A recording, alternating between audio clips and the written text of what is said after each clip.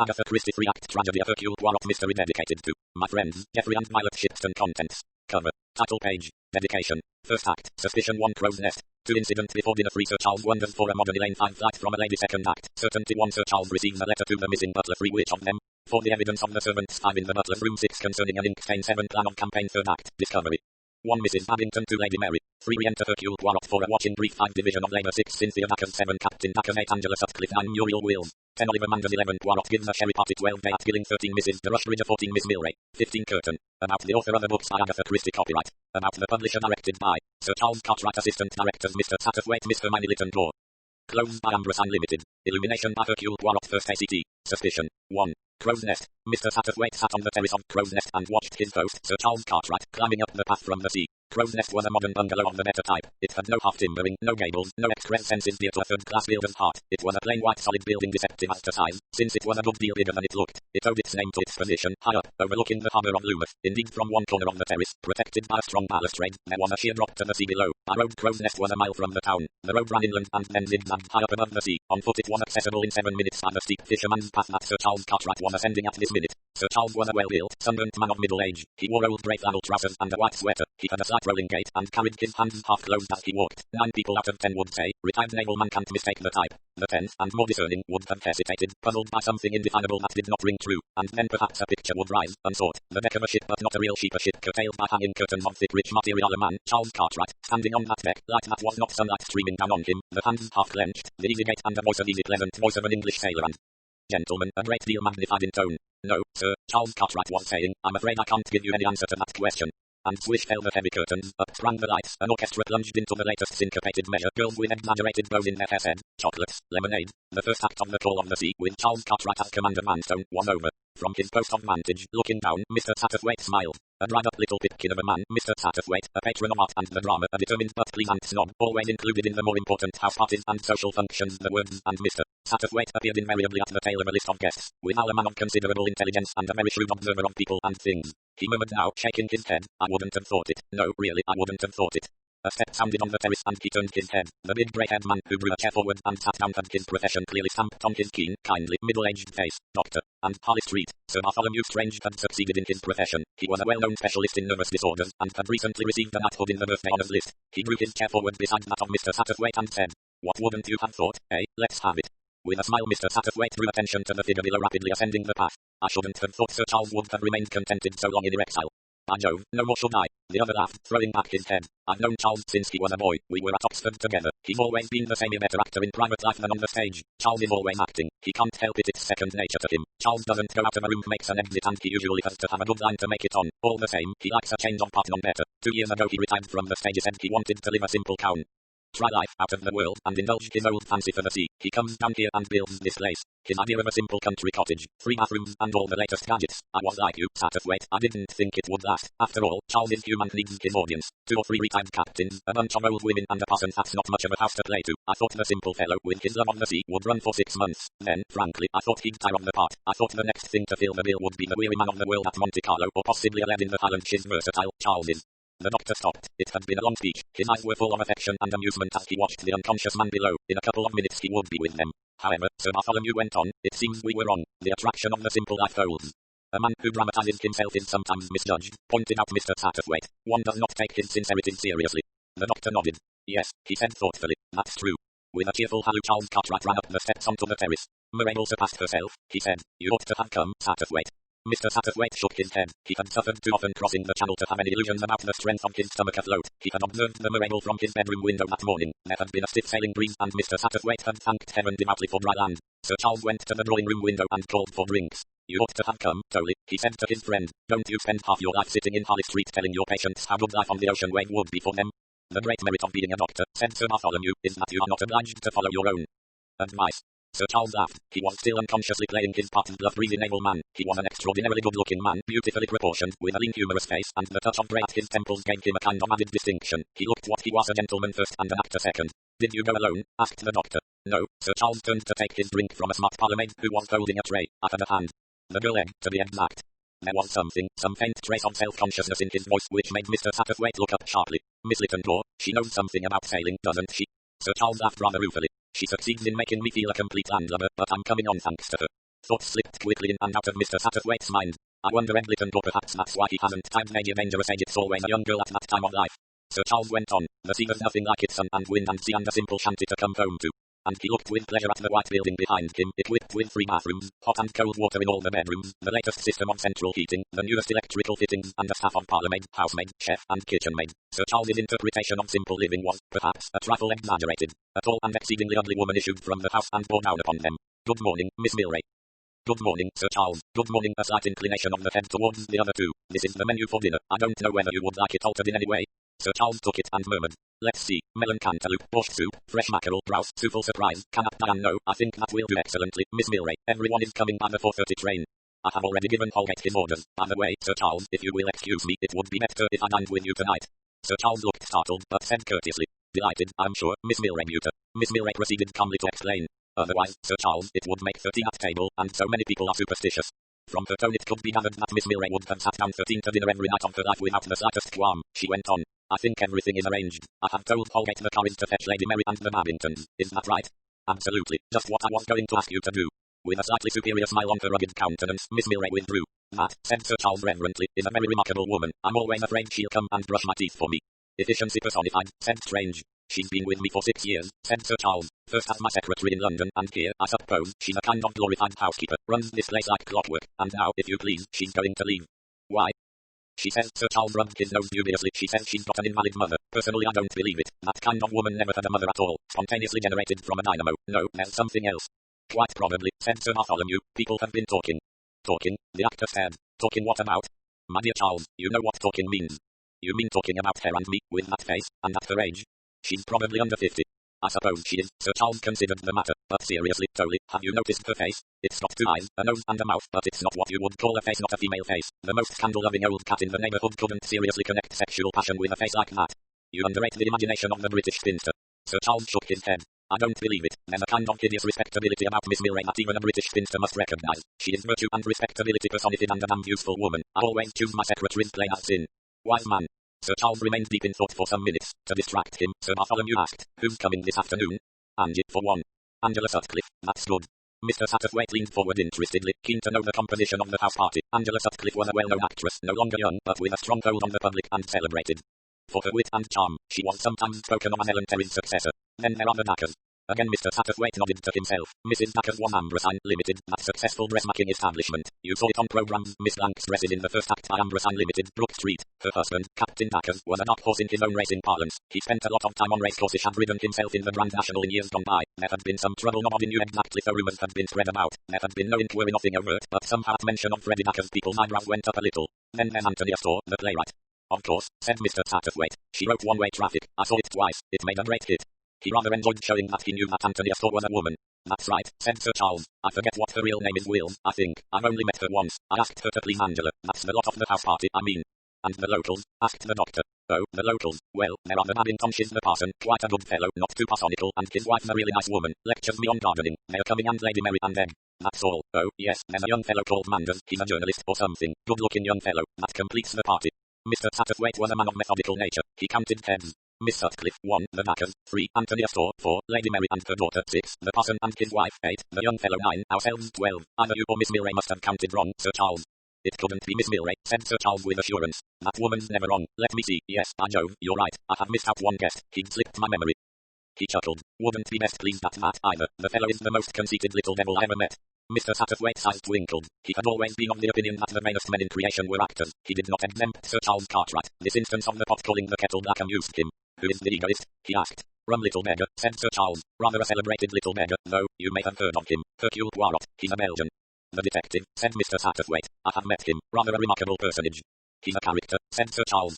I've never met him, said Sir Bartholomew, but I've heard a good deal about him. He retired some time ago, though, didn't he? Probably most of what I've heard is legend. Well, Charles, I hope we shan't have a crime this weekend. Why? Because we've got a detective in the house, rather putting the cart before the horse, aren't you, Tolly? Well, it's my way of being a theory of mine. What is your theory, Doctor? Asked Mr. Satterthwaite. That events come to people and not people to events. Why do some people have exciting lives and other people dull ones? Because of their surroundings? Not at all. One man may travel to the ends of the earth and nothing will happen to him. There will be a massacre a week before he arrives, and an earthquake the day after he leaves, and the boat that he nearly took will be shipwrecked. And another man may live at Hallam and travel to the city every day, and things will happen to him. He will be mixed up with blackmailing gangs and beautiful girls and motor bandits. There are people with a tendency to shipwreck even if they go on a boat on an ornamental lake. Something will happen to it. In the same way men like your Hercule Poirot don't have to look for crime, it comes to them. In that case, said Mr. Satterthwaite, perhaps it is as well that Miss Milray is joining us, and that we are not sitting down 13 to dinner. Well, said Sir Charles handsomely, you can have your murder, Tolley, if you're so keen on it. I make only one stipulation, that I shan't be the corpse. And, laughing, the three men went into the house. 2. Incident before dinner. The principal interest of Mr. Satterthwaite's life was people. He was on the whole more interested in women than men. For a manly man, Mr. Satterthwaite knew far too much about women. There was a womanish strain in his character which lent him insight into the feminine mind. Women all his life had confided in him, but they had never taken him seriously. Sometimes he felt a little bitter about this. He felt, always in the stalls watching the play, never on the stage taking part in the drama. But in truth the Aurelian onlooker suited him very well. This evening, sitting in the large room giving onto the terrace, cleverly decorated by a modern firm to resemble a ship's cabin deluxe, he was principally interested in the exact shade of hair attained by Cynthia Dacres. It was an entirely new tone straight from Paris. He suspected a curious and rather pleasing effect of greenish bronze. What Mrs. Dacres really looked like it was impossible to tell. She was a tall woman with a figure perfectly disciplined to the demands of the moment. Her neck and arms were her usual shade of summer tan for the country, whether naturally or artificially produced it was impossible to tell. The greenish bronze hair was set in a clever and novel style that only London's best hairdresser could achieve. Her plucked eyebrows, darkened lashes, exquisitively made up face, and mouth lipstick to a curve that its naturally straight line did not possess, seemed all adjuncts to the perfection of her evening gown of a deep and unusual blue, cut very simply it seemed, though this was ludicrous. Proudly far from the case and of an unusual material, but with hidden lights in it. That's a clever woman, said Mr. Satterthwaite, eyeing her with approval. I wonder what she's really like. But this time he meant in mind, not in body. Her words came drawlingly in the mode of the moment. My dear, it wasn't possible. I mean, things either are possible or they're not. This wasn't. It was simply penetrating. That was the new word, just now everything was penetrating. Sir Charles was vigorously shaking cocktails and talking to Angela Sutcliffe, a tall, grey-haired woman with a mischievous mouth and fine eyes. Dacres was talking to Bartholomew Strange. Everyone knows what's wrong with old Addisborn. The whole stable knows. He spoke in a high-clipped voice, a little red, foxy man with a short moustache and slightly shifty eyes. Beside Mr. Satterthwaite sat Miss Wills, whose play, One-Way Traffic, had been acclaimed as one of the most witty and daring seen in London for some years. Miss Wills was tall and thin, with a receding chin and very badly waved fair hair. She wore pince nez, and was dressed in exceedingly limp green chiffon. Her voice was high and undistinguished. I went to the south of France, she said, but really, I didn't enjoy it very much. Not friendly at all, but of course it's useful to me in my work to see all the goings on, you know. Mr. Satterthwaite thought, poor soul, cut off by success from her spiritual home boarding house in Bournemouth. That's where she'd like to be. He marvelled at the difference between written works and their authors. That cultivated man of the world tone that Anthony Astor imparted to his place, what faintest spark of it could be perceived in Miss Wills. Then he noticed that the pale blue eyes behind the pince-nez were singularly intelligent. They were turned on him now with an appraising look that slightly disconcerted him. It was as though Miss Wills were painstakingly learning him by heart. Sir Charles was just pouring out the cocktails. Let me get you a cocktail, said Mr. Satterthwaite, springing up. Miss Wills giggled. I don't mind if I do, she said. The door opened and Temple announced Lady Mary Littendore and Mr. and Mrs. Babington and Miss Littendore. Mr. Satterthwaite supplied Miss Wills with her cocktail and then sidled into the neighbourhood of Lady Mary Littendore. As has been stated before, he had a weakness for titles. Also, apart from snobbishness, he liked a gentlewoman, and that Lady Mary most undeniably was. Left as a widow very badly off with a child of 3, she had come to Loomuth and taken a small cottage where she had lived with one devoted maid ever since. She was a tall thin woman, looking older than her 55 years. Her expression was sweet and rather timid. She adored her daughter, but was a little alarmed by her. Hermione Littendore, usually known for some obscure reason as Meg, bore little resemblance to her mother. She was of a more energetic type. She was not, Mr. Satterthwaite decided, beautiful, but she was undeniably attractive, and the cause of that attraction, he thought, lay in her abounding vitality. She seemed twice as alive as anyone in that room. She had dark hair and grey eyes and was of medium height. It was something in the way the hair curled crisply in her neck, in the straight glance of the grey eyes, in the curve of the cheek, in the infectious laugh that gave one that impression of riotous youth and vitality. She stood talking to Oliver Manders, who had just arrived. I can't think why sailing bores you so much. You used to like it. Ed, me dear, one grown up. He drawled the words, raising his eyebrows. A handsome young fellow, 25 at a guess. Something, perhaps, a little sleek about his good looks. Something else, something was it foreign, something un-English about him. Somebody else was watching Oliver Manders, a little man with an egg-shaped head and very foreign-looking moustaches. Mr. Satterthwaite had recalled himself to Hercule Poirot's memory. The little man had been very affable. Mr. Satterthwaite suspected him of deliberately exaggerating his foreign mannerisms. His small twinkly eyes seemed to say, you expect me to be the buffoon, to play the comedy for you, and it shall be as you wish. But there was no twinkle now in Hercule Poirot's eyes. He looked grave and a little sad. The Rev. Stephen Babington, rector of Loomuth, came and joined Lady Mary and Mr. Satterthwaite. He was a man of 60-odd, with kind faded eyes and a disarming diffident manner. He said to Mr. Satterthwaite, we are very lucky to have Sir Charles living among us. He has been most kind, most generous, a very pleasant neighbour to have. Lady Mary agrees, I'm sure. Lady Mary smiled. I like him very much. His success hasn't spoiled him. In many ways he is. Her smile deepened, a child still.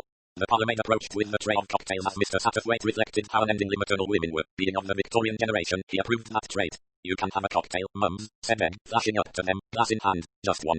Thank you, dear, said Lady Mary meekly. I think, said Mr. Babington, that my wife would allow me to have one. And he laughed a little gentle clerical laugh. Mr. Satterthwaite glanced over at Mrs. Babington, who was talking earnestly to Sir Charles on the subject of manure. She's got fine eyes, he thought. Mrs. Babington was a big untidy woman. She looked full of energy and likely to be free from petty-mindedness. As Charles Cartwright had said, a nice woman. Tell me, Lady Mary leaned forward, who is the young woman you were talking to when we came in, one in green? That's the playwright Anthony Astor. What, that anemic-looking young woman? Oh, she caught herself up. How dreadful of me, but it was a surprise. She doesn't look, she looks exactly like an inefficient nursery governess.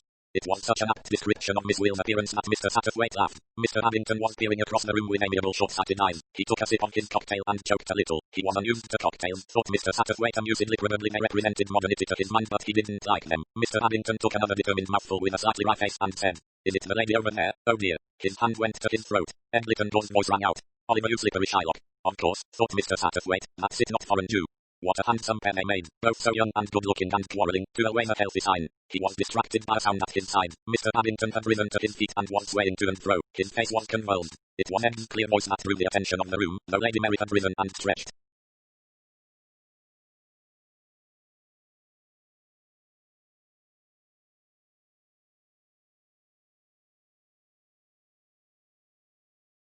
Out an anxious hand. Look, said Ed's voice. Mr. Babington is ill. Sir Bartholomew Strange came forward hurriedly, supporting the stricken man and half lifting him to a couch at one side of the room. The others crowded round, anxious to help, but impotent. 2 minutes later Strange straightened himself and shook his head. He spoke bluntly, aware that it was no use to beat about the bush. I'm sorry, he said. He's dead. 3. Sir Charles wonders. Come in here a minute, Satterthwaite, will you?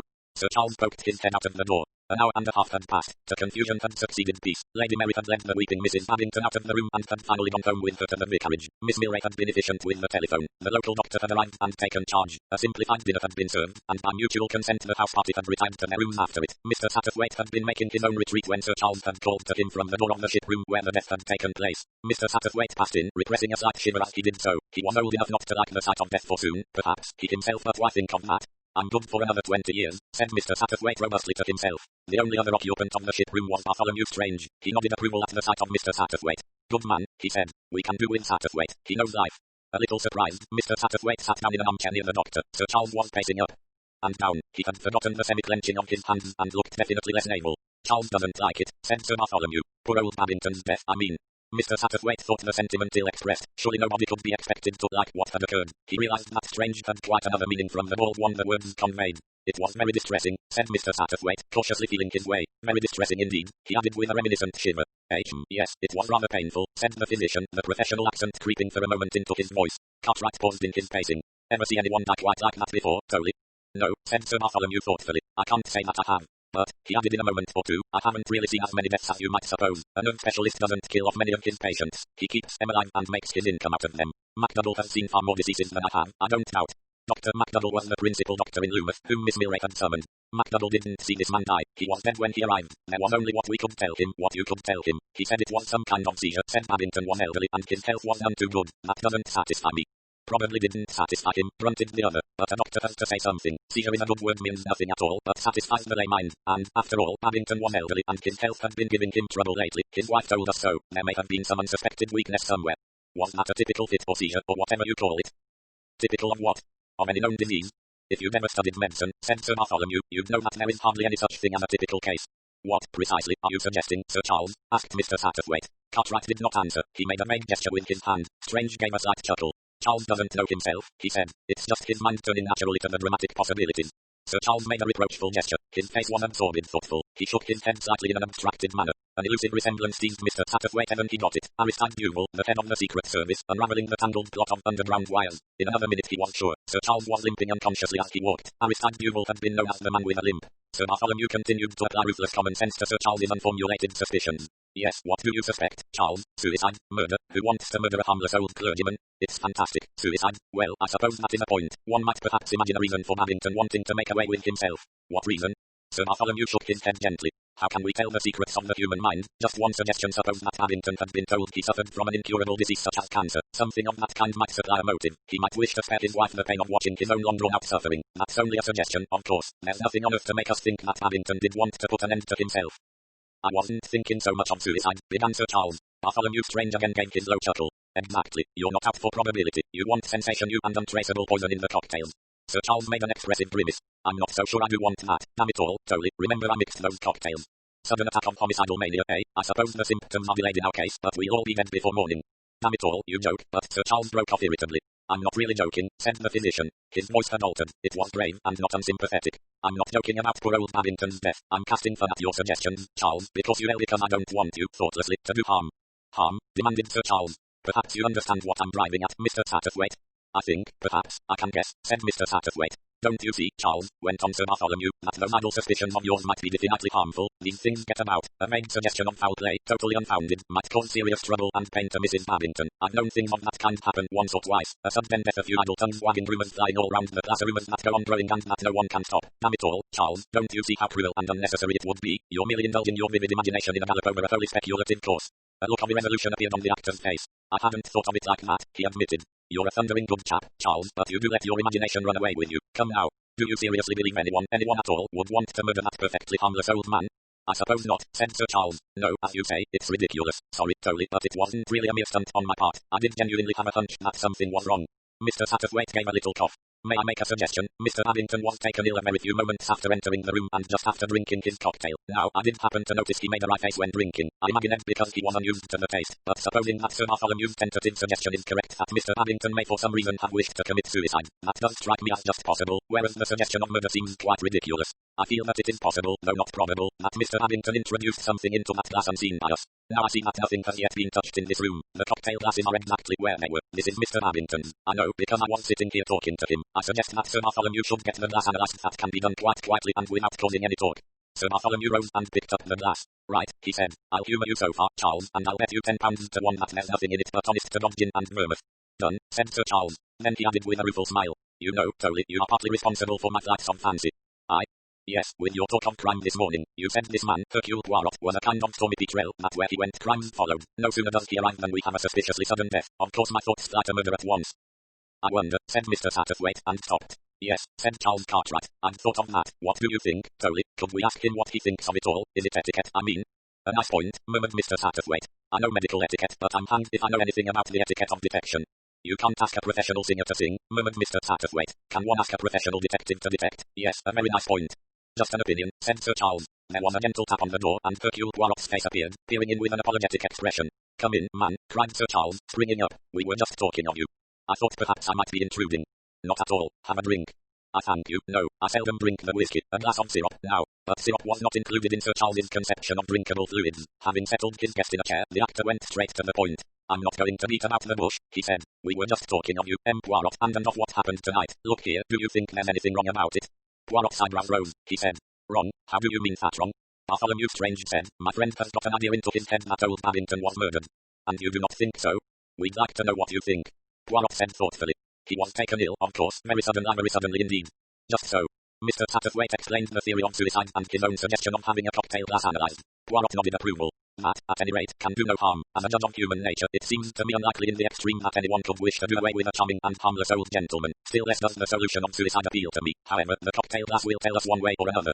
And the result of the analysis, you think, will be what? Poirot shrugged his shoulders. Me, I can only guess. You asked me to guess what will be the result of the analysis? Yes. Then I guess that they will find only the remains of a very excellent dry martini. He bowed to Sir Charles. To poison a man in a cocktail, one of many handed round on a tray, well, it would be a technique very difficult, and if that charming old clergyman wanted to commit suicide, I do not think he would do it at a party. That would show a very decided lack of consideration for others, and Mr. Babington struck me as a very considerate person. He paused. That, since you asked me, is my opinion. There was a moment's silence, then Sir Charles gave a deep sigh. He opened one of the windows and looked out. Wind's gone round the point, he said. The sailor had come back and the Secret Service detective had disappeared. But to the observant Mr. Satterthwaite it seemed as though Sir Charles hankered slightly after the part he was not, after all, to play. For a modern Elaine. Yes, but what do you think, Mr. Satterthwaite, really think? Mr. Satterthwaite looked this way and that. There was no escape. Ed Littendorf had got him securely cornered on the fishing quay. Merciless, these modern young women and terrifyingly alive. Sir Charles has put this idea into your head, he said. No, he hasn't. It was there already. It's been there from the beginning. It was so frightfully sudden. He was an old man, and his health wasn't very good. Ed cut the recital short. That's all tripe. He had neuritis and a touch of rheumatoid arthritis. That doesn't make you fall down in a fit. He never had fits. He was the sort of gentle creaking gait that would have lived to be 90. What did you think of the inquest? It all seemed pretty normal. What did you think of Dr. McDougall's evidence? Frightfully technical, and all that close description of the organs, but didn't it strike you that behind all that bombardment of words he was hedging, what he said amounted to this, that there was nothing to show death had not arisen from natural causes. He didn't say it was the result of natural causes. Aren't you splitting hairs a little, my dear? The point is that he was puzzled, but he had nothing to go upon, so he had to take refuge in medical caution. What did Sir Bartholomew Strange think? Mr. Satterthwaite repeated some of the physician's dictums. Pooh-poohed it, did he? Said Ed thoughtfully. Of course, he's a cautious man, I suppose a Harley Street big bug has to be. There was nothing in the cocktail glass but gin and vermouth, Mr. Satterthwaite reminded her. That seems to settle it. All the same, something that happened after the inquest made me wonder. Something Sir Bartholomew said to you? Mr. Satterthwaite began to feel a pleasant curiosity. Not to meet Oliver. Oliver Mandish was at dinner that night, but perhaps you don't remember him. Yes, I remember him very well. Is he a great friend of yours? Used to be. Now we scrap most of the time. He's gone into his uncle's office in the city and he's getting, well, a bit oily, if you know what I mean. Always talks of chucking it and being a journalist writes rather well, but I don't think it's any more than talk now. He wants to get rich. I think everybody is rather disgusting about money, don't you, Mr. Satterthwaite? Her youth came home to him and crude, arrogant childishness of her. My dear, he said, so many people are disgusting about so many things. Most people are swine, of course, agreed Ed cheerfully. That's why I'm really cut up about old Mr. Babington, because you see, he really was rather a pet. He prepared me for confirmation and all that, and though of course a lot of that business is all bunkum, he really was rather sweet about it. You see, Mr. Satterthwaite, I really believe in Christianity not like Mother does, with little books and early service and things, but intelligently and as a matter of history. The church is all clotted up with the Pauline tradition. In fact, the church is a mess, but Christianity itself is all right. That's why I can't be a communist like Oliver. In practice our beliefs would work out much the same, things in common and ownership are all, but the differential, I needn't go into that, but the Babingtons really were Christians. They didn't poke and pry and condemn, and they were never unkind about people or things. They were pets, and there was Robin. Robin? Their son, he was out in India and got killed. Roman too had rather a passion. Robin. Ed blinked. Her gaze went out to sea. Then her attention returned to Mr. Satterthwaite and the present. So, you see, I feel rather strongly about this, supposing it wasn't a natural death. My dear child. Well, it's damned odd. You must admit it's damned odd. But surely you yourself have just practically admitted that the Babingtons hadn't an enemy in the world. That's what's so queer about it. I can't think of any conceivable motive. Fantastic. There was nothing in the cocktail. Perhaps someone jabbed him with a hypodermic containing the arrow poison of the South American Indians, suggested Mr. Satterthwaite, gently ridiculing. Ed grinned. That's it, the good old untraceable stuff. Oh, well, you're all very superior about it. Someday, perhaps, you'll find out we are right. We? Sir Charles and I. She flushed slightly. Mr. Satterthwaite thought in the words and meter of his generation when quotations for all occasions was to be found in every bookcase. Of more than twice her years, seemed with an ancient sword cut on the cheek, and bruised and bronzed, she lifted up her eyes and loved him, with that love which was her doom. He felt a little ashamed of himself for thinking in quotations. Tennyson, too, was very little thought of nowadays. Besides, though Sir Charles was bronzed, he was not scarred, and Ed Littlejohn, though doubtless capable of a healthy passion, did not look at all likely to perish of love and drift about rivers on a barge. There was nothing of the lily made of a starlet about her, except, thought Mr. Satterthwaite, her youth.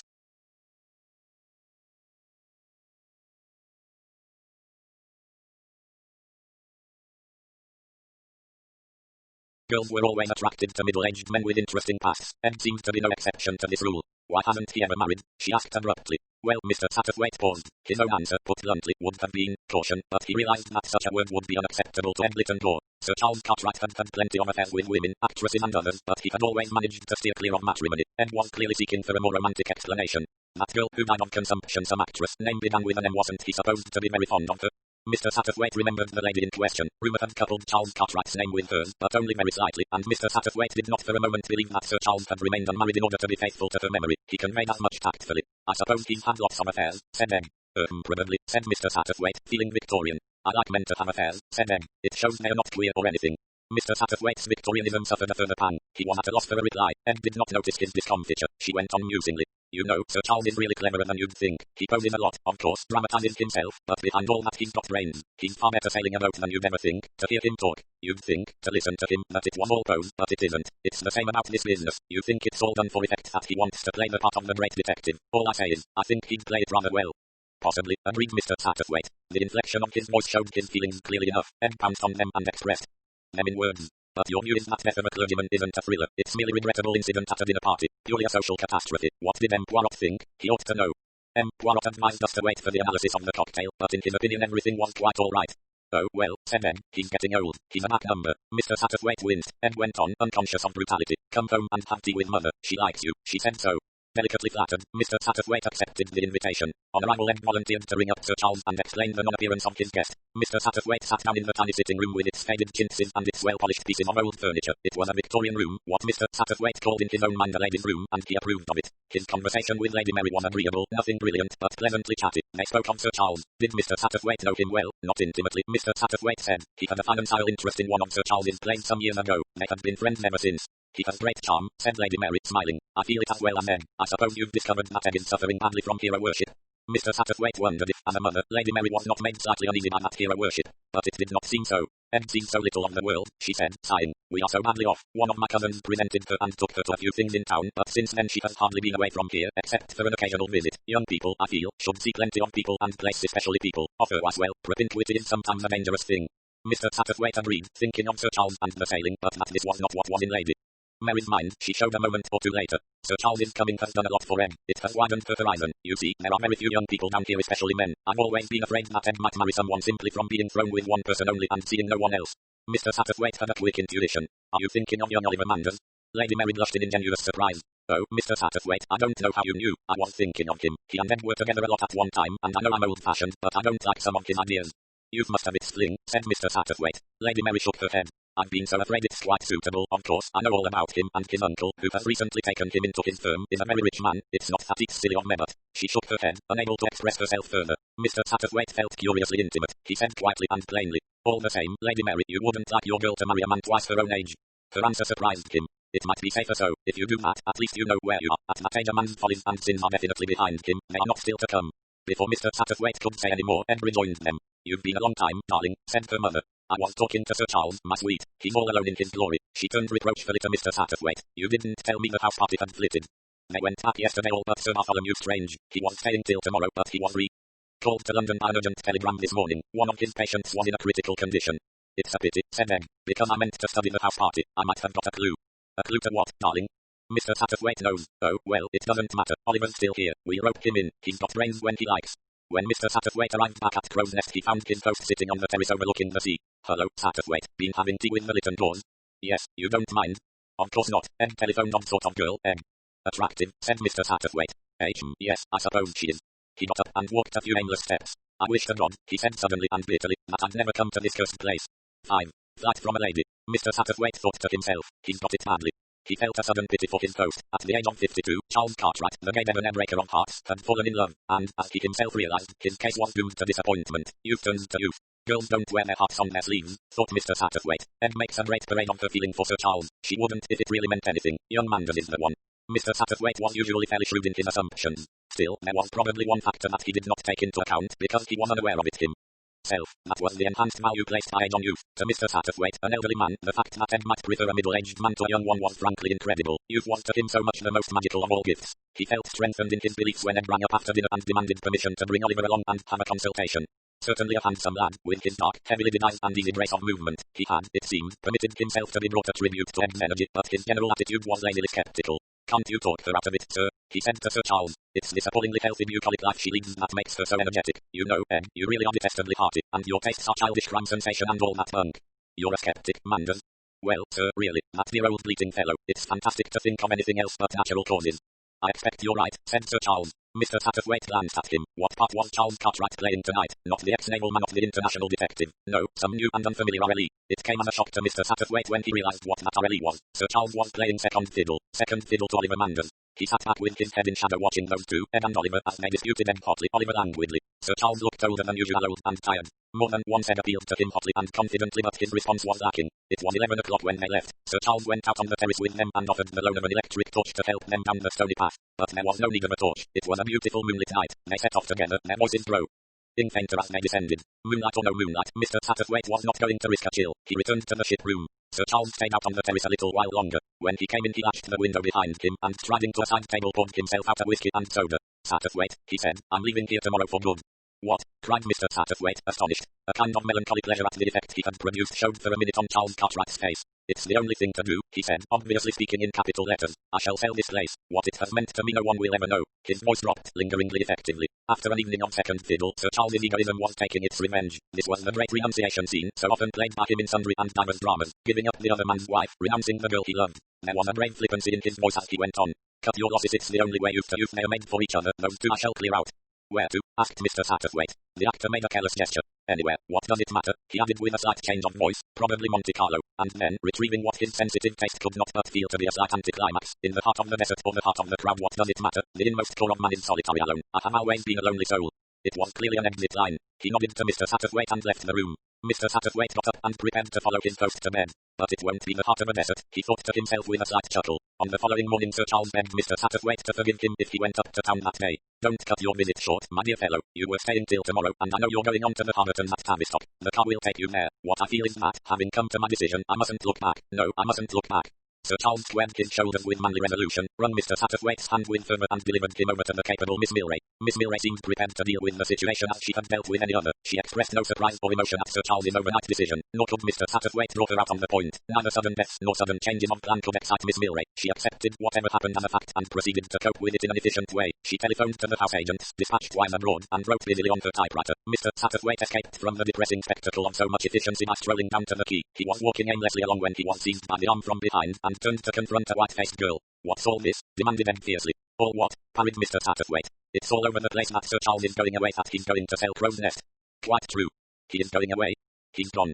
Oh, Ed relinquished his arm. She looked suddenly like a very small child who has been cruelly hurt. Mr. Satterthwaite did not know what to say. Where has he gone? Abroad, to the south of France. Oh. Still he did not know what to say, for clearly there was more than hero worship here. Pitying her, he was turning over various consolatory words in his mind when she spoke again and startled him. Which of those damn bitches is it? Asked Ed fiercely. Mr. Satterthwaite stared at her, his mouth fallen open in surprise. Ed took him by the arm again and shook him violently. You must know, she cried. Which of them, the grey-haired one or the other? My dear, I don't know what you're talking about. You do, you must. Of course it's some woman. He liked me, I know he liked me. One of those women the other night must have seen it too, and determined to get him away from me. I hate women. Lousy cats. Did you see her clothes, that one with the green hair? They made me gnash my teeth with envy. A woman who has clothes like that has a pull, you can't deny it. She's quite old and ugly as sin, really, but what does it matter? She makes everyone else look like an abbey curate's wife. Is it her, or is it the other one with the grey hair? She's amusing, you can see that. She's got massive of SA, and he called her Angie. It can't be the one like a wilted cabbage. Is it the smart one, or is it Angie? My dear, you've got the most extraordinary ideas into your head. Here Charles Cartwright isn't the least interested in either of those women. I don't believe you. They're interested in him anyway. No, you're making a mistake. This is all imagination. Bitches, said Ed. That's what they are. You mustn't use that word, my dear. I can think of a lot worse things to say than that. Possibly, but pray don't do so. I can assure you that you are labouring under a misapprehension. Then why has he gone away like this? Mr. Satterthwaite cleared his throat. I fancy he thought it best. Ed stared at him piercingly. Do you mean because of me? Well, something of the kind, perhaps. And so he's legged it. I suppose I did show my hand a bit plainly. Men do hate being chased, don't they? Mums is right. After all, you've no idea how sweet she is when she talks about men. Always in the third person, so Victorian and polite. A man hates being run after. A girl should always let the man make the running. Don't you think it's a sweet expression, make the running? Sounds the opposite of what it means. Actually, that's just what Charles has done, made the running. He's running away from me. He's afraid. And the devil of it is, I can't go after him. If I did, I suppose he'd take a boat to the wilds of Africa or somewhere. Hermione, said Mr. Satterthwaite, are you serious about Sir Charles? The girl flung him an impatient glance. Of course I am. What about Oliver Manders? Ed dismissed Oliver Manders with an impatient whisk of the head. She was following out a train of thought of her own.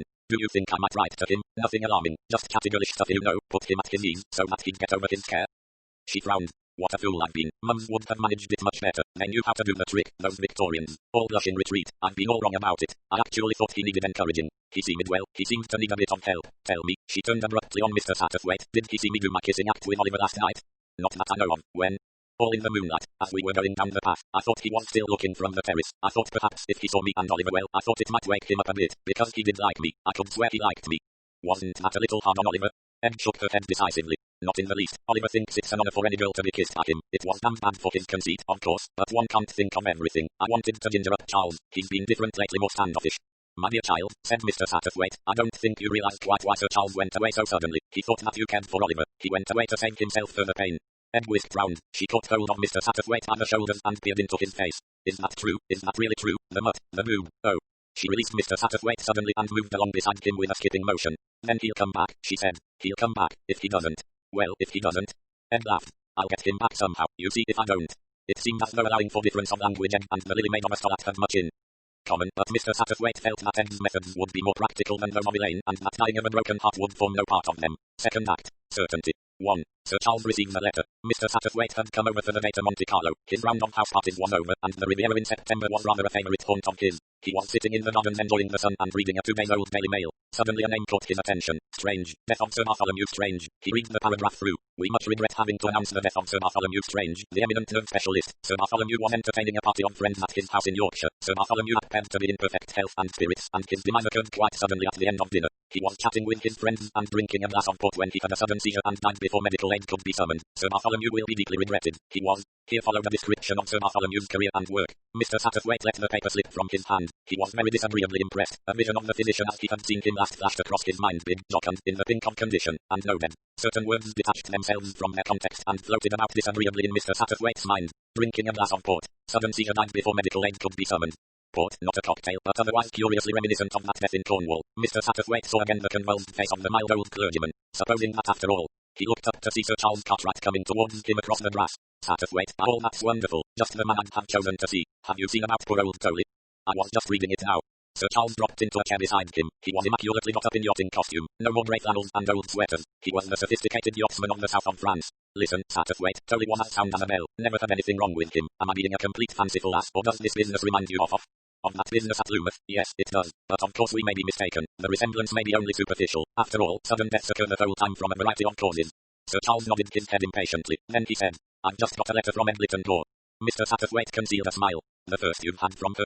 Sir Charles was unsuspecting. No, I had a letter soon after I got here. It followed me about a bit, just giving me the news and all that. I didn't answer it, dash it all, Satterthwaite. I didn't dare answer it. The girl had no idea, of course, but I didn't want to make a fool of myself. Mr. Satterthwaite passed his hand over his mouth where the smile still lingered. And this one? He asked. This is different. It's an appeal for help. Help? Mr. Satterthwaite's eyebrows went up. She was there, you see, in the house when it happened. You mean she was staying with Sir Bartholomew Strange at the time of his death? Yes. What does she say about it? Sir Charles had taken a letter from his pocket. He hesitated for a moment, then he handed it to Mr. Satterthwaite. You'd better read it for yourself. Mr. Satterthwaite opened out the sheet with lively curiosity. Dear Sir Charles, I don't know when this will get to you. I do hope soon. I'm so worried. I don't know what to do. You'll have seen, I expect, in the papers that Sir Bartholomew Strange is dead. Well, he died just the same way as Mr. Babington. It can't be a coincidence. It can't.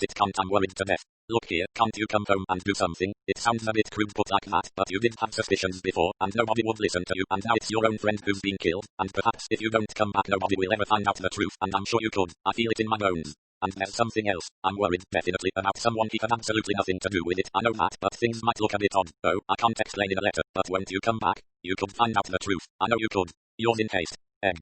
Well, demanded Sir Charles impatiently. A bit incoherent, of course. She wrote it in a hurry, but what about it? Mr. Satterthwaite folded the letter slowly to give himself a minute or two before replying. He agreed that the letter was incoherent, but he did not think it had been written in a hurry. It was, in his view, a very careful production. It was designed to appeal to Sir Charles's vanity, to his chivalry, and to his sporting instincts. From what Mr. Satterthwaite knew of Sir Charles, that letter was a certain draw. Who do you think she means by someone? And he asked. Manders, I suppose. Was he there, then?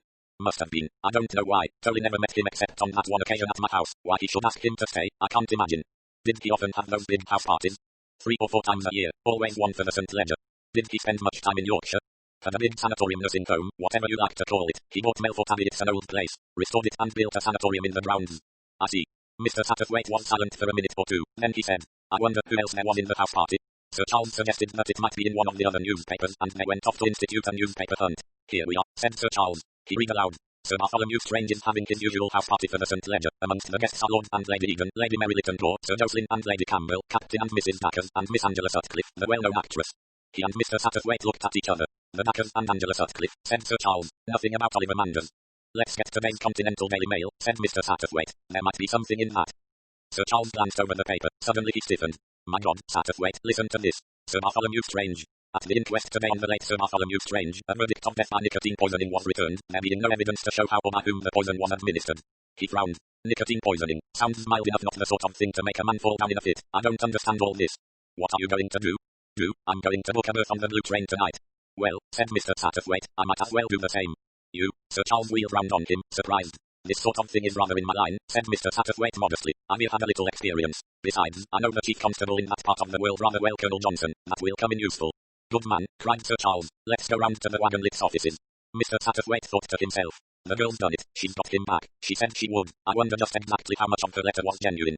Decidedly, Ed Littendor was an opportunist. When Sir Charles had gone off to the Wagonlicks offices, Mr. Satterthwaite strolled slowly through the gardens. His mind was still pleasantly engaged with the problem of Ed Littendor. He admired her resource and her driving power, and stifled that slightly Victorian side of his nature which disapproved of a member of the fairer sex taking the initiative in affairs of the heart. Mr. Satterthwaite was an observant man. In the midst of his cogitations on the female sex in general, and Ed Littendor in particular, he was unable to resist saying to himself, "Now where have I seen that particular shaped head before?" The owner of the head was sitting on a seat gazing thoughtfully ahead of him. He was a little man whose moustaches were out of proportion to his size. A discontented-looking English child was standing nearby, standing first on one foot, then the other, and occasionally meditatively kicking the low-wheeler edging. "Don't do that, darling," said her mother, who was absorbed in a fashion paper. "I haven't anything to do," said the child. The little man turned his head to look at her, and Mr. Satterthwaite recognized him. Poirot," he said. "This is a very pleasant surprise." Poirot rose and bowed. "Enchant, monsieur." They shook hands, and Mr. Satterthwaite sat down. "Everyone seems to be in Monte Carlo. Not half an hour ago I ran across Sir Charles Cartwright, and now you." "Sir Charles, he also is here?" "He's been yachting. You know that he gave up his house at Loomuth?" "Ah, no, I did not know it. I'm surprised." "I don't know that I am. I don't think Cartwright is really the kind of man who likes to live permanently out of the world." "Ah, no, I agree with you there. I was surprised for another reason. It seemed to me that Sir Charles had a particular reason for staying in Loomuth, a very charming reason, eh? Am I not right? The little demoiselle who calls herself, so amusingly, the Egg." His eyes were twinkling gently. "Oh, so you noticed that?" "Assuredly I noticed. I have the heart very susceptible to lovers you too, I think, and la jeunesse, it is always touching." He sighed. "I think," said Mr. Satterthwaite, "that actually you have hit on Sir Charles's reason for leaving Loomuth. He was running away from Mademoiselle Egg, but it is obvious that he adores her. Why, then, run?" "Ah," said Mr. Satterthwaite, "you don't understand our Anglo-Saxon complexes." Poirot was following his own line of reasoning. "Of course," he said, "it is a good move to pursue. Run from a woman immediately she follows. Doubtless Sir Charles, a man of much experience, knows that." Mr. Satterthwaite was rather amused. "I don't think it was quite that way," he said. "Tell me, what are you doing out here, a holiday?" "My time is all holidays nowadays. I have succeeded. I'm rich. I retire. Now I travel about seeing the world." "Splendid," said Mr. Satterthwaite. "NFC pass?" "Mummy," said the English child, "isn't there anything to do?" "Darling," said her mother reproachfully, "isn't it lovely to have come abroad and to be in the beautiful sunshine?" "Yes, but there's nothing to do." "Run about, amuse yourself. Go and look at the sea." "Maman," said a French child, suddenly appearing. "Go avec moi." A French mother looked up from her book. "Amuse-toi avec ta balle, Marcel." Obediently the French child bounced her ball with a gloomy face. "J'aime amuse," said Hercule Poirot, and there was a very curious expression on his face. Then, as if in answer to something he read in Mr. Satterthwaite's face, he said, "But yet, you have the quick perceptions. It is as you think." He was silent for a minute or two, then he said, "See you, as a boy I was poor. There were many of us. We had to get on in the world. I entered the police force. I worked hard. Slowly I rose in that force. I began to make a name for myself. I made a name for myself. I began to acquire an international reputation. At last, I was due to retire. There came the war. I was injured. I came, a sad and weary refugee, to England. A kind lady gave me hospitality. She did not naturally, no, she was killed. Amen. I set my wits to work. I employed my little grey cells. I discovered her murderer. I found that I was not yet finished. No, indeed, my powers were stronger than ever. Then began my second career, that of a private inquiry agent in England. I have solved many fascinating and baffling problems. Ah, monsieur, I have lived. The psychology of human nature, it is wonderful. I grew rich. Someday, I said to myself, I will have all the money I need. I will realize all my dreams." He laid a hand on Mr. Satterthwaite's knee. "My friend, beware of the day when your dreams come true. That child near us, doubtless she too has dreamt of coming abroad, of the excitement of how different everything would be. You understand?" "I understand," said Mr. Satterthwaite, "that you are not amusing yourself." Poirot nodded. "Exactly." There were moments when Mr. Satterthwaite looked like Puck. This was one of them. His little wrinkled face twitched impishly. He hesitated. Should he not? Slowly he unfolded the newspaper he was still carrying. "Have you seen this, Poirot?" With his forefinger he indicated the paragraph he meant. The little Belgian took the paper. Mr. Satterthwaite watched him as he read. No change came over his face, but the Englishman had the impression that his body stiffened, as does that of a terrier when it sniffs a rat hole. Hercule Poirot read the paragraph twice, then he folded the paper and returned it to Mr. Satterthwaite. "That is interesting," he said. "Yes, it looks, does it not, as though Sir Charles Cartwright had been right and we had been wrong?" "Yes," said Poirot. "It seems as though we had been wrong, I will admit it, my friend. I could not believe that so harmless, so friendly an old man could have been murdered. Well, it may be that I was wrong, although, see you, this other death may be coincidence. Coincidences do occur, most amazing coincidences. I, Hercule Poirot, have known coincidences that would surprise you." He paused, and went on. "Sir Charles Cartwright's instinct may have been right. He is an artist, sensitive, impressionable, feels things, rather than reasons about them. Such a method in life is often disastrous, but it is sometimes justified. I wonder where Sir Charles is now." Mr. Satterthwaite smiled. "I can tell you that. He is in the office of the Wagonlicks Co. He and I are returning to England tonight." "Aha!" Poirot put immense meaning into the exclamation. His eyes, bright, inquiring, roguish, asked a question. "What zeal he has, our Sir Charles. He is determined, then, to play this RLE, the RLE of the amateur policeman, or is there another reason?" Mr. Satterthwaite did not reply, but from his silence Poirot seemed to deduce an answer. "I see," he said. "The bright eyes of Mademoiselle are concerned in this. It is not only crime that calls." "She wrote to him," said Mr. Satterthwaite, begging him to return.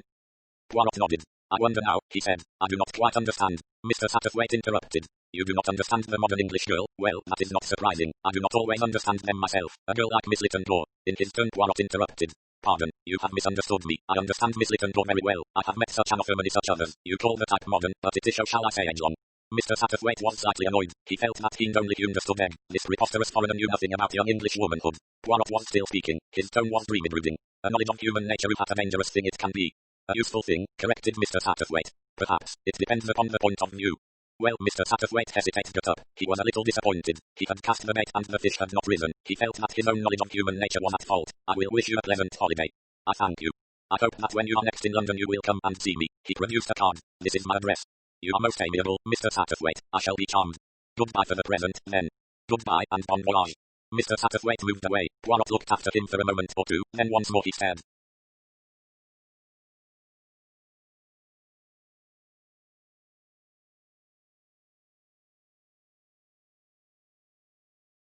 Straight ahead of him, looking out over the blue Mediterranean. So he sat for at least 10 minutes. The English child reappeared. I looked at the sea, mummy. What shall I do next? An admirable question, said Hercule Poirot under his breath. He rose and walked slowly away in the direction of the wagon-lit's offices. 2. The missing butler. Sir Charles and Mr. Satterthwaite were sitting in Colonel Johnson's study. The chief constable was a big red-faced man with a barrack-room voice and a hearty manner. He had greeted Mr. Satterthwaite with every sign of pleasure and was obviously delighted to make the acquaintance of the famous Charles Cartwright. My missus is a great player. She's one of your what do the Americans call it fans. That's it fans. I like a good play myself, good clean stuff, that is some of the things they put on the stage nowadays for. Sir Charles, conscious of rectitude in this respect, had never put on daring plays, responded suitably with all his easy charm of manner. When they came to mention the object of their visit, Colonel Johnson was only too ready to tell them all he could.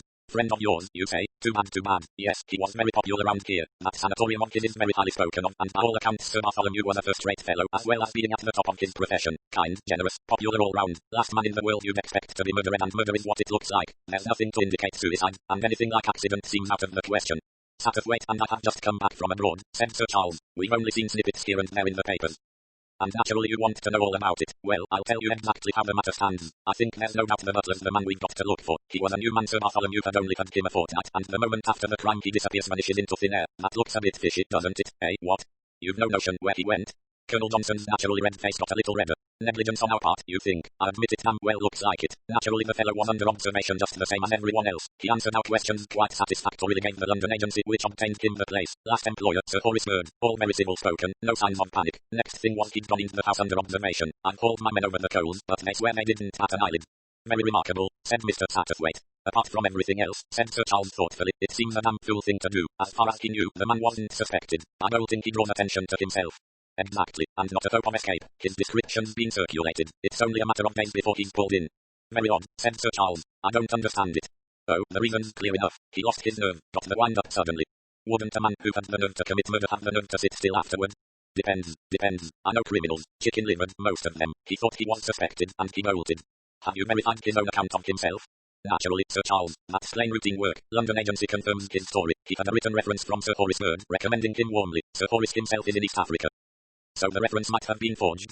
Exactly, said Colonel Johnson, beaming upon Sir Charles, with the air of a schoolmaster congratulating a bright pupil. We've wired to Sir Horace, of course, but it may be some little time before we get a reply. He's on safari. When did the man disappear? Morning after the death. There was a doctor present at the dinner, Sir Jocelyn Campbell, bit of a toxicologist, I understand. He and Davis local man agreed over the case, and now people were called in immediately. We interviewed everybody that night. Ellis the butler went to his room as usual and was missing in the morning. His bed hadn't been slept in. He slipped away under cover of the darkness. Seems so. One of the ladies staying there, Miss Sutcliffe, the actress, you know her, perhaps? Very well, indeed.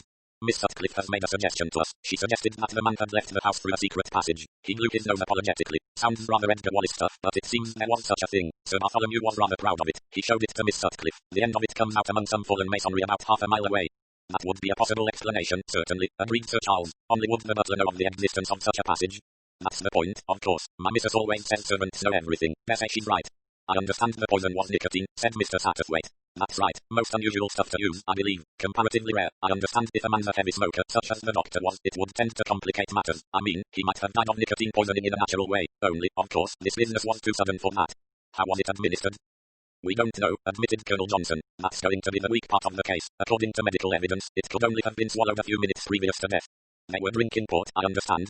Exactly. Seems as though the stuff was in the port, but it wasn't. We analyzed his glass. That glass had contained port, and nothing but port. The other wine glasses had been cleared, of course, but they were all on a tray in the pantry, unwashed, and not one of them contained anything it shouldn't. As for what he ate, it was the same as everybody else had. Soup, grilled sole, pheasant and chipped potatoes, chocolate souffle, soft roast on toast. His cook's been with him 15 years. No, there doesn't seem to be any way he could have been given the stuff, and yet there it is in the stomach. It's a nasty problem.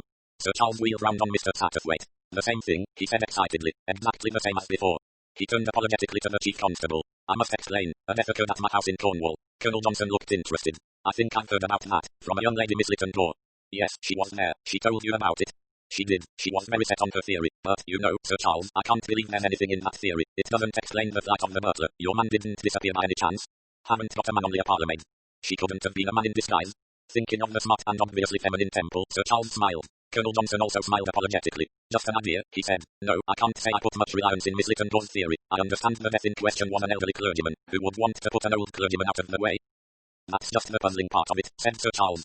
I think you'll find it's just coincidence. Depend on it, the butler's our man. Very likely he's a regular criminal. Unluckily we can't find any of his fingerprints. We had a fingerprint expert go over his bedroom and the butler's pantry, but he had no luck.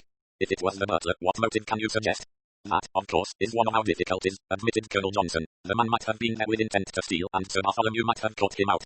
Both Sir Charles and Mr. Satterthwaite remained courteously silent. Colonel Johnson himself seemed to feel that the suggestion lacked plausibility. The fact of the matter is, one can only theorize. Once we've got Donnelly's under lock and key and have found out who he is, and whether he's ever been through our hands before, well, the motive may be as clear as day. You've been through Sir Bartholomew's papers, I suppose? Naturally, Sir Charles. We've given that side of the case every attention. I must introduce you to Superintendent Crossfield, who has charge of the case. A most reliable man. I pointed out to him, and he was quick to agree with me, that Sir Bartholomew's profession might have had something to do with the crime. A doctor knows many professional secrets. Sir Bartholomew's papers were all neatly filed, and docketed. His secretary, Miss Linden, went through them with Crossfield. And there was nothing. Nothing at all suggestive, Sir Charles. Was anything missing from the house? Silver, jewellery, anything like that? Nothing whatsoever. Who exactly was staying in the house? I've got a list. No, where is it? I think Crossfield has it. You must meet Crossfield, as a matter of fact. I'm expecting him any minute now to report. As a bell went, that's probably the man now. Superintendent Crossfield was a large, solid-looking man, rather slow of speech, but with a fairly keen blue eye. He saluted his superior officer and was introduced to the two visitors. It is possible that had Mr. Satterthwaite been alone he would have found it hard to make Crossfield unbend. Crossfield didn't hold with gentlemen from London amateurs coming down with ideas. Sir Charles, however, was a different matter. Superintendent Crossfield had a childish reverence for the glamour of the stage. He had twice seen Sir Charles act, and the excitement and rapture of seeing this hero of the footlights in a flesh and blood manner made him as friendly and loquacious as could be wished. I saw you in London, sir. I did. I was up with the wife. Lord Aintree Dalmouth, that's what the play was. In the pit I was, and the house was crowded out. We had to stand 2 hours beforehand, but nothing else would do for the wife. I must see Sir Charles Cartwright in Lord Aintree Dilemma, she said. At the Pall Mall Theatre, it was. Well, said Sir Charles, I've retired from the stage now, as you know, but they still know my name at the Pall Mall. He took out a card and wrote a few words on it. You give this to the people at the box office next time you and Mrs. Crossfield are having a jaunt to town, and they'll give you a couple of the best seats going. I take that very kindly of you, Sir Charles, very kindly indeed. My wife will be all worked up when I tell her about this. After this, Superintendent Crossfield was as wax in the exactor's hands. It's an odd case, sir. Never come across a case of nicotine poisoning before in all my experience. No more now, Dr. Davis. I always thought it was a kind of disease you got from oversmoking. To tell the truth, so did I, sir, but the doctor says that the pure alkaloid is an odorless liquid, and that a few drops of it are enough to kill a man almost instantaneously. Sir Charles whistled. Potent stuff. As you say, sir, and yet it's in common use, as you might say. Solutions are used to spray roses with, and of course it can be extracted from ordinary tobacco. Roses, said Sir Charles. Now, where have I heard? He frowned, then shook his head. Anything fresh to report, Crossfield? Asked Colonel Johnson. Nothing definite, sir. We've had reports that our man Ellis has been seen at Durham, at Ipswich, at Alham, at Land's End, and a dozen other places. That's all got to be sifted out for what it's worth. He turned to the other two. The moment a man's description is circulated as wanted, he's seen by someone all over England. What is the man's description? Asked Sir Charles. Johnson took up a paper. John Ellis, medium height, say 5'7", stooped slightly, grey hair, small side whiskers, dark eyes, husky voice, tooth missing in upper jaw, visible when he smiles, no special marks or characteristics. Said Sir Charles. Very nondescript, bar the side whiskers and the tooth, and the first will be off by now, and you can't rely on his smiling. The trouble is, said Crossfield, that nobody observes anything. The difficulty I've had in getting anything but the vaguest description out of the maids at the Abbey. It's always the same. I've had descriptions of one and the same man, and he's been called tall, thin, short, stout, medium height, thick-set, slender. Not 1 in 50 really uses their eyes properly. You're satisfied in your own mind, Superintendent, that Ellis is the man? Why else did he go, sir? You can't get away from that. That's the stumbling block, said Sir Charles thoughtfully. Crossfield turned to Colonel Johnson and reported the measures that were being taken. The Colonel nodded approval and then asked the Superintendent for the list of inmates of the Abbey on the night of the crime. This was handed to the two new inquirers. It ran as follows. Martha Leckett, cook. Beatrice Church, upper housemaid. Doris Coker, under housemaid. Victoria Ball, between maid. Alice West, parlour maid. Violet Passington, kitchenmaid. Above have all been in service of deceased for some time and bear good character. Mrs. Lecky has been there for 15 years. Gladys Linden, secretary, 33, has been secretary to Sir Bartholomew Strange for 3 years. Can give no information as to likely motive. Guests: Lord and Lady Eden, 187 Cadogan Square. Sir Jocelyn and Lady Campbell, 1256 Harley Street. Miss Angela Sutcliffe, 28 Cantrell Mansions, S.W.3. Captain and Mrs. Dacres, 3 St. John's House, W.1. Mrs. Dacres carries on business as Ambrosine, Limited, Brook Street. Lady Mary and Miss Hermione Littendor, Rose Cottage, Loomuth. Miss Muriel Wills, 5 Upper Cathcart Road, Tooting. Mr. Oliver Manders, Messrs. Tyros, Old Broad Street, E.C.2. Said Sir Charles. The Tooting touch was omitted by the papers. I see young Manders was there. 2. That's by way of being an accident, sir, said Superintendent Crossfield. The young gentleman ran his car into a wall just by the Abbey, and Sir Bartholomew, who I understood was slightly acquainted with him, asked him to stay the night. Careless thing to do, said Sir Charles cheerfully. It was that, sir, said the superintendent. In fact, I fancy myself the young gentleman must have had one over the 8, as the saying goes. What made him ram the wall just where he did I can't imagine if he was sober at the time. Just high spirits, I expect, said Sir Charles. Spirits it was, in my opinion, sir. Well, thank you very much, Superintendent. Any objection to our going and having a look at the Abbey, Colonel Johnson? Of course not, my dear sir, though I'm afraid you won't learn much more there than I can tell you. Anybody there? Only the domestic staff, sir, said Crossfield. The house party left immediately after the inquest, and Miss Linden has returned to Harley Street. We might, perhaps, see Dr. Davis, too, suggested Mr. Satterthwaite. Good idea. They obtained the doctor's address, and having thanked Colonel Johnson warmly for his kindness, they left. 3. Which of them? As they walked along the street, Sir Charles said. Any ideas, Satterthwaite? What about you? Asked Mr. Satterthwaite. He liked to reserve judgment until the last possible moment. Not so Sir Charles. He spoke emphatically. They're wrong, Satterthwaite. They're all wrong. They've got the butler on the brain. The butler's done a month ago. The butler's the murderer. It doesn't fit. No, it doesn't fit. You can't leave that other death out of account and one down at my place. You're still of the opinion that the two are connected? Mr. Satterthwaite asked the question, though he had already answered it in the affirmative in his own mind. Man, they must be connected. Everything points to it. We've got to find the common factor so we own who was present on both occasions. Yes, said Mr. Satterthwaite, and that's not going to be as simple a matter as one might think on the face of it. We've got too many common factors. Do you realize, Cartwright, that practically every person who was present at the dinner at your house was present here? Sir Charles nodded. Of course I realized that, but do you realize what deduction one can draw from it? I don't quite follow you, Cartwright. Dash it all, man, do you suppose that's coincidence? No, it was meant. Why are all the people who were at the first death present at the second accident? Not on your life. It was planned. This I'm Tully's plan. Oh, said Mr. Satterthwaite. Yes, it's possible. It's certain. You didn't know Tully as well as I did, Satterthwaite. He was a man who kept his own counsel, and a very patient man. In all the years I've known him I've never known Tully give utterance to a rash opinion or judgment. Look at it this way. Babington's murderer dies. Murdered. I'm not going to hedge, or Minster's murdered one evening in my house. Tully ridicules me gently for my suspicions in the matter, but all the time he's got suspicions of his own. He doesn't talk about them, that's not his way, but quietly, in his own mind, he's building up a case. I don't know what he had to build upon. It can't, I think, be a case against any one particular person. He believed that one of those people was responsible for the crime, and he made a plan, a test of some kind to find out which person it was. What about the other guests, the Edens and the Campbells? Camouflage. It made the whole thing less obvious. What do you think the plan was? Sir Charles shrugged his shoulders, an exaggerated foreign gesture. He was Aristide Buell, that mastermind of the Secret Service. His left foot limped as he walked. How can we know? I'm not a magician. I cannot guess, but there was a plan. It went wrong, because the murderer was just 1 degree cleverer than Tully thought. He struck first. He, or she, poison is as much a woman's weapon as a man's more so. Mr. Satterthwaite was silent. Sir Charles said, come now, don't you agree, or are you on the side of public opinion? The butler's the man. He done it. What's your explanation of the butler? I haven't thought about him. In my view he doesn't matter. I could suggest an explanation. Such as? Well, say that the police are right so far. Ellis is a professional criminal, working in, shall we say, with a gang of burglars. Ellis obtains this post with false credentials. Then Tully is murdered. What is Ellis's position? A man is killed, and in the house is a man whose fingerprints are at Scotland Yard, and who is known to the police. Naturally he gets the wind up and bolts. By the secret passage. Secret passage be damned. He dodged out of the house while one of the fat-headed constables who were watching the house was taking 40 winks. It certainly seems more probable. Well, Satterthwaite, what's your view? Mine, said Mr. Satterthwaite. Oh, it's the same as yours. It has been all along. The butler seems to me a very clumsy red herring. I believe that Sir Bartholomew and poor old Babington were killed by the same person. One of the house party. One of the house party.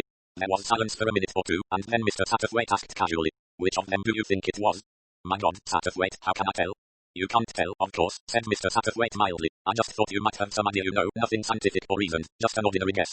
Well, I haven't, he thought for a minute and then burst out. Satterthwaite, the moment you begin to think it seems impossible that any of them did it. I suppose your theory is right, mused Mr. Satterthwaite. As to the assembling of the suspects, I mean, we've got to take it into account that there were certain definite exclusions. Yourself and myself and Mrs. Babington, for instance. Young Manders, too, he was out of it. Manders? Yes, his arrival on the scene was an accident. He wasn't asked or expected. That lets him out of the circle of suspects. The dramatist woman, to Antonia Store. No, she was there, Miss Muriel Wills of Tooting. So she was. I'd forgotten the woman's name was Wills. He frowned. Mr. Satterthwaite was fairly good at reading people's thoughts. He estimated with fair accuracy what was passing through the actor's mind. When the other spoke, Mr. Satterthwaite mentally patted himself on the back. You know, Satterthwaite, you're right. I don't think it was definitely suspected people that he asked cause. After all, Lady Mary and Edward know he wanted to stage some reproduction of the first muciness. Perhaps he suspected someone, but he wanted other eyewitnesses there to confirm matters. Something of that kind. Something of the kind, agreed Mr. Satterthwaite. One can only generalize at this stage. Very well, the Lytton Dawes are out of it. You and I and Mrs. Babington and Oliver Manders are out of it. Who is left? Angela Sutcliffe. Angie, my dear fellow, she's been a friend of Tolley's for years. Then it boils down to the Dackers in fact. Cartwright, you suspect the Dackers. You might just as well have said so when I asked you. Sir Charles looked at him. Mr. Satterthwaite had a mildly triumphant air. I suppose, said Cartwright slowly, that I do. At least, I don't suspect them, they just seem rather more possible than anyone else. I don't know them very well, for one thing, but for the life of me, I can't see why Freddie Dackers, who spends his life on the racecourse, or Cynthia, who spends her time designing fabulously expensive clothes for women, should have any desire to remove a dear, insignificant old clergyman. He shook his head, then his face brightened. There's the Wills woman. I forgot her again. What is there about her that continually makes you forget her? She's the most damnably nondescript creature I've ever seen. Mr. Satterthwaite smiled. I rather fancy she might embody Burns's famous line of Cheers among ye taking notes. I rather fancy that Miss Wills spends her time taking notes. There are sharp eyes behind that pair of glasses. I think you'll find that anything worth noticing in this affair has been noticed by Miss Wills. Do you? Said Sir Charles doubtfully. The next thing to do, said Mr. Satterthwaite, is to have some lunch. After that, we'll go out to the Abbey and see what we can discover on the spot. You seem to be taking very kindly to this, Satterthwaite, said Sir Charles, with a twinkle of amusement. The investigation of crime is not new to me, said Mr. Satterthwaite. Once when my car broke down and I was staying at a lonely inn. He got no further. I remember, said Sir Charles, in his high, clear-carrying actor's voice, when I was touring in 1921.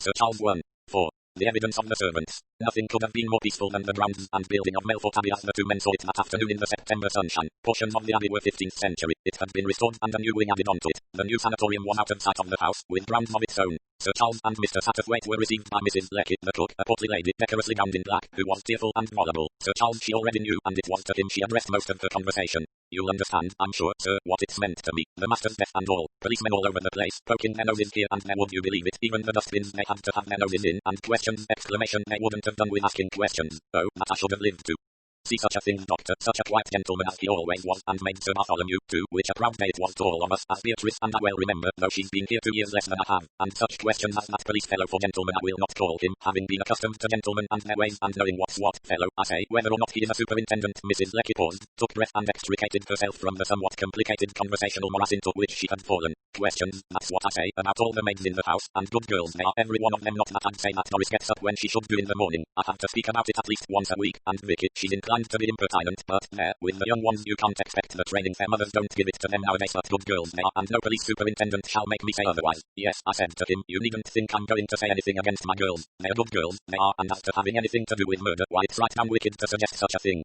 Mrs. Lecky paused. Mr. Ellis, now that's different. I don't know anything about Mr. Ellis, and couldn't answer for him in any way, he having been brought from London and strange to the place, while Mr. Baker was on holiday. Baker, asked Mr. Satterthwaite. Mr. Baker had been Sir Bartholomew's butler for the last 7 years, sir. He was in London most of the time, in Harley Street. You'll remember him, sir. She appealed to Sir Charles, who nodded. Sir Bartholomew used to bring him up here when he had a party, but he hadn't been so well in his health, so Sir Bartholomew said, and he gave him a couple of months' holiday, paid for him, too, in a place near the sea down near Brighton. A real kind gentleman the doctor was, and he took Mr. Ellis on temporary for the time being, and so, as I said to that superintendent, I can't say anything about Mr. Ellis, though, from all he said himself, he seems to have been with the best families, and he certainly had a gentlemanly way with him. You didn't find anything unusual about him? Asked Sir Charles hopefully. Well, it's odd you're saying that, sir, because, if you know what I mean, I did and I didn't.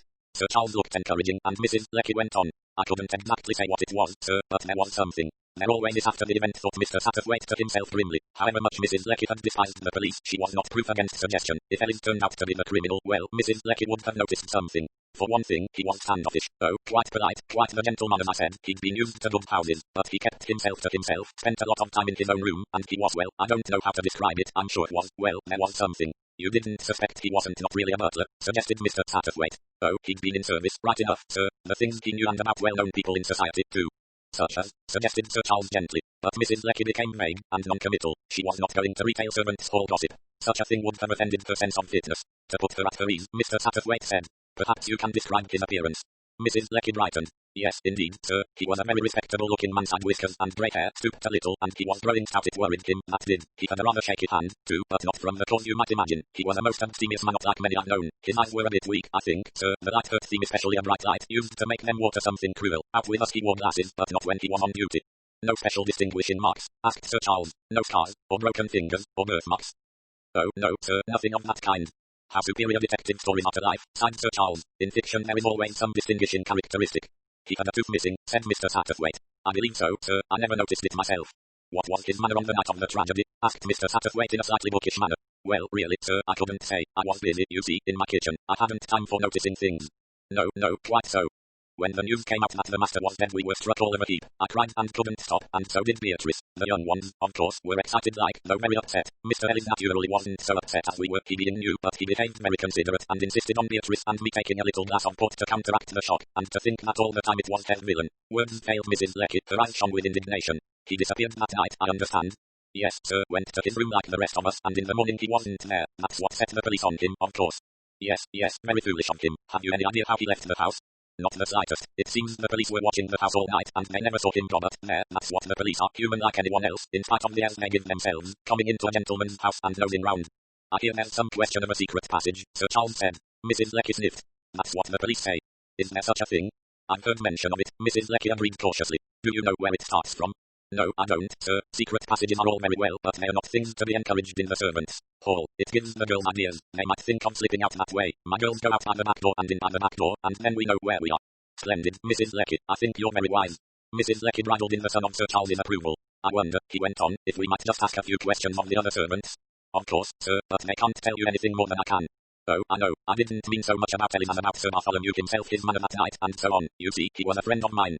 I know, sir, I quite understand. There's Beatrice, and there's Alice. She waited at table, of course. Yes, I'd like to see Alice.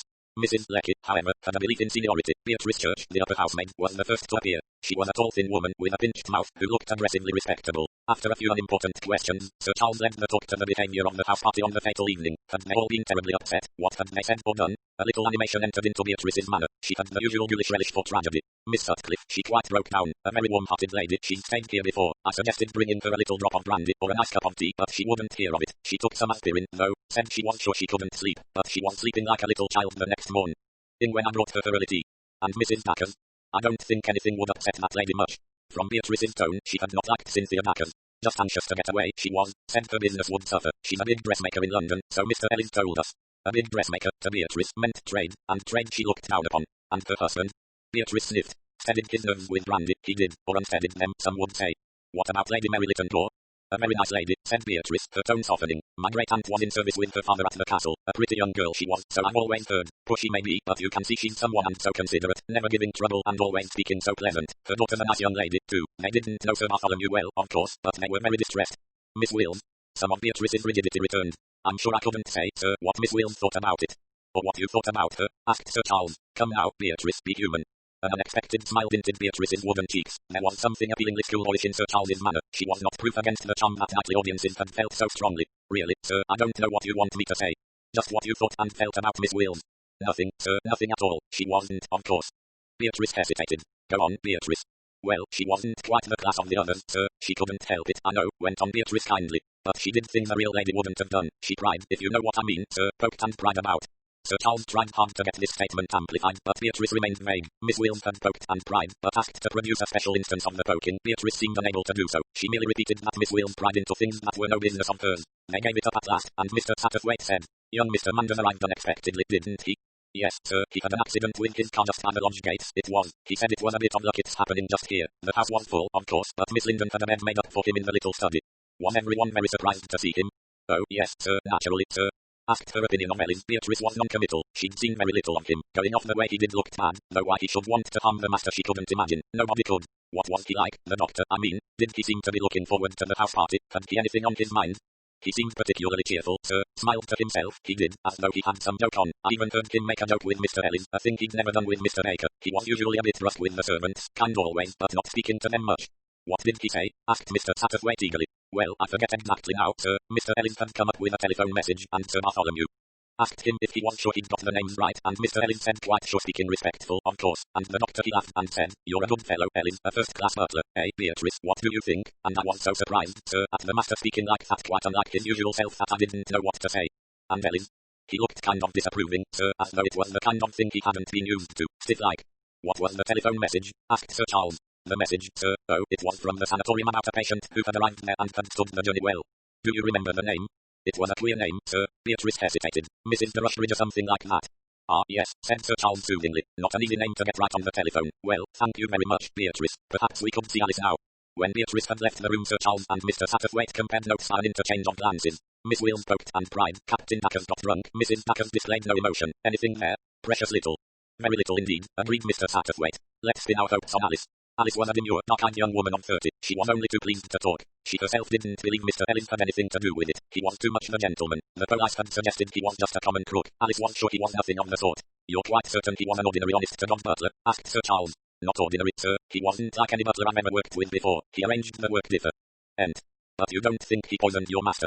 Oh, sir, I don't see how he could have done. I was waiting at table with him, and he couldn't have put anything in the master's food without my seeing him.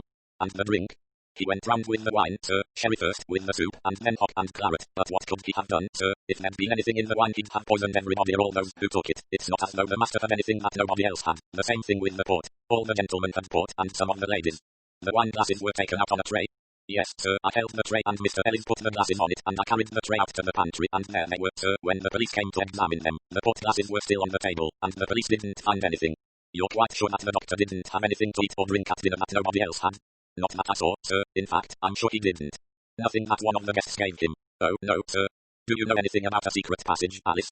One of the gardeners told me something about it. Comes out in the wood where there's some old walls and things tumbled down, but I've never seen any opening to it in the house. Ellis never said anything about it.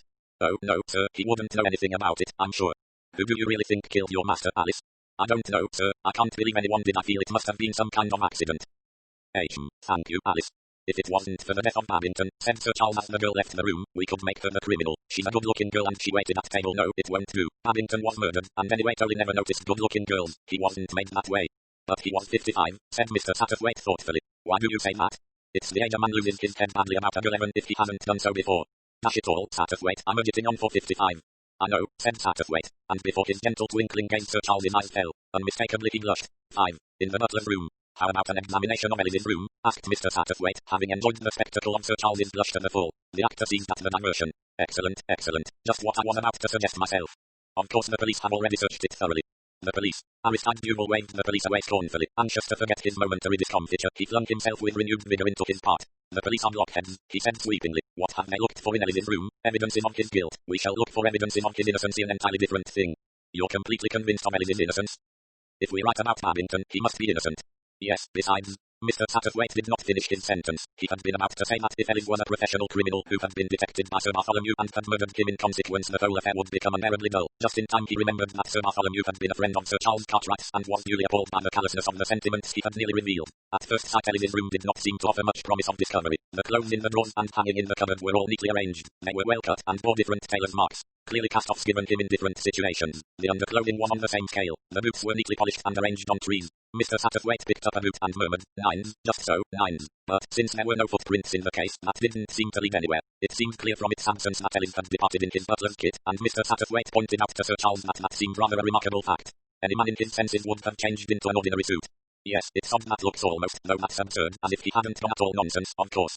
They continued their search. No letters, no papers, except a cutting from a newspaper regarding a cure for corns, and a paragraph relating to the approaching marriage of a duke's daughter. There was a small blotting book and a penny bottle of ink on a side table. No pen. Sir Charles held up the blotting book to the mirror, but without result. One page of it was very much used, a meaningless jumble, and the ink looked to both men old. Either he hasn't written any letters since he was here, or he hasn't blotted them, deduced Mr. Satterthwaite. This is an old blotter. Ah, yes, with some gratification he pointed to a barely decipherable L.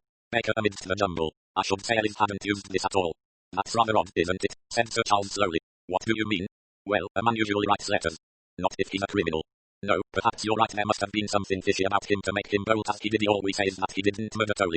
They hunted round the floor, raising the carpet, looking under the bed. There was nothing anywhere except a splash of ink beside the fireplace. The room was disappointingly bare. They left it in a somewhat disconcerted fashion. Their zeal as detectives was momentarily damped. Possibly the thought passed through their minds that things were arranged better in books. They had a few words with the other members of the staff, scared-looking juniors-in-law of Mrs. Lecky and Beatrice Church, but they elicited nothing further. Finally they took their leave. Well, Satterthwaite, said Sir Charles as they strolled across the park. Mr. Satterthwaite's car had been instructed to pick them up at the lodge. Anything strike you, anything at all? Mr. Satterthwaite thought. He was not to be hurried into an answer, especially as he felt something ought to have struck him. To confess that the whole expedition had been a waste of time was an unwelcome idea. He passed over in his mind the evidence of one servant after another. Information was extraordinarily meagre. As Sir Charles had summed it up just now, Miss Wills had poked and pried, Miss Sutcliffe had been very upset, Mrs. Dacres had not been upset at all, and Captain Dacres had got drunk. Very little there, unless Freddie Dacres' indulgence showed the deadening of a guilty conscience. But Freddie Dacres, Mr. Sat.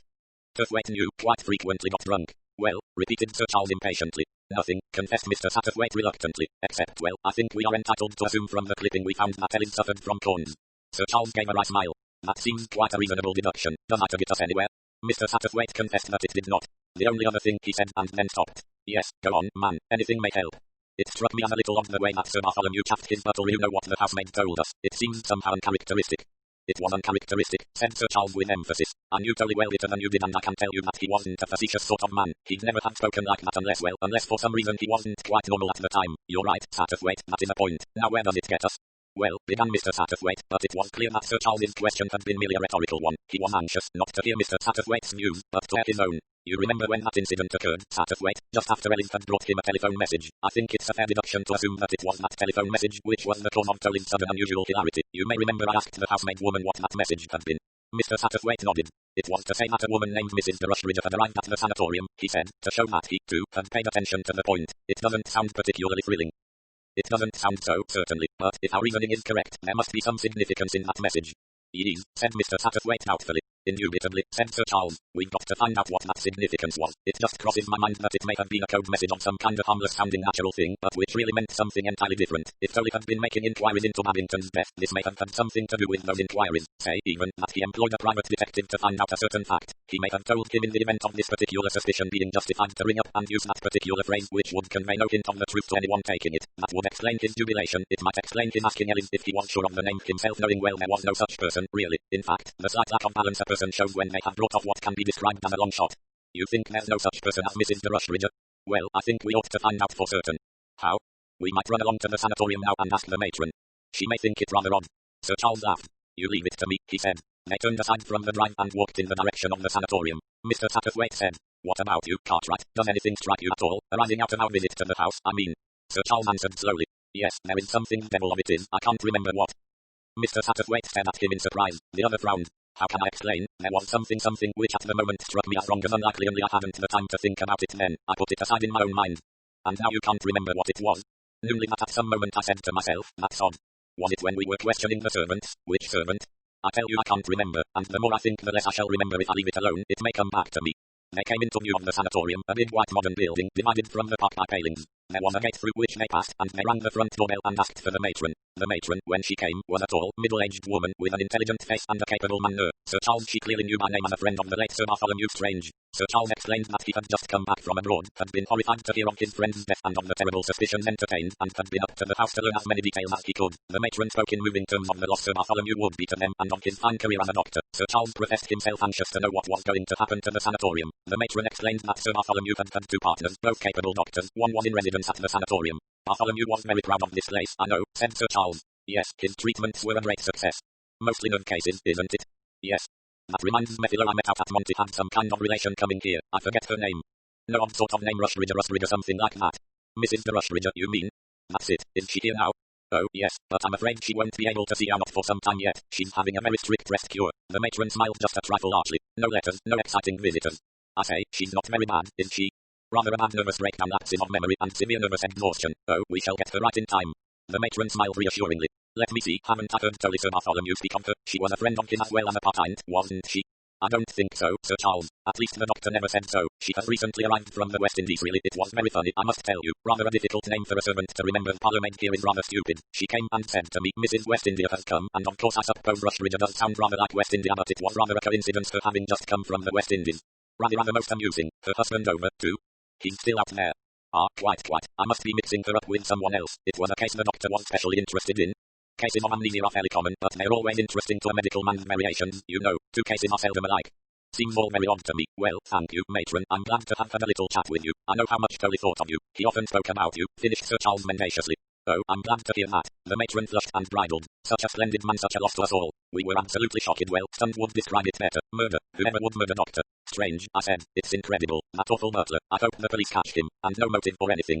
Sir Charles shook his head sadly and they took their departure, going round by the road to the spot where the car awaited them. In revenge for his enforced quiescence during the interview with the matron, Mr. Satterthwaite displayed a lively interest in the scene of Oliver Mander's accident, plying the lodge-keeper, a slow-witted man of middle age, with questions. Yes, that was the place where the wall was broken away. On a motorcycle the young gentleman was. No, he didn't see it happen. He heard it, though, and come out to see. The young gentleman was standing there just where the other gentleman was standing now. He didn't seem to be hurt, just looking rueful-like at his back and a proper mess that was. Just asked what the name of the place might be, and when he heard it was Sir Bartholomew Strange's, he said, "That's a piece of luck," and went on up to the house. A very calm young gentleman he seemed to be tired-like. How he come to have such an accident, the lodge-keeper couldn't see, but he supposed them things went wrong sometimes.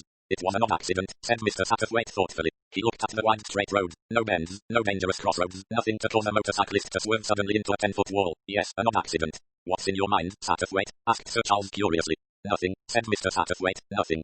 It's odd, certainly, said Sir Charles, and he, too, stared at the scene of the accident in a puzzled manner. They got into the car and drove off. Mr. Satterthwaite was busy with his thoughts. Mrs. de Rushridge Cartwright's theory wouldn't work it.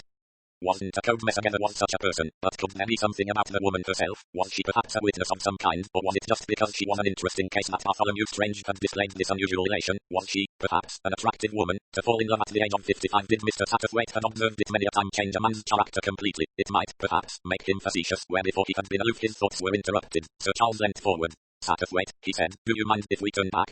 Without waiting for a reply, he took up the speaking tube and gave the order. The car slowed down, stopped, and the chauffeur began to reverse into a convenient lane. A minute or two later they were rolling along the road in the opposite direction. What is it? Asked Mr. Satterthwaite. I've remembered, said Sir Charles. What struck me as odd, it was the ink stain on the floor in the butler's room. 6. Concerning an ink stain. Mr. Satterthwaite stared at his friend in surprise. The ink stain? What do you mean, Cartwright? You remember it? I remember there was an ink stain, yes. You remember its position?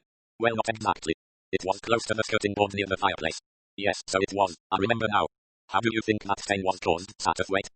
It wasn't a big stain, he said at last. It couldn't have been an upset ink bottle. I should say in all probability that the man dropped his fountain pen. There was no pen in the room, you remember. He shall see I notice things just as much as he does, thought Mr. Satterthwaite. So it seems clear the man must have had a fountain pen if he ever wrote at all, and there's no evidence that he ever did. Yes, there is, Satterthwaite. There's the ink stain. He mayn't have been writing, snapped Satterthwaite. He may have just dropped the pen on the floor. But there wouldn't have been a stain unless the top had been off the pen. I dare say you're right, said Mr. Satterthwaite, but I can't see what's odd about it. Perhaps there isn't anything odd, said Sir Charles. I can't tell till I get back and see for myself. They were turning in at the lodge gates. A few minutes later they had arrived at the house, and Sir Charles was allaying the curiosity caused by his return by inventing a pencil left behind in the butler's room. And now, said Sir Charles, shutting the door of Elise's room behind them, having with some skill shaken off the helpful Mrs. Lecky, let's see if I'm making an infernal fool of myself, or whether there's anything in my idea. In Mr. Satterthwaite's opinion the former alternative was by far the more probable, but he was much too polite to say so. He sat down on the bed and watched the other. Here's our stain, said Sir Charles, indicating the mark with his foot, right up against the skirting board at the opposite side of the room to the writing table. Under what circumstances would a man drop a pen just there? You can drop a pen anywhere, said Mr. Satterthwaite. You can hurl it across the room, of course, agreed Sir Charles, but one doesn't usually treat one's pen like that. I don't know, though, fountain pens are damn annoying things. Dry up and refuse to write just when you want them to. Perhaps that's the solution of the matter. Ellis lost his temper, said, damn the thing, and hurled it across the room. I think there are plenty of explanations, said Mr. Satterthwaite. He may have simply laid the pen on the mantelpiece and it rolled off. Sir Charles experimented with a pencil. He allowed it to roll off the corner of the mantelpiece. The pencil struck the ground at least a foot from the mark and rolled inwards towards the gas fire. Well, said Mr. Satterthwaite, what's your explanation? I'm trying to find one. From his seat on the bed Mr. Satterthwaite now witnessed a thoroughly amusing performance. Sir Charles tried dropping the pencil from his hand as he walked in the direction of the fireplace. He tried sitting on the edge of the bed and writing there and then dropping the pencil. To get the pencil to fall on the right spot it was necessary to stand or sit jammed up against the wall in a most unconvincing attitude. That's impossible, said Sir Charles aloud. He stood considering the wall, the stain and the prim little gas fire.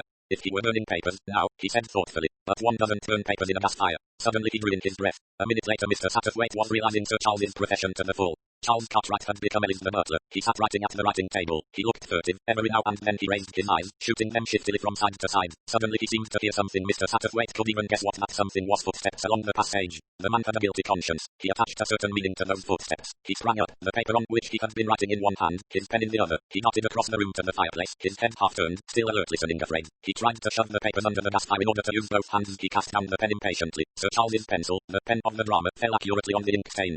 Bravo, said Mr. Satterthwaite, applauding generously. So good had the performance been that he was left with the impression that so and only so could Ellis have acted. You see, said Sir Charles, resuming his own personality and speaking with modest elation, if the fellow heard the police or what he thought was the police coming and had to hide what he was writing, well, where could he hide it? Not in a drawer or under the mattress. If the police searched the room, that would be found at once. He hadn't time to take up a floorboard. No, behind the gas fire was the only chance. The next thing to do, said Mr. Satterthwaite, is to see whether there is anything hidden behind the gas fire. Exactly. Of course, it may have been a false alarm, and he may have got the things out again later, but we'll hope for the best. Removing his coat and turning up his shirt sleeves, Sir Charles lay down on the floor and applied his eye to the crack under the gas fire. There's something under there, he reported. Something white. How can we get it out? We want something like a woman's hatpins. Women don't have hatpins anymore, said Mr. Satterthwaite sadly. Perhaps a penknife. But a penknife proved unavailing. In the end Mr. Satterthwaite went out and borrowed a knitting needle from Beatrice, though extremely curious to know what he wanted it for. Her sense of decorum was too great to permit her to ask. The knitting needle did the trick. Sir Charles extracted half a dozen sheets of crumpled writing paper, hastily crushed together and pushed in. With growing excitement he and Mr. Satterthwaite smoothed them out. They were clearly several different drafts of a letter written in a small, neat clerkly handwriting. This is to say began the first that the writer of this does not wish to cause unpleasantness, and may possibly have been mistaken in what he thought he saw tonight, but here the writer had clearly been dissatisfied, and had broken off to start afresh. John Ellis, butler, presents his compliments, and would be glad of a short interview touching the tragedy tonight before going to the police with certain information in his possession. Still dissatisfied, the man had tried again. John Ellis, butler, has certain facts concerning the death of the doctor in his possession. He has not yet given these facts to the police. In the next one the use of the third person had been abandoned. I am badly in need of money. £1,000 would make all the difference to me. There are certain things I could tell the police, but do not want to make trouble. The last one was even more unreserved. I know how the doctor died. I haven't said anything to the police yet. If you will meet me, this letter broke off in a different way after the meet. The pen had tailed off in a scrawl, and the last 5 words were all blurred and blotchy. Clearly it was when writing this that Ellis had heard something that alarmed him. He had crumpled up the papers and dashed to conceal them. Mr. Satterthwaite drew a deep breath. I congratulate you, Cartwright, he said. Your instinct about that ink stain was right. Good work. Now let's see exactly where we stand.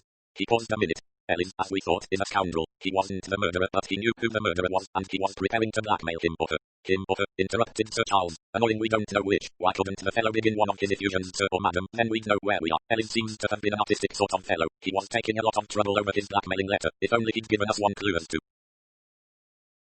whom that letter was addressed. Never mind, said Mr. Satterthwaite. We are getting on. You remember you said that what we wanted to find in this room was a proof of Ellis' innocence. Well, we've found it. These letters show that he was innocent of the murder. I mean, he was a thorough-paced scoundrel in other ways, but he didn't murder Sir Bartholomew Strange. Somebody else did that. Someone who murdered Babington also. I think even the police will have to come round to our view now. You're going to tell them about this? Sir Charles's voice expressed dissatisfaction. I don't see that we can do otherwise. Why? Well, Sir Charles sat down on the bed. His brow furrowed itself in thought. How can I put it best? At the moment we know something that nobody else does. The police are looking for Ellis. They think he's the murderer. Everyone knows that they think he's the murderer. So the real criminal must be feeling pretty good. He or she will be not exactly off his or her guard, but feeling well, comfortable. Isn't it a pity to upset that state of things? Isn't that just our chance? I mean our chance of finding a connection between Babington and one of these people. They don't know that anyone has connected this death with Babington's death. They'll be unsuspicious. It's a chance in 100.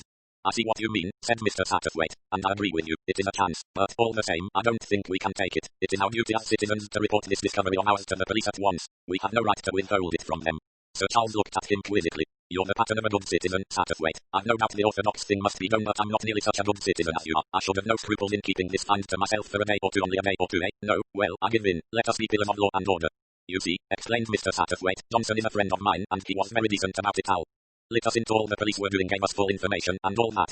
Oh, you're right, sighed Sir Charles. Quite right, only, after all, no one but me thought of looking under that gas stove. The idea never occurred to one of those thick-headed policemen, but have it your own way. I say, Satterthwaite, where do you think Ellis is now?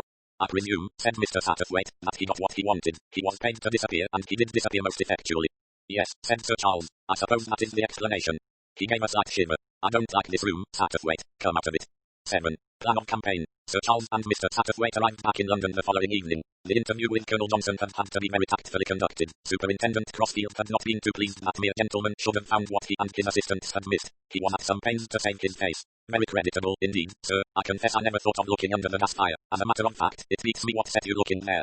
The two men had not gone into a detailed account of how theorizing from an ink blot had led to the discovery. Just nosing around, was how Sir Charles had put it. Still, look you did, continued the superintendent, and were justified. Not that what you've found is much surprise to me. You see, it stands to reason that if Ellis wasn't the murderer, he must have disappeared for some reason or other, and it's been in the back of my mind all along that blackmail might have been his line of business. One thing did arise from their discovery. Colonel Johnson was going to communicate with the Loomis police. The death of Stephen Babington ought certainly to be investigated. And if they find he died from nicotine poisoning, even Crossfield will admit the two deaths are connected, said Sir Charles when they were speeding towards London. He was still a little disgruntled at having had to hand over his discovery to the police. Mr. Satterthwaite had soothed him by pointing out that the information was not to be made public or given to the press. The guilty person will have no misgivings. The search for Ellis will still be continued. Sir Charles admitted that that was true. On arrival in London, he explained to Mr. Satterthwaite he proposed to get in touch with Ed Littleton. Her letter had been written from an address in Belgrave Square. He hoped that she might still be there. Mr. Satterthwaite gravely approved this course. He himself was anxious to see Ed. It was arranged that Sir Charles should bring her up as soon as they reached London. Ed proved to be still in town. She and her mother were staying with relatives and were not returning to Loomis for about a week. Ed was easily prevailed upon to come out and dine with the two men. She can't come here very well, I suppose, said Sir Charles, looking round his luxurious flat. Her mother mightn't like it, eh? Of course we could have Miss Milray too, but I'd rather not. To tell the truth, Miss Milray cramps my style a bit. She's so efficient that she gives me an inferiority complex. Mr. Satterthwaite suggested his house. In the end it was arranged to dine at the Berkeley. Afterwards, if Ed liked, they could adjourn elsewhere. Mr. Satterthwaite noticed at once that the girl was looking thinner. Her eyes seemed larger and more feverish, her chin more decided. She was pale and had circles under her eyes, but her charm was as great as ever, her childish eagerness just as intense. She said to Sir Charles, I knew you'd come. Her tone implied, now that you've come everything will be all right. Mr. Satterthwaite thought to himself, but she wasn't sure he'd come. She wasn't sure at all. She's been on tenterhooks. She's been fretting herself to death. And he thought, doesn't the man realize, actors are usually vain enough, doesn't he know the girl's head over ears in love with him? It was, he thought, an odd situation, that Sir Charles was overwhelmingly in love with the girl. He had no doubt whatever. She was equally in love with him, and the link between them, link to which each of them clung frenziedly, was a crime, a double crime of a revolting nature. During dinner little was said. Sir Charles talked about his experiences abroad. Ed talked about Loomis. Mr. Satterthwaite encouraged them both whenever the conversation seemed likely to flag. When dinner was over they went to Mr. Satterthwaite's house. Mr. Satterthwaite's house was on Chelsea Embankment. It was a large house and contained many beautiful works of art. There were pictures, sculpture, Chinese porcelain, prehistoric pottery, ivories, miniatures, and much genuine Chippendale and Petalite furniture. It had an atmosphere about it of mellowness and understanding. Ed lit and saw nothing, noticed nothing. She flung off her evening coat onto a chair and said, at last, now tell me all about it. She listened with vivid interest whilst Sir Charles narrated their adventures in Yorkshire, drawing in her breath sharply when he described the discovery of the blackmailing letters. What happened after that we can only conjecture, finished Sir Charles. Presumably Ellis was paid to hold his tongue and his escape was facilitated. But Ed shook her head. Oh, no, she said. Don't you see, Ellis is dead. Both men were startled, but Ed reiterated her assertion. Of course he's dead. That's why he's disappeared so successfully that no one can find a trace of him. He knew too much, and so he was killed. Ellis is the third murder. Although neither of the two men had considered the possibility before, they were forced to admit that it did not entirely ring false. But look here, my dear girl, argued Sir Charles, it's all very well to say Ellis is dead. Where's the body? There's 12 stone or so of solid butler to be accounted for. I don't know where the body is, said Ed. There must be lots of places. Hardly, murmured Mr. Satterthwaite. Hardly. Lots, reiterated Ed. Let me see. She paused for a moment. Attics. There are massive of attics that no one ever goes into. He's probably in a trunk in the attic. Rather unlikely, said Sir Charles. But possible, of course. It might evade discovery for a time.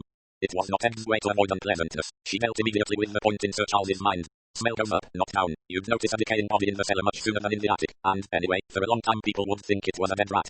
If your theory were correct, it would point definitely to a man as the murderer. A woman couldn't drag a body round the house. In fact, it would be a pretty good feat for a man.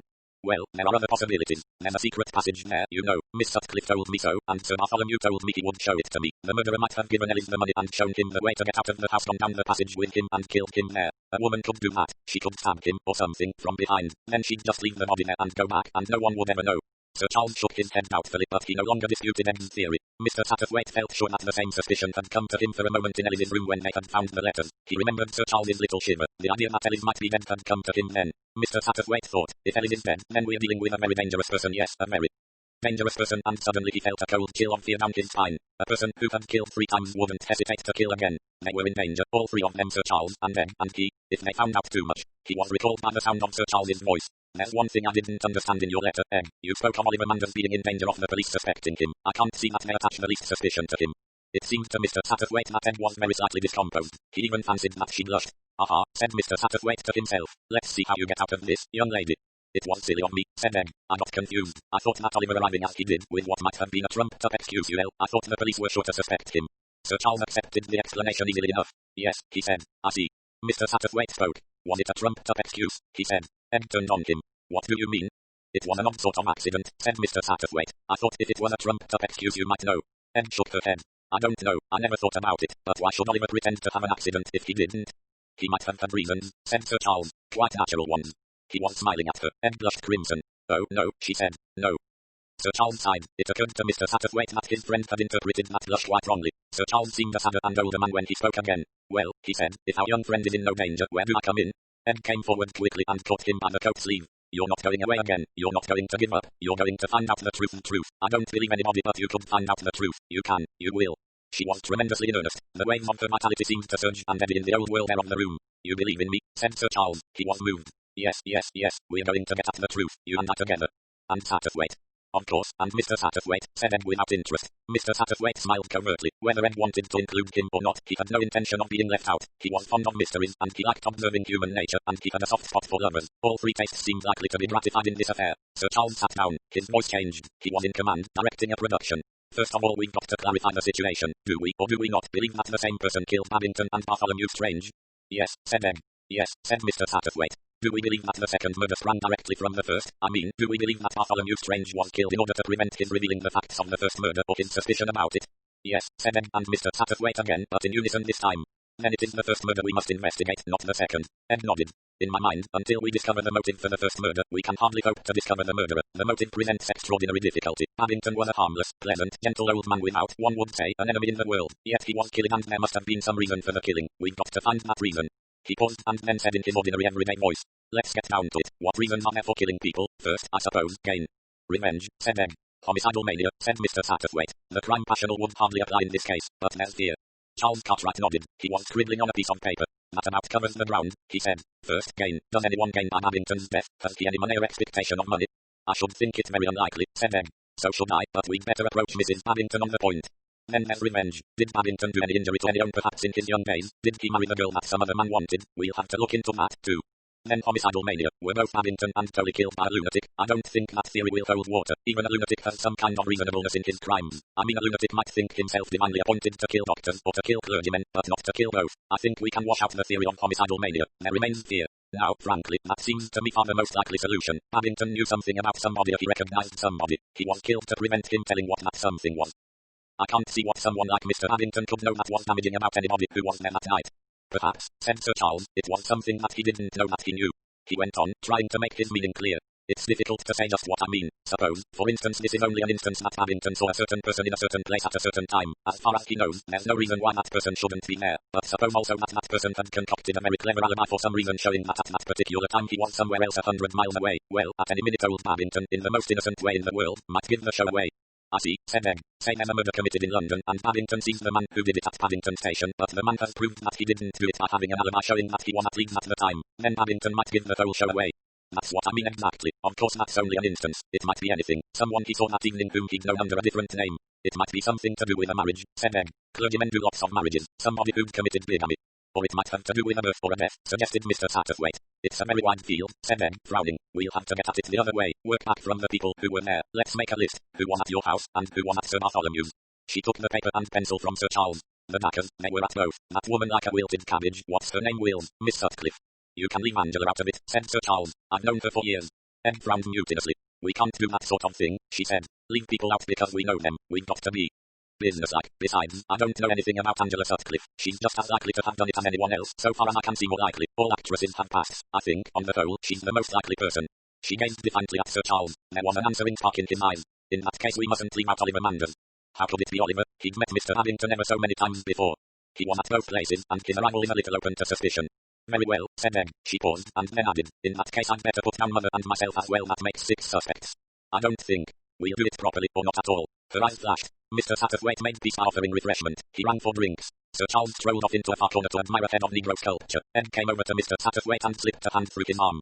Stupid of me to have lost my temper, she murmured. I'm stupid, but why should the woman be accepted? Why is he so keen she should be? Oh dear, why the devil am I so disgustingly jealous? Mr. Satterthwaite smiled and patted her hand. Jealousy never pays, my dear, he said. If you feel jealous, don't show it. By the way, did you really think young Manders might be suspected? Ed grinned a friendly childish grin. Of course not. I put that in so as not to alarm the man. She turned her head. Sir Charles was still moved while he studying Negro sculpture. You know I didn't want him to think I really have a passion for Oliver Neckham. I haven't. How difficult everything is. He's gone back now to his bless you, my children attitude. I don't want that at all. Have patience, counselled Mr. Satterthwaite. Everything comes right in the end, you know. I'm not patient, said Egg. I want to have things at once, or even quicker. Mr. Satterthwaite laughed, and Sir Charles turned and came towards them. As they sipped their drinks, they arranged a plan of campaign. Sir Charles should return to Crow's Nest, for which he had not yet found a purchaser. Ed and her mother would return to Rose Cottage rather sooner than they had meant to do. Mrs. Babington was still living in Loomuth. They would get what information they could from her and then proceed to act upon it. We'll succeed, said Ed. I know we'll succeed. She leaned forward to Sir Charles, her eyes glowing. She held out her glass to touch his. Drink to our success, she commanded. Slowly, very slowly, his eyes fixed on hers, he raised his glass to his lips. To success, he said, and to the future.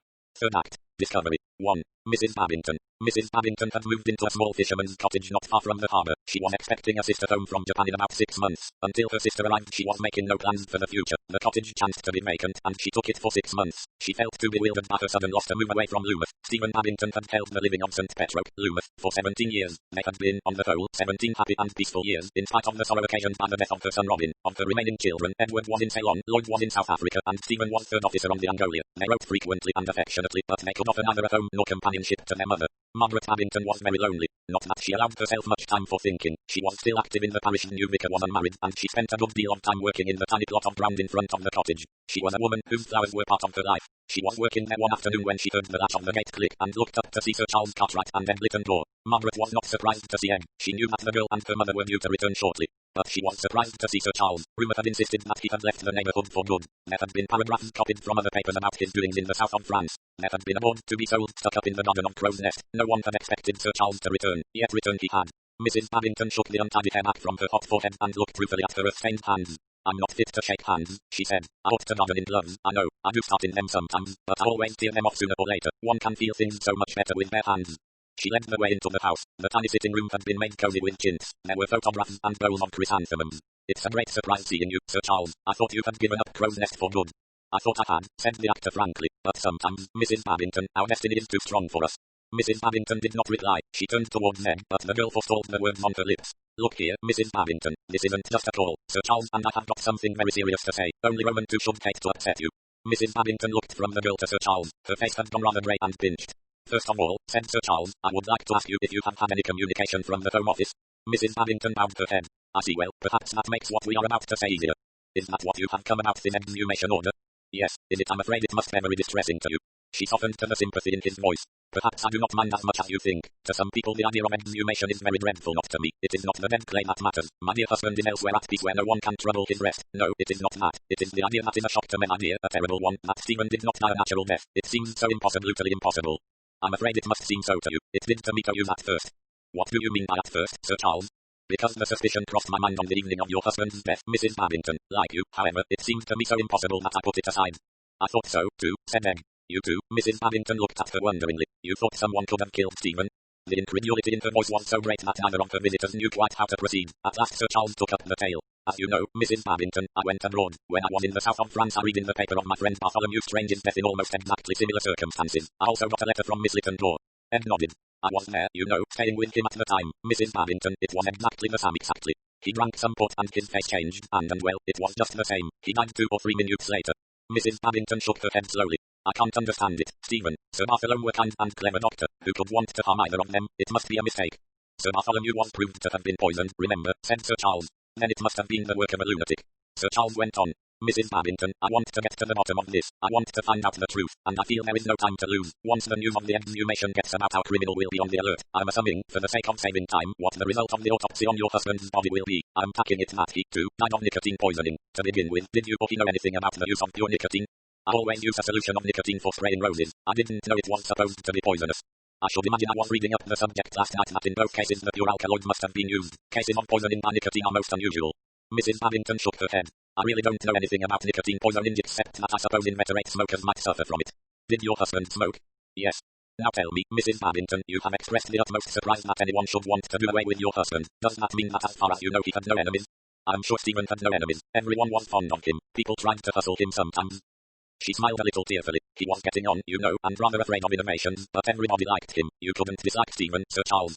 I suppose, Mrs. Babington, that your husband didn't leave very much money. No, next to nothing. Stephen was not good at saving. He gave away far too much. I used to scold him about it. I suppose he had no expectations from anyone. He wasn't the heir to any property. Oh, no, Stephen hadn't many relations. He has a sister who is married to a clergyman in Northumberland, but they are very badly off, and all his uncles and aunts are dead. Then it does not seem as though there were anyone who could benefit by Mr. Babington's death. No, indeed. Let us come back to the question of enemies for a minute. Your husband had no enemies, you say, but he may have had as a young man. Mrs. Babington looked skeptical. I should think it very unlikely. Stephen hadn't a quarrelsome nature. He always got on well with people. I don't want to sound melodramatic. Sir Charles coughed a little nervously. Buter, when he got engaged to you, for instance, there wasn't any disappointed suitor in the offing. A momentary twinkle came into Mrs. Babington's eyes. Stephen was my father's curate. He was the first young man I saw when I came home from school. I fell in love with him and he with me. We were engaged for 4 years and then he got a living down in Kent and we were able to get married. Ours was a very simple love story, Sir Charles, and a very happy one. Sir Charles bowed his head. Mrs. Babington's simple dignity was very charming. Ed took up the array of questioner. Mrs. Babington, do you think your husband had met any of the guests at Sir Charles's that night? For? Mrs. Babington looked slightly puzzled. Well, there were you and your mother, my dear, and young Oliver Manders. Yes, but any of the others? We had both seen Angela Sutcliffe in a play in London 5 years ago. Both Stephen and I were very excited that we were actually going to meet her. You had never actually met her before?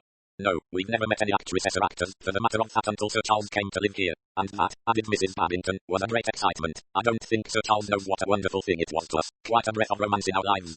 You hadn't met Captain and Mrs. Backers? Was he the little man, and the woman with the wonderful clothes? Yes. No, nor the other woman, one who wrote plays. Poor thing, she looked rather out of it, I thought. You're sure you'd never seen any of them before?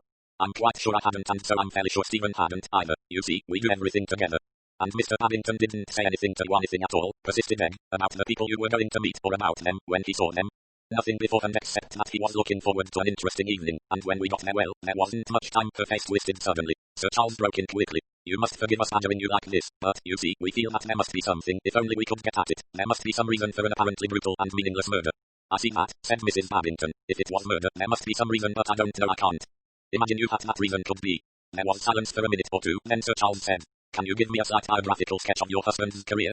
Mrs. Babington had a good memory for dates. Sir Charles's final notes ran thus. Stephen Babington, born Islington, Devon, 1868, educated St. Paul's School and Oxford, ordained deacon and received the title to the parish of Hoxton, 1891, priested 1892, was curate Islington, Surrey, to Rev. Vernon Lorimer, 18,941,899, married Margaret Lorimer, 1899, and presented to the living of Gilling, Kent, transferred to living of St. Petroke, Loomuth, 1916.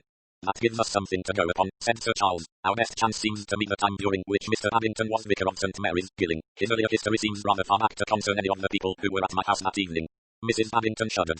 Do you really think that one of them? I don't know what to think, said Sir Charles. Bartholomew saw something or guessed something, and Bartholomew Strange died the same way, and 5, 7, said Egg. Of these people were also present. One of them must be guilty. But why? Cried Mrs. Babington. Why? What motive could there be for anyone killing Stephen? That, said Sir Charles, is what we are going to find out.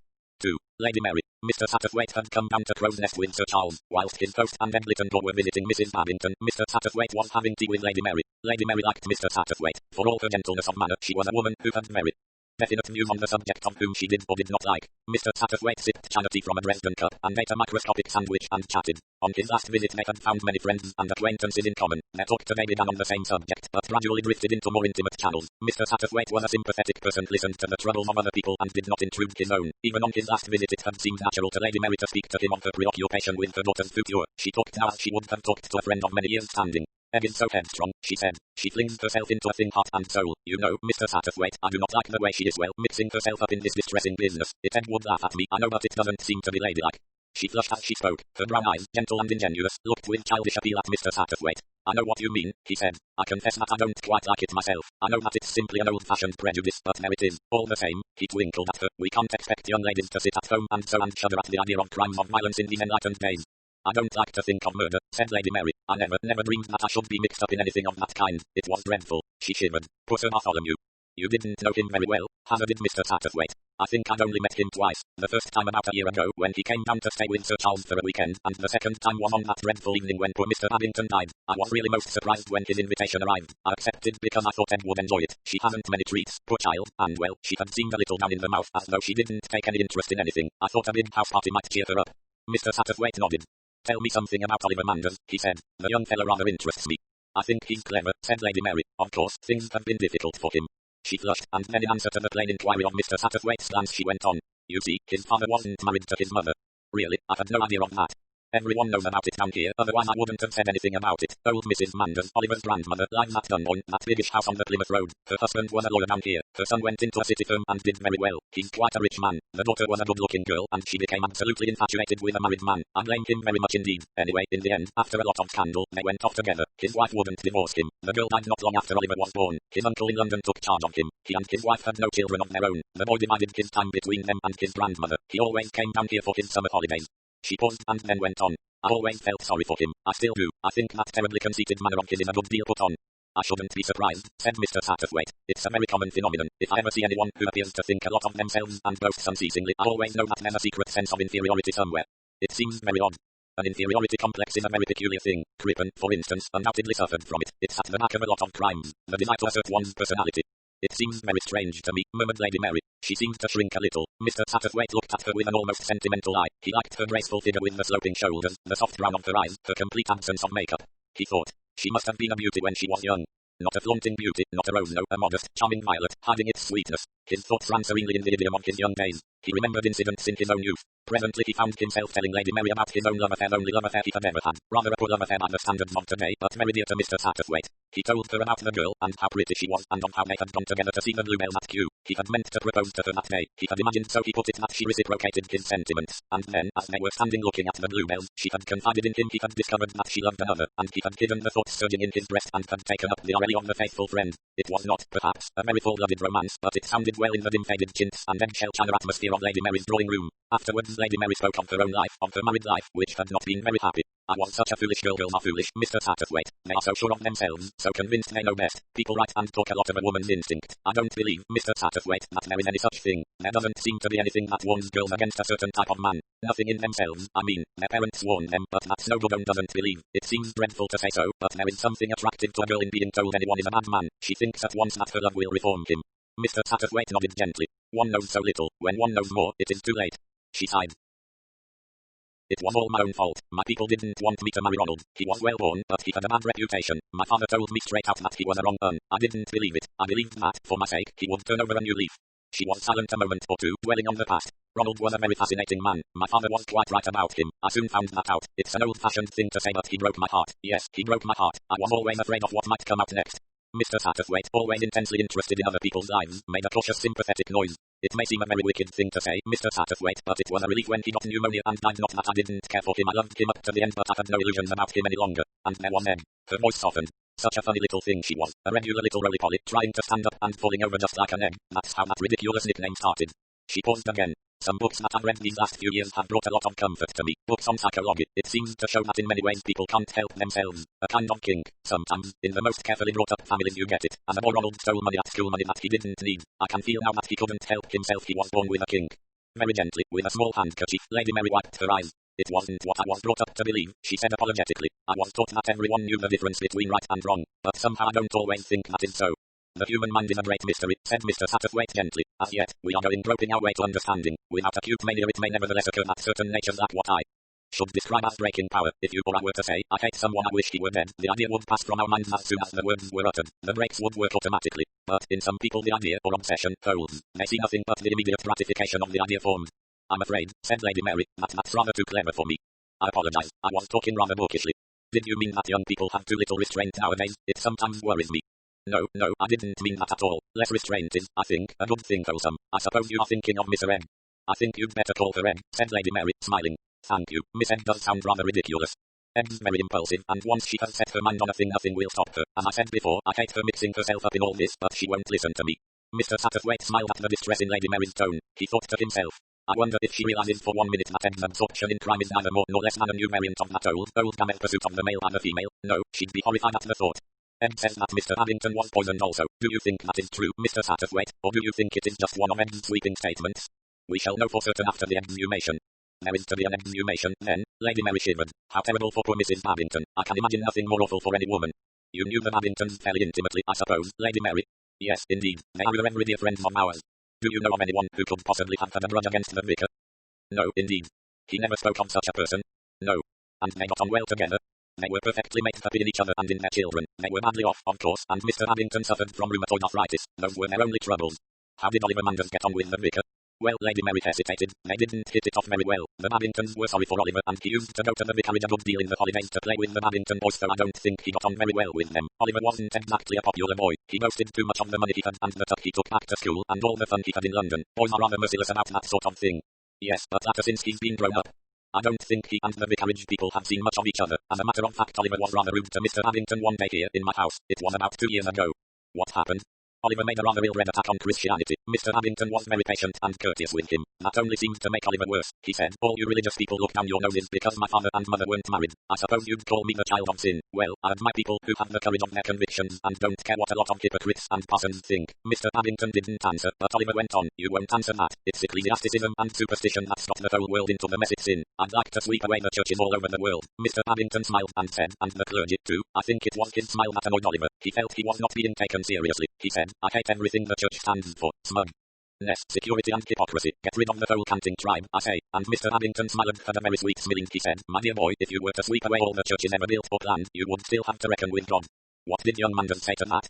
He seemed taken aback, and then he recovered his temper and went back to his usual sneering-timed manner. He said, I'm afraid the things I've been saying are rather bad form, Padre, and not very easily assimilated by your generation. You don't like young Manders, do you, Lady Mary? I'm sorry for him, said Lady Mary defensively. But you wouldn't like him to marry Ed. Oh, no. I wonder why exactly. Because he isn't kind, and because, yes, because there's something in him somewhere that I don't understand, something cold. Mr. Satterthwaite looked at her thoughtfully for a minute or two, then he said, what did Sir Bartholomew Strange think of him? Did he ever mention him? He said, I remember that he found young Manders an interesting study. He said that he reminded him of a case he was treating at the moment in his nursing home. I said that I thought Oliver looked particularly strong and healthy, and he said, yes, his health's all right, but he's riding for a fall. She paused and then said, I suppose Sir Bartholomew was a very clever nerve specialist. I believe he was very highly thought of by his own colleagues. I liked him, said Lady Mary. Did he ever say anything to you about Abington's death? No. He never mentioned it at all. I don't think so. Do you think it's difficult for you to tell, not knowing him well, but do you think he had anything on his mind? He seemed in very good spirits, ever amused by some private joke of his own. He told me at dinner that night that he was going to spring a surprise on me. Oh, he did he? On his way home, Mr. Satterthwaite pondered that statement. What had been the surprise Sir Bartholomew had intended to spring on his guests? Would it, when it came, have been as amusing as he pretended? Or did that game unmask a quiet but indomitable purpose? Would anyone ever know? 3. Re-enter Hercule Poirot. Frankly, said Sir Charles, are we any for Ada? It was a council of war, Sir Charles. Mr. Satterthwaite and Ed Littendor were sitting in the ship room. A fire burned in the grate, and outside an equinoctial gale was howling. Mr. Satterthwaite and Ed answered the question simultaneously. No, said Mr. Satterthwaite. Yes, said Ed. Sir Charles looked from one to the other of them. Mr. Satterthwaite indicated gracefully that the lady should speak first. Ed was silent a moment or two, collecting her ideas.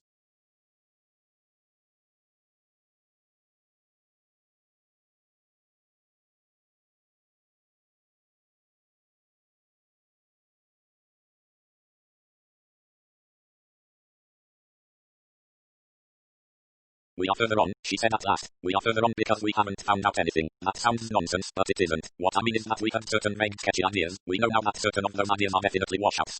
Progress by elimination, said Sir Charles. That's it. Mr. Satterthwaite cleared his throat. He liked to define things.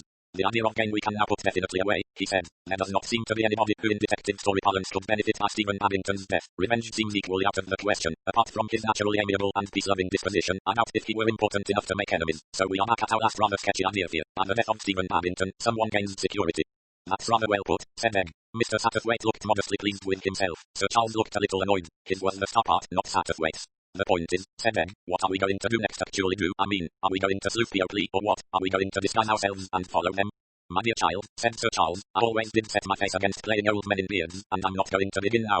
Then what? Began Ed. But she was interrupted. The door opened, and Temple announced, Mr. Hercule Poirot. M. Poirot walked in with a beaming face and greeted 3 highly astonished Oakley.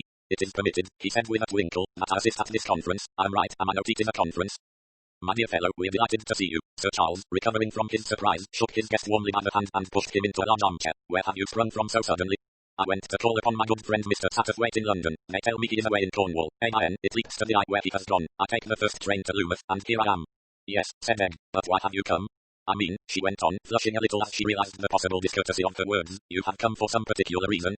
I have come, said Hercule Poirot, to admit an error. With an engaging smile he turned to Sir Charles and spread out his hands in a foreign gesture. Monsieur, it was in this very room that you declared yourself not satisfied, and Roman too thought it was your dramatic instinct. I said to myself, he is a great actor, at all costs he must have drama. It seemed, I will admit it, incredible that a harmless old gentleman should have died anything but a natural death. Even now I do not see how poison could have been administered to him, nor can I guess at any motive. It seems absurd fantastic, and yet since then, there has been another death, a death under similar circumstances. One cannot attribute it to coincidence. No, there must be a link between the two, and so, Sir Charles, I have come to you to apologize to say I, Hercule Poirot, was wrong, and to ask you to admit me to your counsels. Sir Charles cleared his throat rather nervously. He looked a little embarrassed. That's extraordinarily handsome of you, M. Poirot. I don't know, taking up a lot of your time. He stopped, somewhat at a loss. His eyes consulted Mr. Satterthwaite. It is very good of you, began Mr. Satterthwaite. No, it is not good of me. It is the curiosity and, yes, the hurt to my pride. I must repair my fault. My time fat is nothing with voyage after all. The language may be different, but everywhere human nature is the same. But of course, if I am not welcome, if you feel that I intrude. Both men spoke at once. No, indeed. Rather not. Poirot turned his eyes to the girl. And mademoiselle? For a minute or two Ed was silent, and on all 3 men the same impression was produced. Ed did not want the assistance of M. Poirot. Mr. Satterthwaite thought he knew why. This was the private law of Charles Cartwright and Ed Litton Law. Mr. Satterthwaite had been admitted on sufferancy and the clear understanding that he was a negligible third party, but Hercule Poirot was different. His would be the leading RLE, perhaps, even, Sir Charles might retire in his favour, and then Ed's plans would come to naught. He watched the girl, sympathizing with her predicament. These men did not understand, but he, with his semi-feminine sensitiveness, realized her dilemma. Ed was fighting for her happiness. What would she say? After all, what could she say? How could she speak the thoughts in her mind? Go away, your coming may spoil everything, I don't want you here. Ed Litton said the only thing she could say. Of course, she said with a little smile, we'd love to have you. For a watch in brief. Good, said Poirot, we are colleagues. A.I.N. You will put me, if you please, o current of the situation on. He listened with close attention whilst Mr. Satterthwaite outlined the steps they had taken since returning to England. Mr. Satterthwaite was a good narrator. He had the faculty of creating an atmosphere, of painting a picture. His description of the abbey, of the servants, of the chief constable was admirable. Poirot was warm in his appreciation of the discovery by Sir Charles of the unfinished letters under the gas fire. Ah, might say magnifique, eh? He exclaimed ecstatically. The deduction, the reconstruction perfect. You should have been a great detective, Sir Charles, instead of a great actor. Sir Charles received these plaudits with becoming modesty, his own particular brand of modesty. He had not received compliments on his stage performances for many years without perfecting a manner of acknowledging them. Your observation, too, it was very just, said Poirot, turning to Mr. Satterthwaite. That point of yours about his sudden familiarity with the butler. Do you think there is anything in this Mrs. de Rushbridge idea? Asked Sir Charles eagerly. It is an idea. It suggests several things, does it not? Nobody was quite sure about the several things, but nobody liked to say so there was merely an assenting murmur. Sir Charles took up the tale next. He described his and Ed's visit to Mrs. Babington and its rather negative result. And now you're up to date, he said. You know what we do. Tell us, how does it all strike you? He leaned forward, boyishly eager. Poirot was silent for some minutes. The other three watched him. He said at last, can you remember at all, mademoiselle, what type of port glass Sir Bartholomew had on his table? Sir Charles interposed just as Ed was shaking her head vexedly. I can tell you that. He got up and went to a cupboard, where he took out some heavy cut glass sherry glasses. They were a slightly different shape, of course a more rounded proper port shape. He got them at old Ammersfield's Taylor whole set of table glass. I admired them, and as there were more than he needed, he passed some of them on to me. They're good, aren't they? Poirot took the glass and turned it about in his hand. Yes, he said. They are fine specimens. I thought something of that kind had been used. Why? Cried Ed. Poirot merely smiled at her. Yes, he went on, the death of Sir Bartholomew Strange could be explained easily enough, but the death of Stephen Babington is more difficult. Ah, if only it had been the other way about. What do you mean, the other way about? Asked Mr. Satterthwaite. Poirot turned to him. Consider, my friend, Sir Bartholomew is a celebrated doctor. There might be many reasons for the death of a celebrated doctor. A doctor knows secrets, my friend, important secrets. A doctor has certain powers. Imagine a patient on the borderline of sanity. A word from the doctor and he will be shut away from the world. What a temptation to an unbalanced brain. A doctor may have suspicions about the sudden death of one of his patients, so, yes, we can find plenty of motives for the death of a doctor. Now, as I say, if only it had been the other way about. If Sir Bartholomew Strange had died first and then Stephen Babington. For Stephen Babington might have seen something, might have suspected something about the first death. He sighed and then resumed. But one cannot have a case as one would like to have it. One must take a case as it is. Just one little idea I should like to suggest. I suppose it is not possible that Stephen Babington's death was an accident at the poison. If poison there was intended for Sir Bartholomew Strange, and that, by mistake, the wrong man was killed. That's an ingenious idea, said Sir Charles. His face, which had brightened, fell again. But I don't believe it will work. Babington came into this room about 4 minutes before he was taken ill. During that time the only thing that passed his lips was half a cocktail. There was nothing in that cocktail. Poirot interrupted him. That you have already told me, but suppose, for the sake of argument, that there was something in that cocktail. Could it have been intended for Sir Bartholomew Strange, and did Mr. Babington drink it by mistake?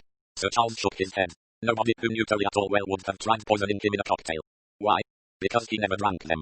Never. Poirot made a gesture of annoyance. As business it goes all wrong, it does not make sense.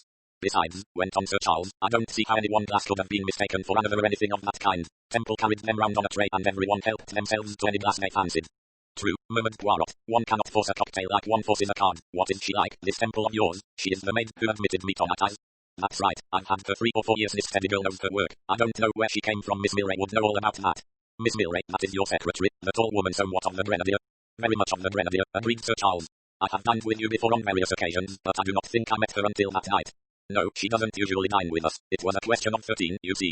Sir Charles explained the circumstances, to which Poirot listened very attentively. It was her own suggestion that she should be present, I see. He remained lost in thought a minute, then he said, Might I speak to this parlour maid of yours, this Temple? Certainly, my dear fellow. Sir Charles pressed a bell. It was answered promptly. You rang, sir?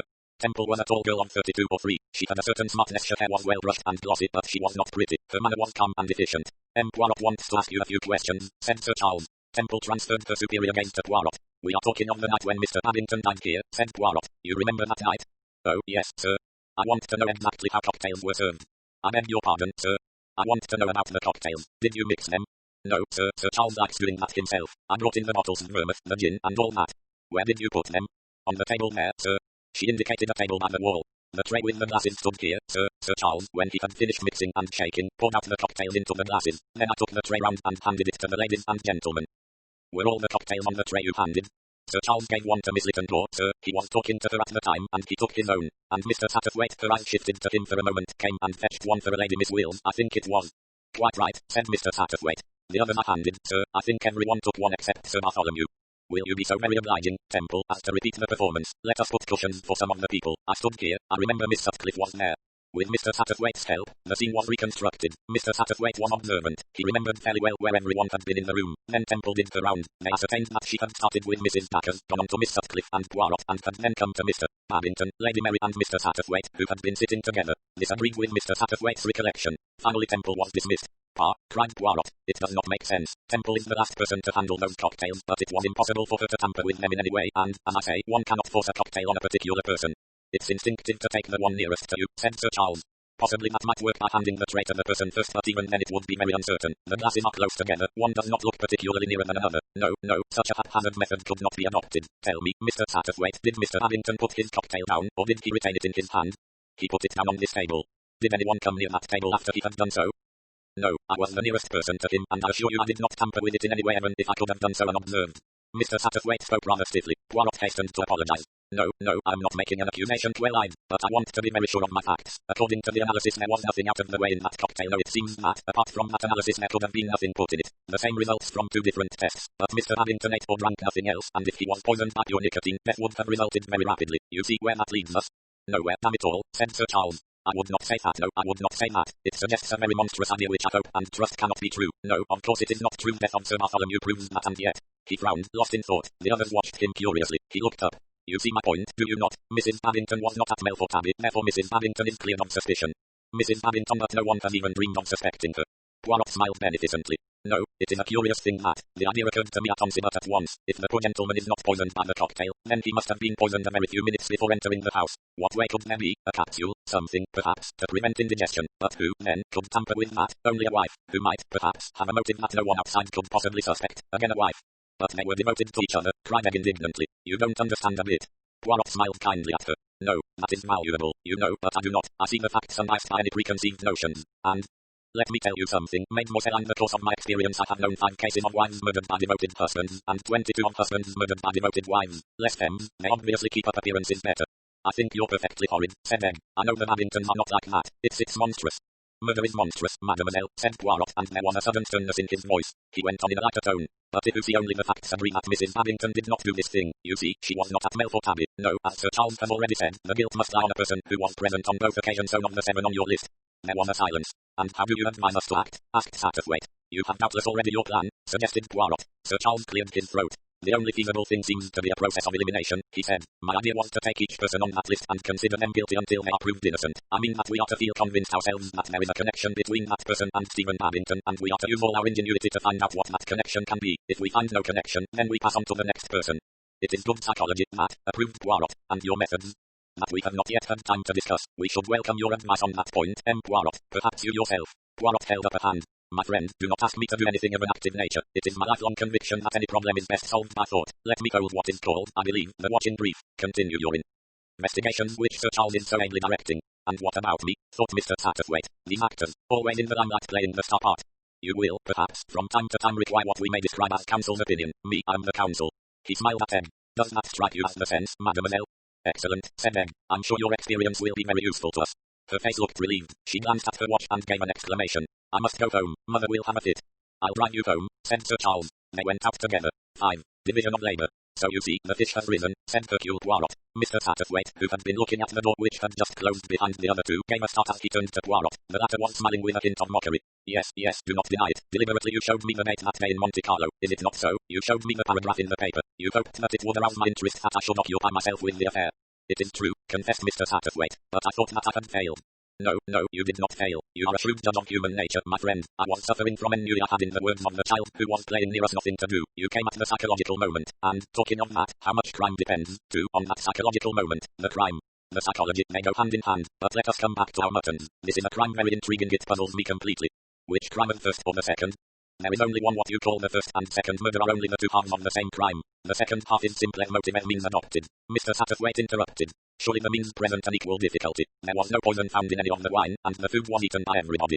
No, it is quite different. In the first case it does not seem as though anybody could have poisoned Stephen Babington. Sir Charles, if he had wanted to, could have poisoned one of his guests, but not any particular guest. Temple might possibly have slipped something into the last glass on the tray, but Mr. Babington's was not the last glass. No, the murder of Mr. Babington seems so impossible that I still feel that perhaps it is impossible that he died a natural death after all, but that we shall soon know. The second case is different. Any one of the guests present, or the butler or parlourmaid, could have poisoned Bartholomew Strange. That presents no difficulty whatever. I don't see, began Mr. Satterthwaite. Poirot swept on. I will prove that to you sometime by a little experiment. Let us pass on to another and most important matter. It is vital, you see, and you will see, I'm sure, you have the sympathetic heart and the delicate understanding, that I must not play the part of what you call the spoilsport. You mean, began Mr. Satterthwaite with the beginning of a smile, that Sir Charles must have the star part. He is used to it, and, moreover, it is expected of him by someone else. Am I not right? It does not please Mademoiselle at all that I come to concern myself in this matter. You are what we call quick in the uptake, Poirot. Ah, that, it leaps to the eye. I am of a very susceptible nature. I wish to assist a love affair, not to hinder it. You and I, my friend, must work together in this to the honour and glory of Charles Cartwright. Is it not so, when the case is solved? If, said Mr. Satterthwaite mildly. When? I do not permit myself to fail. Never, asked Mr. Satterthwaite searchingly. There have been times, said Poirot with dignity, when for a short time I have been what I suppose you would call slow in the take-up. I have not perceived the truth as soon as I might have done. But you've never failed altogether. The persistence of Mr. Satterthwaite was curiosity, pure and simple. He wondered. Amen, said Poirot. Once, long ago, in Belgium, we will not talk of it. Mr. Satterthwaite, his curiosity and his malice satisfied, hastened to change the subject. Just so, you were saying that when the case is solved, Sir Charles will have solved it. That is essential. I shall have been a little cog in the wheel. He spread out his hands. Now and then, here and there, I shall say a little word, just one little word, a hint, no more. I desire no renown. I have all the renown I need.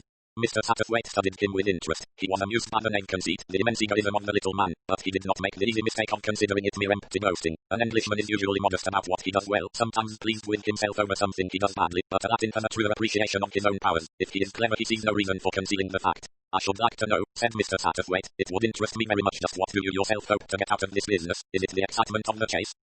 Poirot shook his head. No, it is not that. Like the chien de chasse, I follow the scent, and I get excited, and once on the scent I cannot be called off it. All that is true, but there is more. It is, so shall I put it, a passion for getting at the truth. In all the world there is nothing so curious and so interesting and so beautiful as truth. There was silence for a little while after Poirot's words. Then he took up the paper on which Mr. Satterthwaite had carefully copied out the 7 names, and read them aloud. Mrs. Dacres, Captain Dacres, Miss Wills, Miss Sutcliffe, Lady Mary Littlejohn, Miss Littlejohn, Oliver Manders. Yes, he said, suggestive, is it not? What is suggestive about it? The order in which the names occur. I don't think there is anything suggestive about it. We just wrote the names down without any particular order about it. Exactly. The list is headed by Mrs. Dacres. I deduce from that she is considered the most likely person to have committed the crime. Not the most likely, said Mr. Satterthwaite. The least unlikely would express it better. And the third phrase would express it better still. She is perhaps the person you would all prefer to have committed the crime. Mr. Satterthwaite opened his lips impulsively, then met the gentle quizzical gaze of Poirot's shining green eyes, and altered what he had been about to say. I wonder perhaps, Poirot, you are right unconsciously, that may be true. I would like to ask you something, Mr. Satterthwaite. Certainly, Mr. Satterthwaite answered complacently. From what you have told me, I gather that Sir Charles and Miss Littlejohn went together to interview Mrs. Babington. Yes. You did not accompany them? No, 3 would have been rather a crowd. Poirot smiled. And also, perhaps, your inclinations led you elsewhere. You had, as they say, different fish to fry. Where did you go, Mr. Satterthwaite? I had tea with Lady Mary Littlejohn, said Mr. Satterthwaite stiffly. And what did you talk about? She was so good as to confide in me some of the troubles of her early married life. He repeated the substance of Lady Mary's story. Poirot nodded his head sympathetically. That is so true to life, an idealistic young girl who marries the bad hat and will listen to nobody. But did you talk of nothing else? Did you, for instance, not speak of Mr. Oliver Manders? As a matter of fact we did. And you learnt about him what? Mr. Satterthwaite repeated what Lady Mary had told him. Then he said, what made you think we had talked of him? Because you went there for that reason. Oh yes, do not protest. You may hope that Mrs. Dacres or her husband committed the crime, but you think that young Manders did. He stilled Mr. Satterthwaite's protests. Yes, you have the secretive nature, you have your ideas, but you like keeping them to yourself. I have sympathy with you, I do the same myself. I don't suspect him, that's absurd, but I just wanted to know more about him.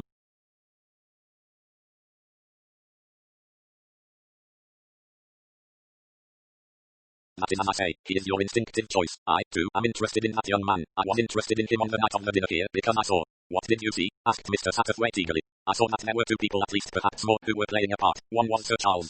He smiled. He was playing the naval officer, am I not right? That is quite natural. A great actor does not cease to act because he is not on the stage anymore. But young Manders, he too was acting. He was playing the part of the bored and blasé young man, but in reality he was neither bored nor blasé, was very keenly alive, and therefore, my friend, I noticed him. How did you know I'd been wondering about him?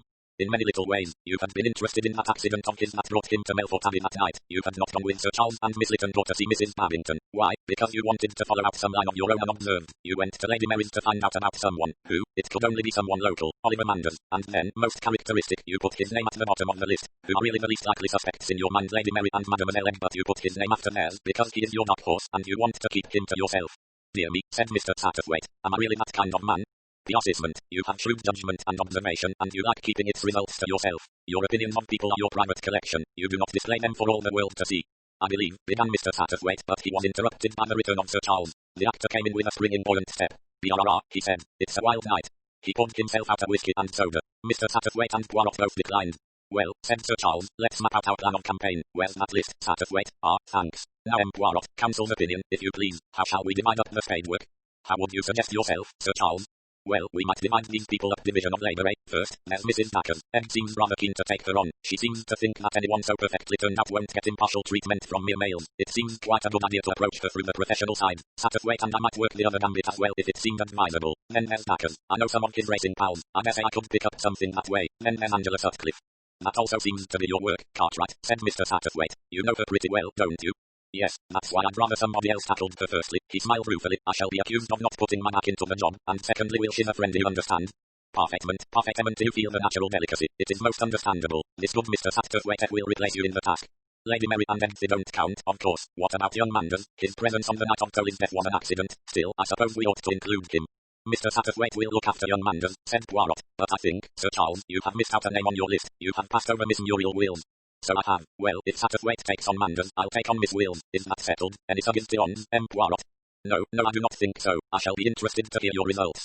Of course, if that goes without saying. Another idea. If we procured photographs of these people, we might use them in making inquiries in Gilling. Excellent, approved Poirot. There was something. Yes, your friend, Sir Bartholomew, he did not drink cocktails, but he did drink the port. Yes, he had a particular weakness for port. It seems odd to me that he did not taste anything unusual. Pure nicotine has a most pungent and unpleasant taste. You've got to remember, said Sir Charles, that there probably wasn't any nicotine in the port. The contents of the glass were analysed, remember. Ah, yes, foolish of me, but however it was administered, nicotine has a very disagreeable taste. I don't know that would matter, said Sir Charles slowly. Tolly had a very bad go of influenza last spring, and it left him with his sense of taste and smell a good deal impaired. Ah, yes, said Poirot thoughtfully. That might account for it. That simplifies things considerably. Sir Charles went to the window and looked out. Still blowing a gale. I'll send for your things, Poirot. The rose and crown is all very well for enthusiastic artists, but I think you'd prefer proper sanitation and a comfortable bed. You are extremely amiable, Sir Charles. Not at all. I'll see to it now. He left the room. Poirot looked at Mr. Satterthwaite. If I may permit myself a suggestion. Yes. Poirot leaned forward and said in a low voice. Ask young Manders why he faked an accident. Tell him the police suspect him and see what he says. 6. Cynthia Dacres. The showrooms of Ambrosine, Limited, were very pure in appearance. The walls were a shade just off whiter. Thick pile carpet was so neutral as to be almost colourless, so was the upholstery. Chromium gleamed here and there, and on one wall was a gigantic geometric design in vivid blue and lemon yellow. The room had been designed by Mr. Sidney Sandford, the newest and youngest decorator of the moment. Ed Littendor sat in an armchair of modern design faintly reminiscent of a dentist's chair, and watched exquisite snake-like young women with beautiful bored faces pass sinuously before her. Ed was principally concerned with endeavouring to appear as though 50 or 60 pounds was a mere bagatelle to pay for a dress. Mrs. Dacres, looking as usual marvellously unreal, was as Ed put it to herself doing her stuff. Now, do you like this? Those shoulder knots rather amusing, don't you think? And the waistline's rather penetrating. I shouldn't have the red lead colour, though I should have it in the new colour S panel, most attractive like mustard, with a dash of cayenne in it. How do you like vin ordinaire? Rather absurd, isn't it? Quite penetrating and ridiculous. Clothes simply must not be serious nowadays. It's very difficult to decide, said Egg. You see, she became confidential. I've never been able to afford any clothes before. We were always so dreadfully poor. I remembered how simply marvellous you looked that night at Crow's Nest, and I thought, now that I've got money to spend, I shall go to Mrs. Dacres and ask her to advise me. I did admire you so much that night. My dear, how charming of you. I simply adore dressing a young girl. It's so important that girls shouldn't look raw, if you know what I mean. Nothing raw about you, thought Ed ungratefully. Cooked to a turn, you are. You've got so much personality, continued Mrs. Dacres. You mustn't have anything at all ordinary. Your clothes must be simple and penetrating and just faintly visible. You understand? Do you want several things? I thought about 4 evening frocks, and a couple of day things, and a sports suit or two, that sort of thing. The honey of Mrs. Dacres' manner became sweeter. It was fortunate that she did not know that at that moment Ed's bank balance was exactly £15 12 shillings, and that the said balance had got to last her until December. More girls in gowns filed past Ed. In the intervals of technical conversation, Ed interspersed other matters. I suppose you've never been to Crow's Nest since, she said. No, my dear, I couldn't. It was so upsetting, and, anyway, I always think Cornwall is rather terribly artisty. I simply cannot bear artists. Their bodies are always such a curious shape. It was a shattering business, wasn't it? Said Ed. Old Mr. Babington was rather a pet, too. Quite a period piece, I should imagine, said Mrs. Dacres. You'd met him before somewhere, hadn't you? That dear old dugout, had I? I don't remember. I think I remember his saying so, said Egg. Not in Cornwall, though. I think it was at a place called Gilling. Was it? Mrs. Dacre's eyes were vague. No, Marcel Petit Scandale is what I want, Jenny mowed and after that Lupatu. Wasn't it extraordinary, said Egg, about Sir Bartholomew being poisoned? My dear, it was too penetrating for words. It's done me a world of good. All sorts of dreadful women come and order frocks from me just for the sensation. Now this tattoo model would be perfect for you. Look at that perfectly useless and ridiculous frill. It makes the whole thing adorable. Young without being tiresome. Yes, poor Sir Bartholomew's death has been rather a godsend to me. There's just enough chance, you see, that I might have murdered him. I'd rather played up to that. Extraordinary fat women come and positively goggle at me. Too penetrating. And then, you see. But she was interrupted by the advent of a monumental American, evidently a valued client. While the American was unburdening herself of her requirements, which sounded comprehensive and expensive, Ed managed to make an unobtrusive exit, telling the young lady who had succeeded Mrs.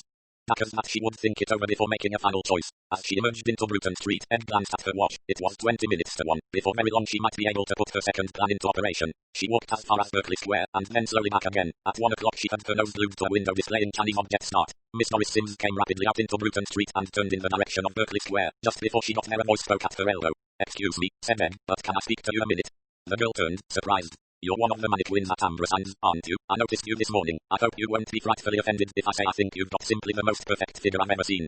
Doris Sims was not offended. She was merely slightly confused. It's very kind of you, I'm sure, madam, she said. You look frightfully good-natured, too, said Egg. That's why I'm going to ask you a favor. Will you have lunch with me at the Berkeley or the Ritz and let me tell you about it? After a moment's hesitation Doris Sims agreed. She was curious and she liked good food. Once established at a table and lunch ordered, Egg plunged into explanations. I hope you'll keep this to yourself, she said. You see, I've got a job writing up various professions for women. I want you to tell me all about the dressmaking business. Doris looked slightly disappointed, but she complied amiably enough, giving bald statements as to hours, rates of pay, conveniences and inconveniences of her employment. Egg entered particulars in a little notebook. It's awfully kind of you, she said. I'm very stupid at this. It's quite new to me. You see, I'm frightfully badly off, and this little bit of journalistic work will make all the difference. She went on confidentially. It was rather nerve on my part, walking into Ambersons and pretending I could buy lots of your models. Really, I've got just a few pounds of my dress allowance to last me till Christmas. I expect Mrs. Dacres would be simply wild if she knew. Doris giggled. I should say she would. Did I do it well? Asked Ed. Did I look as though I had money? You did it splendidly, Miss Littendore. Madam thinks you're going to get quite a lot of things. I'm afraid she'll be disappointed, said Egg. Doris giggled more. She was enjoying her lunch, and she felt attracted to Egg. She may be a society young lady, she thought to herself, but she doesn't put on airs. She's as natural as can be. These pleasant relations once established, Ed found no difficulty in inducing her companion to talk freely on the subject of her employer. I always think, said Ed, that Mrs. Dacres looks a frightful cat, is she? None of us like her, Miss Littendore, and that's a fact, but she's clever, of course, and she's got a rare head for business, not like some society ladies who take up the dressmaking business and go bankrupt because their friends get clothes and don't pay. She's as hard as nails, Madam is, so I will say she's fair enough, and she's got real taste to show what's what, and she's clever at getting people to have the style that suits them. I suppose she makes a lot of money. A queer knowing look came into Doris's eye. It's not for me to say anything at a gossip. Of course not, said Egg. Go on. But if you ask Meltham's not far off Queer Street, there was a Jewish gentleman came to see Madam. And there have been one or two things it's my belief she's been borrowing to keep going in the hope that trade would revive and that she's got in deep. Really, Miss Littendore, she looks terrible sometimes. Quite desperate. I don't know what she'd look like without her makeup. I don't believe she sleeps of nights. What's her husband like?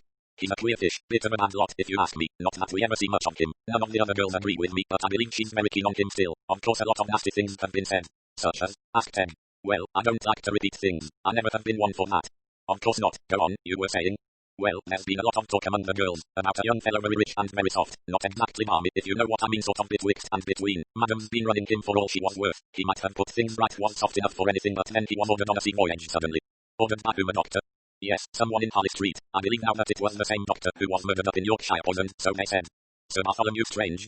That was the name. Madam was at the house party, and we girls said among ourselves, just laughing, you know, well, we said, supposing Madam did kill him out of revenge, you know, of course it was just fun. Naturally, said Egg. Girlish fun. I quite understand. You know, Mrs. Dacres is quite my idea of a murderer, so hard and remorseless. She's ever so hard and she's got a wicked temper. When she lets go, there's not one of us dares to come near her. They say her husband's frightened of her, and no wonder. Have you ever heard her speak of anyone called Babington or of a place in Kent Gilling? Really, now, I can't call to mind that I have. Doris looked at her watch and uttered an exclamation. Oh dear, I must hurry. I shall be late. Goodbye, and thanks so much for coming. It's been a pleasure, I'm sure. Goodbye, Miss Littendore, and I hope the article will be a great success. I shall look out for it. You'll look in vain, my girl, thought Egg, as she asked for her bill. Then, drawing a line through the supposed jottings for the article, she wrote in her little notebook. Cynthia Dacres, believed to be in financial difficulties, described as having a wicked temper. Young man rich with whom she was believed to be having an affair was ordered on sea voyage by Sir Bartholomew Strange. Showed no reaction at mention of Gilling or at statement that Babington knew her. There doesn't seem much there, said Egg to herself. A possible motive for the murder of Sir Bartholomew, but very thin. Poirot may be able to make something of that. I can't. 7. Captain Dackers. Ed had not yet finished her program for the day. Her next move was to St. John's House, in which building the Dackers had a flat. St. John's House was a new block of extremely expensive flats. There were sumptuous window boxes and uniformed porters of such magnificence that they looked like foreign generals. Ed did not enter the building. She strolled up and down on the opposite side of the street. After about an hour of this she calculated that she must have walked several miles. It was 5:30. Then a taxi drew up at the mansions, and Captain Dackers alighted from it. Ed allowed 3 minutes to elapse. Then she crossed the road and entered the building. Ed pressed the doorbell of No. 3. Dackers himself opened the door. He was still engaged in taking off his overcoat. "Oh," said Ed. "How do you do? You do remember me, don't you? We met in Cornwall, and again in Yorkshire." Of course. In at the death both times, weren't we? Come in, Miss Lytton Door. I wanted to see your wife. Is she in?" "She's round in Bruton Street at her dressmaking place." "I know, I was there today. I thought perhaps she'd be back by now, and that she wouldn't mind, perhaps, if I came here only, of course, I suppose I'm being a frightful bother." Ed paused appealingly. Freddie Dackers said to himself. "Nice looking filly, damned pretty girl, in fact." Aloud he said. "Cynthia won't be back till well after 6. I've just come back from Newbury, had a rotten day and left early. Come round to the 72 Club and have a cocktail?" Ed accepted, though she had a shrewd suspicion that Dackers had already had quite as much alcohol as was good for him. Sitting in the underground dimness of the 72 Club, and sipping a martini, Ed said, "This is great fun. I've never been here before." Freddie Dackers smiled indulgently. He liked a young and pretty girl, not perhaps as much as he liked some other things, but well enough. "Upsetting sort of time, wasn't it?" he said. "Up in Yorkshire, I mean. Something rather amusing about a doctor being poisoned. You see what I mean? Wrong way about. A doctor's a chap who poisons other people."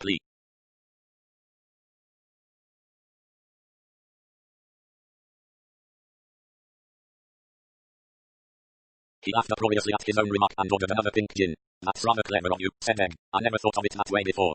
"Only a joke, of course," said Freddie Dackers. "It's odd, isn't it," said Ed, "that when we meet it's always at a death." "Bit odd," admitted Captain Dackers. "You mean the old clergyman chap at what's his name's actor fellow's place?" "Yes, it was very queer the way he died so suddenly." "Damn disturbing," said Dackers. "Makes you feel a bit through it, fellows popping off all over the place. You know, you think my turn next, and it gives you the shivers." "You knew Mr. Abington before, didn't you, at Gilling?"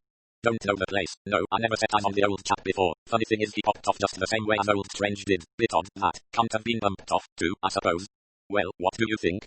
Dackers shook his head. "Can't have been," he said decisively. "Nobody murders parsons. Doctors are different." "Yes," said Ed. "I suppose doctors are different." "Course they are. Stands to reason. Doctors are interfering devils." He slurred the words a little. He leant forward. "Won't let well alone. Understand?"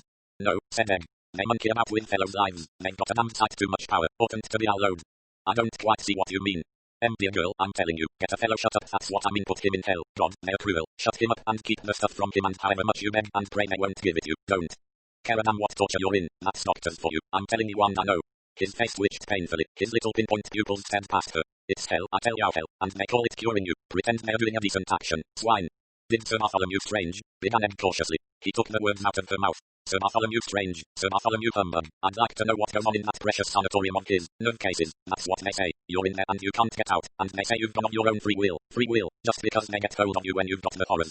He was shaking now. His mouth drooped suddenly. "I'm all to pieces," he said apologetically. "All to pieces." He called to the waiter, pressed Ed to have another drink, and when she refused, ordered one himself. "That's better," he said as he drained the glass. "Got my nerve back now. Nasty business losing your nerve. Mustn't make Cynthia angry. She told me not to talk." He nodded his head once or twice. "Wouldn't do to tell the police all this," he said. "They might think I've bumped old Strange off. You realize, don't you, that someone must have done it. One of us must have killed him. That's a funny thought. Which of us? That's the question." "Perhaps you know which," said Ed. "What do you say that for? Why should I know?" He looked at her angrily and suspiciously. "I don't know anything about it, I tell you. I wasn't going to take that damnable cure of his. No matter what Cynthia said, I wasn't going to take it. He was up to something, they were both up to something, but they couldn't fool me." He drew himself up. "I'm a strong man, Miss Lytton Door." "I'm sure you are," said Ed. "Tell me, do you know anything of a Mrs. de Rushbridger who is at the sanatorium?" Rushbridger. Old Strange said something about her. Now what was it? Can't remember anything." He sighed, shook his head. "Memory's going, that's what it is, and I've got enemies, a lot of enemies. They may be spying on me now." He looked round uneasily, then he leant across the table to Ed. "What was that woman doing in my room that day?" "What woman?" "Rabbit-faced woman, right slaves. It was the morning after he died. I'd just come up from breakfast. She came out of my room and went through the main door at the end of the passage, went through into the servants' quarters. Odd, eh? Why did she go into my room? What did she think she'd find there? What did she want to go nosing about for anyway? What's it got to do with her?" He leaned forward confidentially. "Or do you think it's true what Cynthia says?" "What does Mrs. Dackers say?" "Says I imagined it. Says I was seeing things." He laughed uncertainly. "I do see things now and again. Think my snakes, all that sort of thing. But seeing a woman's different. I did see her. She's a queer fish, that woman. Nasty sort of eye she's got. Goes through you." He leaned back on the soft couch. He seemed to be dropping asleep. Ed got up. "I must be going. Thank you very much, Captain Dackers." "Don't thank me. Delighted. Absolutely delighted." His voice tailed off. "I'd better go before he passes out altogether," thought Ed. She emerged from the smoky atmosphere of the 72 club into the cool evening air. Beatrice, the housemaid, had said that Miss Wills poked and pried. Now came this story from Freddie Dackers. What had Miss Wills been looking for? What had she found? Was it possible that Miss Wills knew something? Was there anything in this rather muddled story about Sir Bartholomew Strange? Had Freddie Dackers secretly feared and hated him? It seemed possible, but in all this no hint of any guilty knowledge in the Babington case. How odd it would be, said Ed to herself, if he wasn't murdered after all. And then she caught her breath sharply as she caught sight of the words on a newspaper placard a few feet away. Cornish exhumation cash result. Hastily she held out a penny and snatched a paper. As she did so she collided with another woman doing the same thing. As Ed apologized she recognized Sir Charles's secretary, the efficient Miss Milray. Standing side by side, they both sought the stop press news. Yes, there it was. Result of Cornish exhumation. The words danced before Ed's eyes. Analysis of the organ's nicotine. So he was murdered, said Ed. Oh dear, said Miss Milray. This is terrible. Her rugged countenance was distorted with emotion. Ed looked at her in surprise. She had always regarded Miss Milray as something less than human. It upsets me, said Miss Milray in explanation. You see, I've known him all my life. Mr. Babington? Yes, you see, my mother lives at Gilling, where he used to be vicar. Naturally it's upsetting. Oh, of course. In fact, said Miss Milray, I don't know what to do. She flushed a little before Ed's look of astonishment. I'd like to write to Mrs. Babington, she said quickly, only it doesn't seem quite I don't know what I had better do about it. Somehow to Ed, the explanation was not quite satisfying. 8. Angela Sutcliffe. Now, are you a friend or are you a sleuth? I simply must know. Miss Sutcliffe flashed a pair of mocking eyes as she spoke. She was sitting in a straight-backed chair, her grey hair becomingly arranged, her legs were crossed and Mr. Satterthwaite admired the perfection of her beautifully shod feet and her slender ankles. Miss Sutcliffe was a very fascinating woman, mainly owing to the fact that she seldom took anything seriously. Is that quite fair? Asked Mr. Satterthwaite. My dear man, of course it's fair. Have you come here for the sake of my beautiful eyes, as the French say so charmingly, or have you, you nasty man, come just to pump me about murders? Can you doubt that your first alternative is the correct one? Asked Mr. Satterthwaite with a little bow. I can and I do, said the actress with energy. You are one of those people who look so mild and really wallow in blood. No. Yes. The only thing I can't make up my mind about is whether it is an insult or a compliment to be considered a potential murderess. On the whole, I think it's a compliment. She cocked her head a little on one side and smiled that slow bewitching smile that never failed. Mr. Satterthwaite thought to himself. Adorable creature. Aloud he said, I will admit, dear lady, that the death of Sir Bartholomew Strange has interested me considerably. I have, as you perhaps know, dabbled in such doings before. He paused modestly, perhaps hoping that Miss Sutcliffe would show some knowledge of his activities. However, she merely asked, tell me one thing, is there anything in what that girl said? Which girl, and what did she say? The Lytton Door girl, the one who is so fascinated by Charles. What a wretch Charles will do it. She thinks that nice old man down in Cornwall was murdered, too. What do you think? Well, it certainly happened just the same way. She's an intelligent girl, you know. Tell Maid Charles Serious. I expect your views on the subject are likely to be much more valuable than mine, said Mr. Satterthwaite. What a tiresomely discreet man you are, cried Miss Sutcliffe. Now she sighed, I'm appallingly indiscreet. She fluttered an eyelash at him. I know Charles pretty well. I know men pretty well. He seems to me to display all the signs of settling down. There's an air of virtue about him. He'll be handing round the plate and founding a family in record time. That's my view. How dull men are when they decide to settle down. They lose all their charm. I've often wondered why Sir Charles has never married, said Mr. Satterthwaite. My dear, he never showed any signs of wanting to marry. He wasn't what they call a marrying man, but he was a very attractive man, she sighed. A slight twinkle showed in her eyes as she looked at Mr. Satterthwaite. He and I were on duel. Why deny what everybody knows? It was very pleasant while it lasted and we're still the best of friends. I suppose that's the reason the Lytton Door child looks at me so fiercely. She suspects I still have a tenderness for Charles. Have I? Perhaps I have, but at any rate I haven't yet written my memoirs describing all my affairs in detail as most of my friends seem to have done. If I did, you know, the girl wouldn't like it. She'd be shocked. Modern girls are easily shocked. Her mother wouldn't be shocked at all. You can't really shock a sweet mid-Victorian. They say so little, but always think the worst. Mr. Satterthwaite contented himself with saying, I think you are right in suspecting that Ed Lytton Door mistrusts you. Miss Sutcliffe frowned. I'm not at all sure that I'm not a little jealous of her. We women are such cats, aren't we? Scratch, scratch, Myro, purr. She laughed. Why didn't Charles come and catechize me on this business? Too much nice feeling, I suppose. The man must think me guilty. Am I guilty, Mr. Satterthwaite? What do you think now? She stood up and stretched out a hand. All the perfumes of Arabia will not sweeten this little hand. She broke off. No, I'm not Lady Macbeth. Comedy's my line. There seems also a certain lack of motive, said Mr. Satterthwaite. True, I liked Bartholomew Strange. We were friends. I had no reason for wishing him out of the way. Because we were friends, I'd rather like to take an active part in hunting down his murderer. Tell me if I can help in any way. I suppose, Miss Sutcliffe, you didn't see or hear anything that might have a bearing on the crime? Nothing that I haven't already told the police. The house party had only just arrived, you know. His death occurred on that first evening. The butler. I hardly noticed him. Any peculiar behavior on the part of the guests? No, of course not. Or what's his name? Manders turned up rather unexpectedly. Did Sir Bartholomew Strange seem surprised? Yes, I think he was. He said to me just before we went into dinner that it was an odd business, a new method of gate crashing, he called it. Only, he said, it's my wall he's crashed, not my gate. Sir Bartholomew was in good spirits. Very good spirits. What about this secret passage you mentioned to the police? I believe it led out of the library. Sir Bartholomew promised to show it to me, but of course the poor man died. How did the subject come up? We were discussing a recent purchase of his, an old walnut bureau. I asked if it had a secret drawer in it. I told him I adored secret drawers. It's a secret passion of mine. And he said, no, there wasn't a secret drawer that he knew of, but he had got a secret passage in the house. He didn't mention a patient of his, a Mrs. de Rushbridger. No. Do you know a place called Gilling in Kent? Gilling, no, I don't think I do. Why? Well, you knew Mr. Abington before, didn't you? Who is Mr. Abington? The man who died, or who was killed, at the Crow's Nest. Oh, the clergyman. I'd forgotten his name. No, I'd never seen him before in my life. Who told you I knew him? Someone who ought to know, said Mr. Satterthwaite boldly. Miss Sutcliffe seemed amused. Dear old man, did they think I'd had an affair with him? Archdeacons are sometimes very naughty, aren't they? So why not vicars? There's the man in the barrel, isn't there? But I must clear the poor man's memory. I'd never seen him before in my life. And with that statement Mr. Satterthwaite was forced to rest content. 9. Muriel Wills. 5 Upper Cathcart Road, Tooting, seemed an incongruous home for a satiric playwright. The room into which Sir Charles was shown had walls of a rather drab oatmeal colour with a frieze of laburnum round the top. The curtains were of rose-coloured velvet. There were a lot of photographs and china dogs. The telephone was coyly hidden by a lady with ruffled skirts. There were a great many little tables and some suspicious-looking brasswork from Birmingham via the Far East. Miss Wills entered the room so noiselessly that Sir Charles, who was at the moment examining a ridiculously elongated pirate doll lying across the sofa, did not hear her. Her thin voice saying, "How do you do, Sir Charles? This is really a great pleasure," made him spin round. Miss Wills was dressed in a limp jumper-suit which hung disconsolately on her angular form. Her stockings were slightly wrinkled, and she had on very high-heeled patent leather slippers. Sir Charles shook hands, accepted a cigarette, and sat down on the sofa by the pirate doll. Miss Wills sat opposite him. The light from the window caught her pince nez and made them give off little flashes. "Fancy you finding me out here," said Miss Wills. "My mother will be ever so excited. She just adores the theatre, especially anything romantic. That play where you were a prince at a university, she's often talked of it. She goes to matins, you know, and eats chocolate. She's one of that kind, and she does love it." "How delightful," said Sir Charles. "You don't know how charming it is to be remembered. The public memory is short." He sighed. "She'll be thrilled at meeting you," said Miss Wills. "Miss Sutcliffe came the other day, and Mother was thrilled at meeting her." "Angela was here?" "Yes, she's putting on a play of mine, you know." Little Dog laughed. "Of course," said Sir Charles. "I've read about it. Rather intriguing title."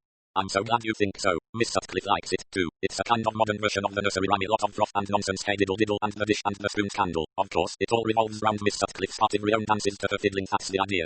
Sir Charles said. "Not bad. The world nowadays is rather like a mad nursery rhyme," and the little dog laughed to see such sport, eh? And he thought suddenly, of course this woman's the little dog. She looks on and laughs. The light shifted from Miss Wills's pince nez, and he saw her pale blue eyes regarding him intelligently through them. This woman, thought Sir Charles, has a fiendish sense of humour. Aloud he said, "I wonder if you can guess what errand has brought me here?" "Well," said Miss Wills archly, "I don't suppose it was only to see poor little me." Sir Charles registered for a moment the difference between the spoken and the written word. On paper Miss Wills was witty and cynical, in speech she was arch. "It was really Satterthwaite put the idea into my head," said Sir Charles. "He fancies himself as being a good judge of character." "He's very clever about people," said Miss Wills. "It's rather his hobby, I should say. And he is strongly of opinion that if there were anything worth noticing that night at Melfort Abbey you would have noticed it." "Is that what he said?" "Yes.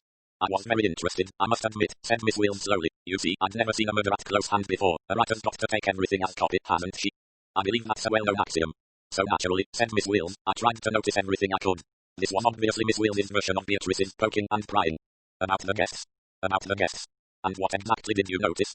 The pince nez shifted. "I didn't really find out anything. If I'd have told the police, of course," she added virtuously. "But you noticed things."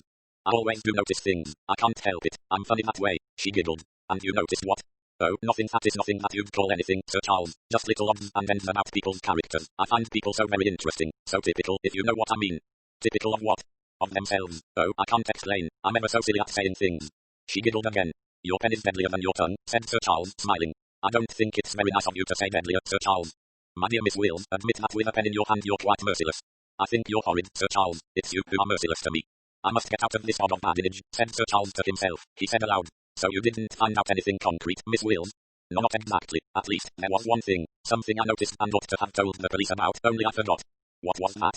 "The butler. He had a kind of strawberry mark on his left wrist. I noticed it when he was handing me vegetables. I suppose that's the sort of thing which might come in useful." "I should say very useful indeed. The police are trying hard to track down that man Ellis. Really, Miss Wills, you are a very remarkable woman. Not one of the servants or guests mentioned such a mark." "Most people don't use their eyes much, do they?" said Miss Wills. "Where exactly was the mark, and what size was it?" "If you'll just stretch out your own wrist." Sir Charles extended his arm. "Thank you. It was here." Miss Wills placed an unerring finger on the spot. "It was about the size, roughly, of a sixpence, and rather the shape of Australia." "Thank you. That's very clear," said Sir Charles, removing his hand and pulling down his cuffs again. "You think I ought to write to the police and tell them?" "Certainly I do. It might be most valuable in tracing the man." "Dash it all," went on Sir Charles with feeling, "in detective stories there's always some identifying mark on the villain. I thought it was a bit hard that real life should prove so lamentably behindhand." "It's usually a scar in stories," said Miss Wills thoughtfully. "A birthmark's just as good," said Sir Charles. He looked boyishly pleased. "The trouble is," he went on, "most people are so indeterminate. There's nothing about them to take hold of." Miss Wills looked inquiringly at him. Old Babington, for instance, went on Sir Charles. He had a curiously vague personality, very difficult to lay hold of. His hands were very characteristic, said Miss Wills, what I call a scholar's hands, a little crippled with arthritis, but very refined fingers and beautiful nails. What an observer you are, Beaut, of course, you knew him before. Knew Mr. Babington? Yes, I remember his telling me so. Was it he said he had known you? Miss Wills shook her head decisively. Not me, you must have been mixing me up with someone else. He was, I'd never met him before. It must be a mistake, I thought at Gilling. He looked at her keenly. Miss Wills appeared quite composed. No, she said. Did it ever occur to you, Miss Wills, that he might have been murdered, too? I know you and Miss Littendorf think so, rather you think so. Oh, and what do you think? It doesn't seem likely, said Miss Wills. A little baffled by Miss Wills' clear lack of interest in the subject, Sir Charles started on another tack. Did Sir Bartholomew mention a Mrs. de Rushbridge at all? No, I don't think so. She was a patient in his home, suffering from nervous breakdown and loss of memory. He mentioned a case of lost memory, said Miss Wills. He said you could hypnotize a person and bring their memory back. Did he? Now, I wonder could that be significant? Sir Charles frowned and remained lost in thought. Miss Wills said nothing. There's nothing else you could tell me, nothing about any of the guests. It seemed to him there was just the slightest pause before Miss Wills answered. No. About Mrs. Dacres, or Captain Dacres, or Miss Sutcliffe, or Mr. Manders. He watched her very intently as he pronounced each name. Once he thought he saw the pin's nez flicker, but he could not be sure. I'm afraid there's nothing I can tell you, Sir Charles. Oh, well, he stood up. Satterthwaite will be disappointed. I'm so sorry, said Miss Wills primly. I'm sorry, too, for disturbing you. I expect you were busy writing. I was, as a matter of fact. Another play? Yes, to tell you the truth, I thought of using some of the characters at the house party at Melfort Abbey. What about libel? That's quite all right, Sir Charles. I find people never recognize themselves. She giggled. Not if, as you said just now, one is really merciless. You mean, said Sir Charles, that we all have an exaggerated idea of our own personalities and don't recognize the truth if it's sufficiently brutally portrayed. I was quite right, Miss Wills. You are a cruel woman. Miss Wills tittered. You needn't be afraid, Sir Charles. Women aren't usually cruel to men unless it's some particular man they're only cruel to other women. Meaning you've got your analytical knife into some unfortunate female. Which one? Well, perhaps I can guess. Cynthia's not beloved by her own sex. Miss Wills said nothing. She continued to smile, rather a cat-like smile. Do you write your stuff or dictate it? Oh, I write it and send it to be typed. You ought to have a secretary. Perhaps. Have you still got that clever Miss Milray, wasn't it? Yes, I've got Miss Milray. She went away for a time to look after her mother in the country, but she's back again now. Most efficient woman. So I should think, perhaps a little impulsive. Impulsive, Miss Milray? Sir Charles stared. Never in his wildest flights of fancy had he associated impulse with Miss Milray. Only on occasions, perhaps, said Miss Wills. Sir Charles shook his head. Miss Milray's the perfect robot. Goodbye, Miss Wills. Forgive me for bothering you, and don't forget to let the police know about that thingamabob. The mark on the butler's right wrist. No, I won't forget. Well, goodbye. Half a sec. Did you say right wrist? You said left just now. Did I? How stupid of me. Well, which was it? Miss Wills frowned and half closed her eyes. Let me see. I was sitting so cute. You mind, Sir Charles, handing me that brass plate as though it was a vegetable dish, left side. Sir Charles presented the beaten brass atrocity as directed. Cabbage, madam.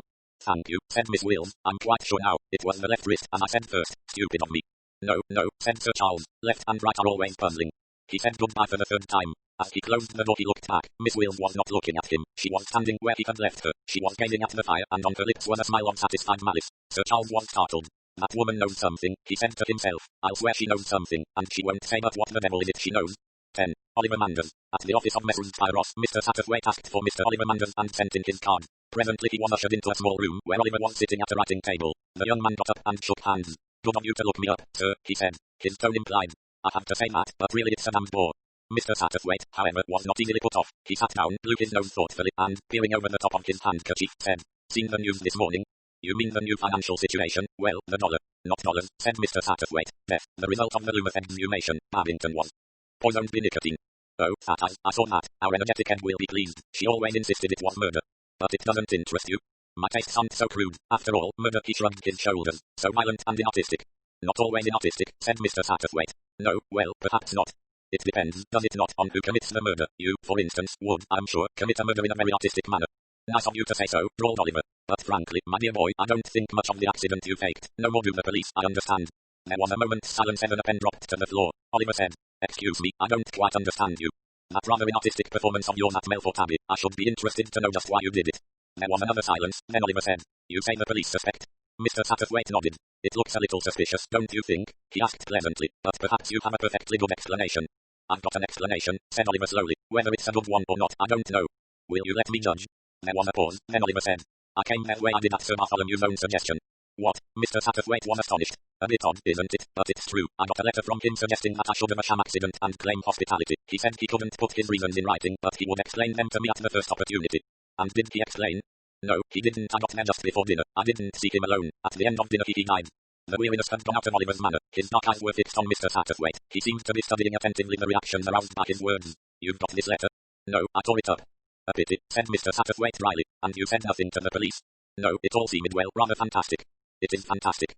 Mr. Satterthwaite shook his head. Had Bartholomew Strange written such a letter? It seemed highly uncharacteristic. The story had a melodramatic touch most unlike the physician's cheerful common sense. He looked up at the young man. Oliver was still watching him. Mr. Satterthwaite thought, he's looking to see if I swallow this story, he said, and Sir Bartholomew gave absolutely no reason for his request. None whatever. An extraordinary story. Oliver did not speak. Yet you obeyed the summons. Something of the weary manner returned. Yes, it seemed refreshingly out of the way to a somewhat jaded palate. I was curious, I must confess. Is there anything else? Asked Mr. Satterthwaite. What do you mean, sir, anything else? Mr. Satterthwaite did not really know what he meant. He was led by some obscure instinct. I mean, he said, is there anything else that might tell against you? There was a pause. Then the young man shrugged his shoulders. I suppose I might as well make a clean breast of it. The woman isn't likely to hold her tongue about it. Mr. Satterthwaite looked a question. It was the morning after the murder stuff. I was talking to the Anthony Armstrong woman. I took out my pocketbook and something fell out of it. She picked it up and handed it back to me. And this something? Unfortunately she glanced at it before returning it to me. It was a cutting from a newspaper about nicotine, what a deadly poison it was, and so on. How did you come to have such an interest in the subject? I didn't. I suppose I must have put that cutting in my wallet sometime or other, but I can't remember doing so. Bit awkward, eh? Mr. Satterthwaite thought. A thin story. I suppose, went on Oliver Manders, she went to the police about it. Mr. Satterthwaite shook his head. I don't think so. I fancy she's a woman who likes, well, to keep things to herself. She's a collector of knowledge. Oliver Manders leaned forward suddenly. I'm innocent, sir, absolutely innocent. I haven't suggested that you are guilty, said Mr. Satterthwaite mildly. But someone has must have done. Someone has put the police onto me. Mr. Satterthwaite shook his head. No. Then why did you come here today? Partly as the result of my investigations on the spot. Mr. Satterthwaite spoke a little pompously, and partly at the suggestion of a friend. What friend? Hercule Poirot. That man. The expression burst from Oliver. Is he back in England? Yes. Why has he come back? Mr. Satterthwaite rose. Why does a dog go hunting? He inquired. And, rather pleased with his retort, he left the room. 11. Poirot gives a sherry party. Sitting in a comfortable armchair in his slightly florid suite at the Ritz, Hercule Poirot listened. Ed was perched on the arm of a chair. Sir Charles stood in front of the fireplace. Mr. Satterthwaite sat a little farther away observing the group. It's failure all along the line, said Ed. Poirot shook his head gently. No, you exaggerate. As regards the link with Mr. Babington, you have drawn the blank eyes, but you have collected other suggestive information.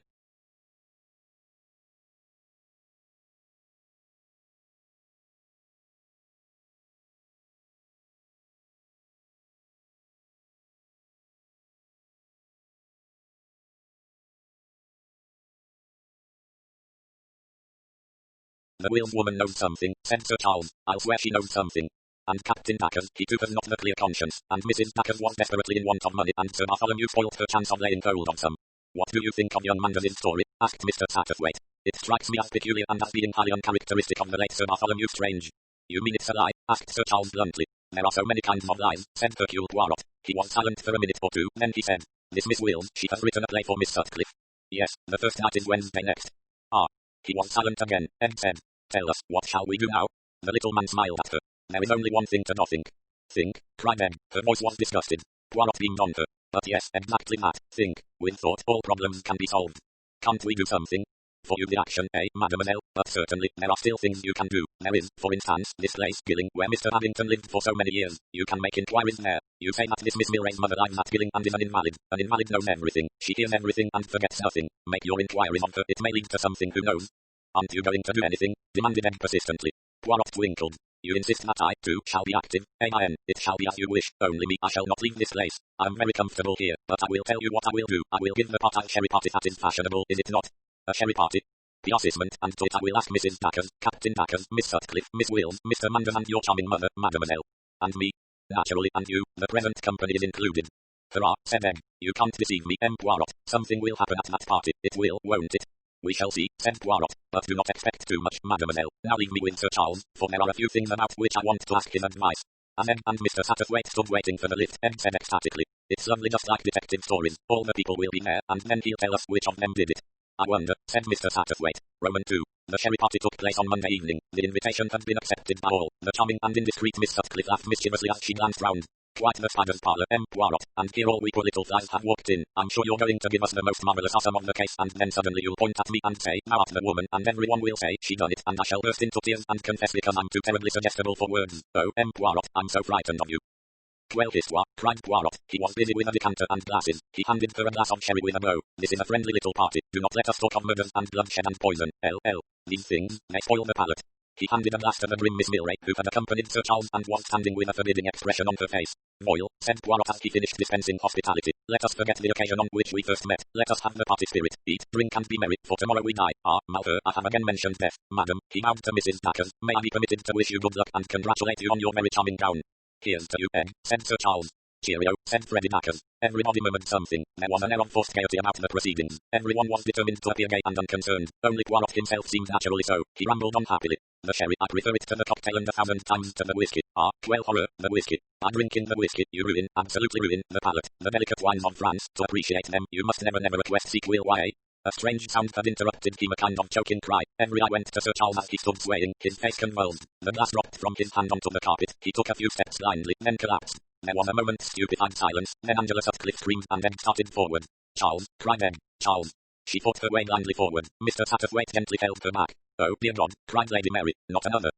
Angela Sutcliffe cried out. He's been poisoned, too, this is awful. Oh, my God, this is too awful. And suddenly collapsing onto a sofa, she began to sob and laugh a horrible sound. Poirot had taken charge of the situation. He was kneeling by the prostrate man. The others drew back while he made his examination. He rose to his feet, mechanically dusting the knee of his trousers. He looked round at the assembly. There was complete silence, except for the smothered sobs of Angela Sutcliffe. My friends, began Poirot. He got no further, for Ed spat out at him. You fool, you absurd play-acting little fool, pretending to be so great and so wonderful and to know all about everything, and now you let this happen, another murder, under your very nose. If you'd let the whole thing alone this wouldn't have happened. It's you who have murdered Charlie Siaou.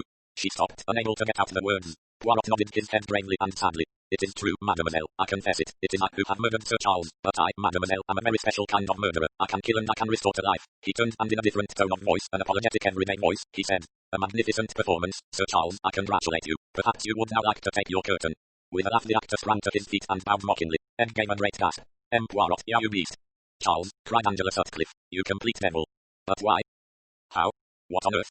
By means of his upraised hand, Poirot obtained silence. Messieurs, mesdames, I demand pardon of you all. This little farce was necessary to prove to you all, and incidentally, to prove to myself a fact which my reason already told me is true. Listen, on this tray of glasses I placed in one glass a teaspoonful of plain water. That water represented pure nicotine. These glasses are of the same kind as those possessed by Sir Charles Cartwright and by Sir Bartholomew Strange. Owing to the heavy cut glass, a small quantity of a colourless liquid is quite undetectable. Imagine, then, the port glass of Sir Bartholomew Strange. After it was put on the table somebody introduced into it a sufficient quantity of pure nicotine. That might have been done by anybody, the butler, the parlourmaid, or one of the guests who slipped into the dining room on his or her way downstairs. Dessert arrived, the port is taken round, the glass is filled, Sir Bartholomew drinks and dies. Tonight we have played a third tragedy, a sham tragedy. I asked Sir Charles to play the part of the victim. This he did magnificently. Now suppose for a minute that this was not a farce, but truth. Sir Charles is dead. What will be the steps taken by the police? Miss Sutcliffe cried. Why, the glass, of course. She nodded to where the glass lay on the floor as it had fallen from Sir Charles's hand. You only put water in, but if it had been nicotine. Let us suppose it was nicotine. Poirot touched the glass gently with his toe. You are of opinion that the police would analyze the glass and that traces of nicotine would be found? Certainly. Poirot shook his head gently. You are wrong. No nicotine would be found. They stared at him. You see, he smiled, that is not the glass from which Sir Charles drank. With an apologetic grin he extended a glass from the tail pocket of his coat. This is the glass he used.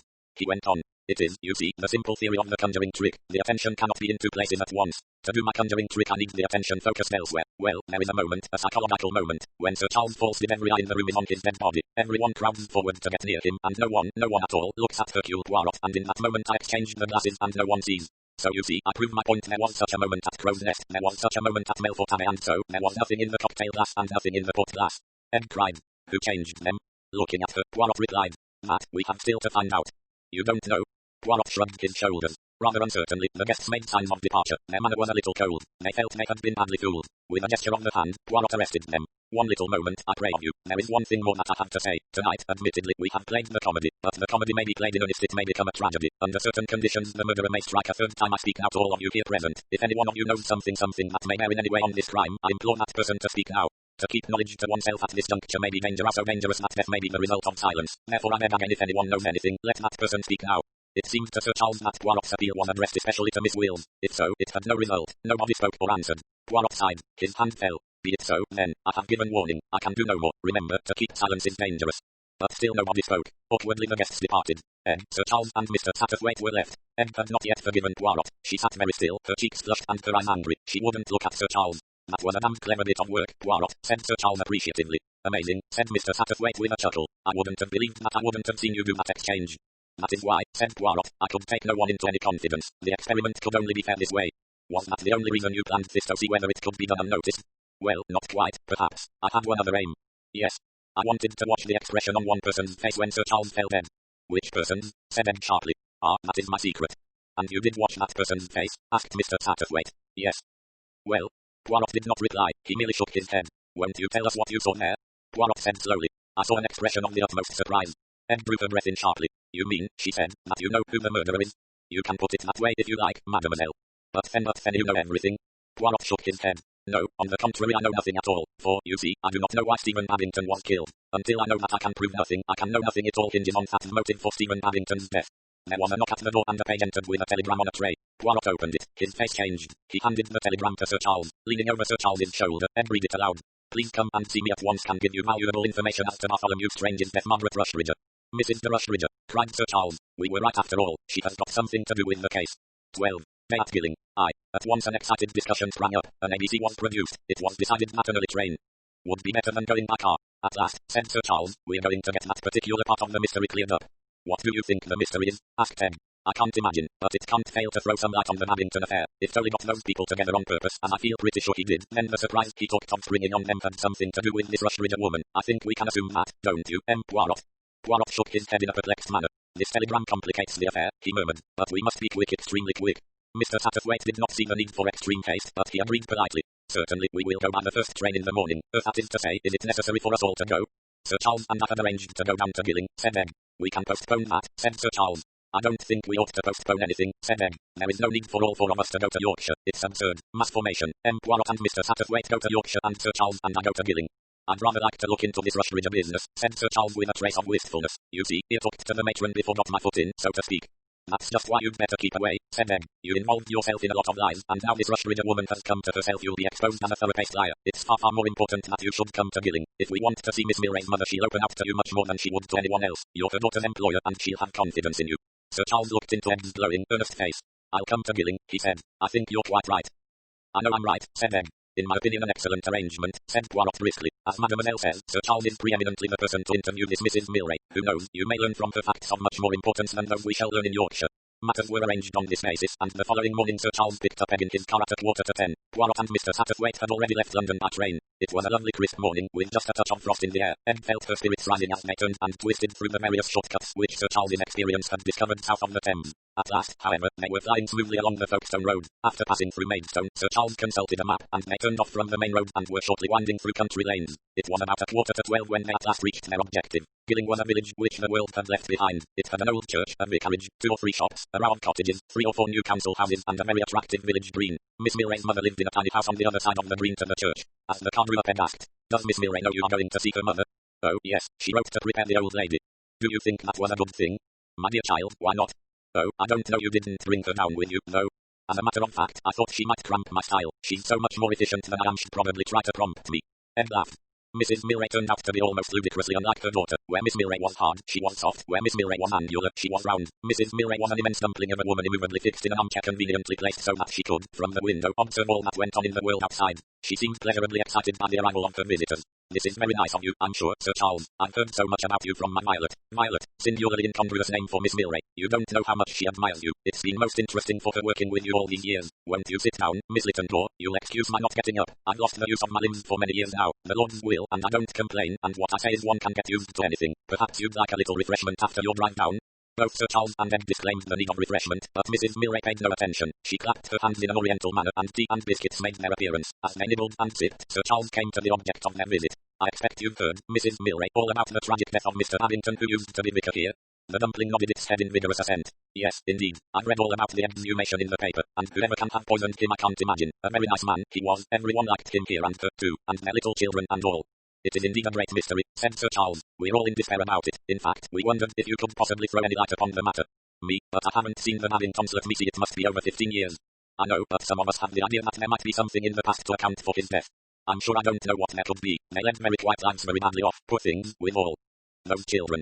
Mrs. Murray was willing enough to reminisce, but her reminiscences seemed to shed little light on the problem they had set out to solve. Sir Charles showed her the enlargement of a snapshot which included the knackers, also an early portrait of Angela Sutcliffe and a somewhat blurred reproduction of Miss Wills cut from a newspaper. Mrs. Milray surveyed them all with great interest, but with no signs of recognition. I can't say I remember any of them, of course it's a long time ago, but this is a small place, there's not much coming and going. The Agnew girls, the doctor's daughters, they're all married and out in the world, and our present Dr. Zamarkilov's got a new young partner. Then there were the old Miss Cayley sat in the big pew, they're all dead many years back, and the Richardsons died and she went to Wales. And the village people, of course, but there's not much changed there. Violet, I expect, could tell you as much as I could. She was a young girl then and often over at the vicarage. Sir Charles tried to envisage Miss Milray as a young girl and failed. He asked Mrs. Milray if she remembered anyone of the name of Rushbridge, but the name failed to evoke any response. Finally they took their leave. Their next move was a scratch lunch in the baker's shop. Sir Charles had hankerings for flesh pots elsewhere, but Ed pointed out that they might get hold of some local gossip. And boiled eggs and scones will do you no harm for once, she said severely. Men are so fussy about their food. I always find eggs so depressing, said Sir Charles meekly. The woman who served them was communicative enough. She, too, had read of the exhumation in the paper and had been proportionately thrilled by its being old vicar. I were a child at the time, she explained, but I remember him. She could not, however, tell them much about him. After lunch they went to the church and looked through the register of births, marriages and deaths. Here again there seemed nothing hopeful or suggestive. They came out into the churchyard and lingered. Ed read the names on the tombstones. What queer names there are, she said. Listen, here's a whole family of Stapleton's and here's a Mary Ann Stickleypath. None of them so queer as mine, murmured Sir Charles. Cartwright, I don't think that's a queer name at all. I didn't mean Cartwright. Cartwright's my acting name and I finally adopted it legally. What's your real name? I couldn't possibly tell you, it's my guilty secret. Is it as terrible as all that? It's not so much terrible as humorous. Oh, tell it me. Certainly not, said Sir Charles firmly. Please. No. Why not? You'd laugh. I wouldn't. You wouldn't be able to help laughing. Oh, please tell me. Please, please, please. What a persistent creature you are, Ed. Why do you want to know? Because you won't tell me. You adorable child, said Sir Charles a little unsteadily. I'm not a child. Aren't you, I wonder? Tell me, whispered Ed softly. A humorous and rueful smile twisted Sir Charles's mouth. Very well, here goes. My father's name was Mug. Not really. Really and truly. Said Ed. That is a bit catastrophic, to go through life as Mug. Wouldn't have taken me far in my career, I agree. I remember, went on Sir Charles dreamily, I played with the idea I was young then of calling myself Ludovic Castiglione, but I eventually compromised on British alliteration as Charles Cartwright. Are you really Charles? Yes, my godfathers and godmothers sorta that. He hesitated, then said, why don't you say Charles and drop the sir? I might. You did yesterday, when you thought I was dead. Oh, then, Ed tried to make her voice nonchalant. Sir Charles said abruptly, Ed, somehow or other this murder business doesn't seem real anymore. Today especially, it seems fantastic. I meant to clear the thing up before anything else. I've been superstitious about it. I've associated success in solving problems with another kind of success. Oh, damn, why do I beat about the bush? I've made love on the stage so often that I'm diffident about it in real life. Is it me or is it young Manders? Ed, I must know. Yesterday I thought it was me. You thought right. You incredible angel, cried Sir Charles. Charles, you can't kiss me in a churchyard. I shall kiss you anywhere I please. Roman 2. We've found out nothing, said Ed later as they were speeding back to London. Nonsense, we've found out the only thing worth finding out. What do I care about dead clergymen or dead doctors? You're the only thing that matters, you know, my dear. I'm 30 years older than you are. Are you sure it doesn't matter? Ed pinched his arm gently. Don't be silly, I wonder if the others have found out anything. They're welcome to it, said Sir Charles generously. Charlie, you used to be so keen. But Sir Charles was no longer playing the part of the great detective. Well, it was my own show. Now I've handed over to Mustachios. It's his business. Do you think he really knows who committed the crimes? He said he did. Probably hasn't the faintest idea, but he's got to keep up his professional reputation. Ed was silent. Sir Charles said, what are you thinking about, darling? I was thinking about Miss Milray. She was so odd in her manner that evening I told you about. She had just bought the paper about the exhumation and she said she didn't know what to do. Nonsense, said Sir Charles cheerfully. That woman always knows what to do. Do be serious, Charles. She sounded worried. Ed, my sweet, what do I care for Miss Milray's worries? What do I care for anything but you and me? You'd better pay some attention to the trams, said Ed. I don't want to be widowed before I'm a wife. They arrived back at Sir Charles's flat for tea. Miss Milray came out to meet them. There is a telegram for you, Sir Charles. Thank you, Miss Milray. He laughed, a nervous boyish laugh. Look here, I must tell you our news. Miss Littendore and I are going to get married. There was a moment's pause, and then Miss Milray said, oh, I'm sure you'll be very happy. There was a queer note in her voice. Ed noticed it, but before she could formulate her impression, Charles Cartwright had swung round to her with a quick exclamation. My God, Ed, look at this. It's from Satterthwaite. He shoved the telegram into her hands. Ed read it, and her eyes opened wide. 13. Mrs. de Rushbridge. Before catching their train, Hercule Poirot and Mr. Satterthwaite had had a brief interview with Miss Linden, the late Sir Bartholomew Strange's secretary. Miss Linden had been very willing to help, but had nothing of importance to tell them. Mrs. de Rushbridge was only mentioned in Sir Bartholomew's casebook in a purely professional fashion. Sir Bartholomew had never spoken of her save in medical terms. The two men arrived at the sanatorium about 12 o'clock. The maid who opened the door looked excited and flushed. Mr. Satterthwaite asked first for the matron. I don't know whether she can see you this morning, said the girl doubtfully. Mr. Satterthwaite extracted a card and wrote a few words on it. Please take her this. They were shown into a small waiting room. In about 5 minutes the door opened and the matron came in. She was looking quite unlike her usual brisk, efficient self. Mr. Satterthwaite rose. I hope you remember me, he said. I came here with Sir Charles Cartwright just after the death of Sir Bartholomew Strange. Yes, indeed, Mr. Satterthwaite, of course I remember, and Sir Charles asked after poor Mrs. de Rushbridge then, and it seems such a coincidence. Let me introduce Hercule Poirot. Poirot bowed and the matron responded absently. She went on. I can't understand how you can have had a telegram as you say. The whole thing seems most mysterious. Surely it can't be connected with the poor doctor's death in any way. There must be some madman about. That's the only way I can account for it. Having the police here and everything. It's really been terrible.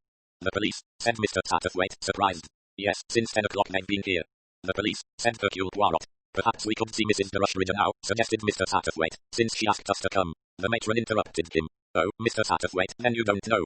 Know what? Demanded Poirot sharply. Poor Mrs. de Rushridge, she's dead. Dead, cried Poirot. Milton errors. That explains it. Yes, that explains it. I should have seen. He broke off. How did she die? It's most mysterious. A box of chocolates came for her liqueur chocolates by post. She ate one. It must have tasted horrible, but she was taken by surprise, I suppose, and she swallowed it. One doesn't like spitting a thing out. And if a liquid runs suddenly down your throat, it is difficult. So she swallowed it and called out, and nurse came rushing, but we couldn't do anything. She died in about 2 minutes. Then doctor sent for the police, and they came and examined the chocolates. All the top layer had been tampered with, the underneath ones were all right. And the poison employed? They think it's nicotine. Yes, said Poirot. Again nicotine. What a stroke. What an audacious stroke. We are too late, said Mr. Satterthwaite. We shall never know now what she had to tell us, unless she confided in someone. He glanced interrogatively at the matron. Poirot shook his head. There will have been no confidences, you will find. We can ask, said Mr. Satterthwaite. One of the nurses, perhaps. By all means ask, said Poirot, but he did not sound hopeful. Mr. Satterthwaite turned to the matron, who immediately sent for the 2 nurses, on day and night duty respectively, who had been in attendance on Mrs. de Rushridge, but neither of them could have any information to that already given. Mrs. de Rushridge had never mentioned Sir Bartholomew's death, and they did not even know of the dispatching of the telegram. On a request from Poirot, the 2 men were taken to the dead woman's room. They found Superintendent Crossfield in charge, and Mr. Satterthwaite introduced him to Poirot. Then the 2 men moved over to the bed and stood looking down on the dead woman. She was about 40, dark-haired and pale. Her face was not peaceful, it still showed the agony of her death. Mr. Satterthwaite said slowly, poor soul. He looked across at Hercule Poirot. There was a strange expression on the little Belgian's face. Something about it made Mr. Satterthwaite shiver. Mr. Satterthwaite said, someone knew she was going to speak, and killed her. She was killed in order to prevent her speaking. Poirot nodded. Yes, that is so. She was murdered to prevent her telling us what she knew. Or what she did not know, but let us not waste time. There is much to be done. There must be no more deaths. We must see to that. Mr. Satterthwaite asked curiously, does this fit in with your idea of the murderer's identity? Yes, it fits, but I realize one thing. The murderer is more dangerous than I thought. We must be careful. Superintendent Crossfield followed them out of the room and learnt from them of the telegram which had been received by them. The telegram had been handed in at Melfort Post Office, and on inquiry there it was elicited that it had been handed in by a small boy. The young lady in charge remembered it, because the message had excited her very much, mentioning, as it did, Sir Bartholomew Strange's death. After some lunch in company with the superintendent, and after dispatching a telegram to Sir Charles, the quest was resumed. At 6 o'clock that evening the small boy who had handed in the telegram was found. He told his story promptly. He had been given the telegram by a man dressed in shabby clothes. The man told him that the telegram had been given him by a loony lady in the house in the park. She had dropped it out of the window wrapped round 2 half-crowns. The man was afraid to be mixed up in some funny business, and was tramping in the other direction, so he had given the boy 2 and 6 and told him to keep the change. A search would be instituted for the man. In the meantime there seemed nothing more to be done, and Poirot and Mr. Satterthwaite returned to London. It was close on midnight when the 2 men arrived back in town. Ed had gone back to her mother, but Sir Charles met them, and the 3 men discussed the situation. Mon ami, said Poirot, be guided by me. Only one thing will solve this cassette, little grey cells of the brain. To rush up and down England, to hope that this person and that will tell us what we want to know. All such methods are amateurish and absurd. The truth can only be seen from within. Sir Charles looked slightly skeptical. What do you want to do, then? I want to think. I ask of you 24 hours in which to think. Sir Charles shook his head with a slight smile. Will thinking tell you what it was this woman could have said if she lived? I believe so. It hardly seems possible. However, Poirot, you must have it your own way. If you can see through this mystery, it's more than I can. I'm beaten, and I confess it. In any case, I've other fish to fry. Perhaps he hoped to be questioned, but if so his expectation was disappointed. Mr. Satterthwaite did indeed look up alertly, but Poirot remained lost in thought. Well, I must be off, said the actor. Oh, just one thing. I'm rather worried about Miss Wills. What about her? She's gone. Poirot stared at him. Gone? Gone where? Nobody knows. I was thinking things over after I got your telegram. As I told you at the time, I felt convinced that that woman knew something she hadn't told us. I thought I'd have a last shot at getting it out of her. I drove out to her house. It was about 9:30 when I got there and asked for her. It appears she left home this morning, went up to London for the day. That's what she said. Her people got a telegram in the evening saying she wasn't returning for a day or so and not to worry. And were they worrying? I gather they were rather. You see, she hadn't taken any luggage with her. Odd, murmured Poirot. I know. It seems as though I don't know. I feel uneasy. I warned her, said Poirot. I warned everyone. You remember I said to them, speak now. Yes, yes. Do you think that she, too? I have my ideas, said Poirot. For the moment I prefer not to discuss them. First, the butler Ellis and Miss Wills. Where is Ellis? It's incredible that the police have never been able to lay hands on him. They have not looked for his body in the right place, said Poirot. Then you agree with Egg. You think he is dead? Ellis will never be seen alive again. My God, burst out Sir Charles. It's a nightmare. The whole thing is utterly incomprehensible. No, it is sane and logical. On the contrary. Sir Charles stared at him. You say that? Certainly. You see, I have the orderly mind. I don't understand you. Mr. Satterthwaite, too, looked curiously at the little detective. What kind of a mind have I? demanded Sir Charles, slightly hurt. You have the actor's mind, Sir Charles, creative, original, seeing always dramatic values, Mr. Satters. Wait here, he has the playgoer's mind, he observes the characters, he has the sense of atmosphere. But me, I have the prosaic mind, I see only the facts without any dramatic trappings or footlights. Then we're to leave you to it. That is my idea, for 24 hours. Good luck to you, then, good night. As they went away together, Sir Charles said to Mr. Satterthwaite, that chap thinks a lot of himself. He spoke rather coldly. Mr. Satterthwaite smiled. The star part, so that was it, he said. What did you mean by saying you had other fish to fry, Sir Charles? On Sir Charles's face appeared the sheepish expression that Mr. Satterthwaite knew so well from attending weddings in Hanover Square. Well, as a matter of fact, Ed and I'm delighted to hear it, said Mr. Satterthwaite. My best congratulations. Of course I'm years too old for her. She doesn't think so, and she's the best judge. That's very nice of you, Satterthwaite. You know, I've got it into my head she was fond of young Manders. I wonder what made you think that, said Mr. Satterthwaite innocently. Anyway, said Sir Charles firmly, she isn't. 14. Miss Milray. Poirot did not have quite the uninterrupted 24 hours for which he had stipulated. At 20 minutes past 11 on the following morning, Ed walked in unannounced, to her amaze. Meant she found the great detective engaged in building card houses. Her face showed such lively scorn that Poirot was impelled to defend himself. It is not, mademoiselle, that I have become childish in my old age. No, but the building of card houses, I have always found it most stimulating to the mind. It is an old habit of mine. This morning, first thing, I go out and buy the pack of cards. Unfortunately, I make an error. They are not real cards, but they do just as well. Ed looked more closely at the direction on the table. She laughed. Good heavens, they've sold you Happy Families. What is that you say, the Happy Family? Yes, it's a game. Children play it in the nursery. Ah, well, one can compose the houses just in the same manner. Ed had picked up some of the cards from the table and was looking at them affectionately. Master Byrne, the baker's son, always loved him, and here's Mrs. Mugg, the milkman's wife. Oh dear, I suppose that's me. Why is that funny picture you, mademoiselle? Because of the name. Ed laughed at his bewildered face and then began explaining. When she had finished, he said, Ah, it was that Sir Charles meant last night. I wondered, Mugger. Yes, one says in slang, does one not? You are a Mugger fool. Naturally you would change your name. You would not like to be the Lady Mugg, eh? Ed laughed. She said, well, wish me happiness. I do wish you happiness, mademoiselle. Not the brief happiness of youth, but the happiness that fluorescent happiness that is built upon a rock. I'll tell Charles you call him a rock, said Ed. And now for what I came to see you about. I've been worrying about that cutting from the paper that Oliver dropped from his wallet. You know, the one Miss Wills picked up and handed back to him. It seems to me that either Oliver is telling a downright lie when he says he doesn't remember its being there, or else it never was there. He dropped some odd bit of paper and that woman pretended it was the nicotine cutting. Why should she have done that, mademoiselle? Because she wanted to get rid of it. She planted it on Oliver. You mean she is the criminal? Yes. What was her motive? It's no good asking me that. I can only suggest that she's a lunatic. Clever people often are rather mad. I can't see any other reason. In fact, I can't see any motive anywhere. Decidedly, that is the impasse. I should not ask you to guess at a motive. It is of myself that I ask that question without ceasing. What was the motive behind Mr. Abington's death? When I can answer that, the case will be solved. You don't think just madness, suggested Ed. No, mademoiselle, not madness in the sense you mean. There is a reason. I must find that reason. Well, goodbye, said Ed. I'm sorry to have disturbed you, but the idea just occurred to me. I must hurry. I'm going with Charles to the dress rehearsal of Little Dog Daffodil. You know, the play Miss Wills has written for Angela Sutcliffe. It's the first night tomorrow. Mon Dieu, cried Poirot. What is it? Has anything happened? Yes, indeed something has happened. An idea, a superb idea. Oh, but I have been blind. Ed stared at him, as though realizing his eccentricity. Poirot took a hold on himself. He patted Ed on the shoulder. You think I'm mad? Not at all. I heard what you said. You go to see the Little Dog laugh, and Miss Sutcliffe acts in it. Go then, and pay no attention to what I have said. Rather doubtfully Ed departed. Left to himself, Poirot strode up and down the room muttering under his breath. His eyes shone green as any cat's. My view, that explains everything. A curious motive, a very curious motive, such a motive as I have never come across before, and yet it is reasonable, and, given the circumstances, natural. Altogether a very curious case. He passed the table where his card house still reposed. With a sweep of his hands he swept the cards from the table. The Happy Family, I need it no longer, he said. The problem is solved. It only remains to act. He caught up his hat and put on his overcoat. Then he went downstairs and the commissioner called him a taxi. Poirot gave the address of Sir Charles's flat. Arrived there, he paid off the taxi and stepped into the hall. The porter was absent, taking up the lift. Poirot walked up the stairs. Just as he arrived on the second floor, the door of Sir Charles's flat opened and Miss Milray came out. She started when she saw Poirot. You? Poirot smiled. Me, or is it I, enfin, moi? Miss Milray said. I'm afraid you won't find Sir Charles. He's gone to the Babylon Theatre with Miss Littendore. It is not Sir Charles I seek. It is my stick that I think I have left behind one day. Oh, I see. Well, if you'll ring, Temple will find it for you. I'm sorry I can't stop. I'm on my way to catch a train. I'm going down to Kent to my mother. I comprehend. Do not let me delay you, mademoiselle. He stood aside and Miss Milray passed rapidly down the stairs. She was carrying a small attached case. But when she had gone, Poirot seemed to forget the purpose for which he had come. Instead of going on up to the landing, he turned and made his way downstairs again. He arrived at the front door just in time to see Miss Milray getting into a taxi. Another taxi was coming slowly along the curb. Poirot raised a hand and it came to rest. He got in and directed the driver to follow the other taxi. No surprise showed on his face when the first taxi went north and finally drew up at Paddington Station, though Paddington is an odd station from which to proceed to Kent. Poirot went to the first-class booking window and demanded a return ticket to Loomis. The train was due to depart in 5 minutes. Pulling up his overcoat well about his ears, for the day was cold, Poirot ensconced himself in the corner of a first-class carriage. They arrived at Loomis about 5 o'clock. It was already growing dark. Standing back a little, Poirot heard Miss Murray being greeted by the friendly porter at the little station. "Well, now, miss, we didn't expect you. Is Sir Charles coming down?"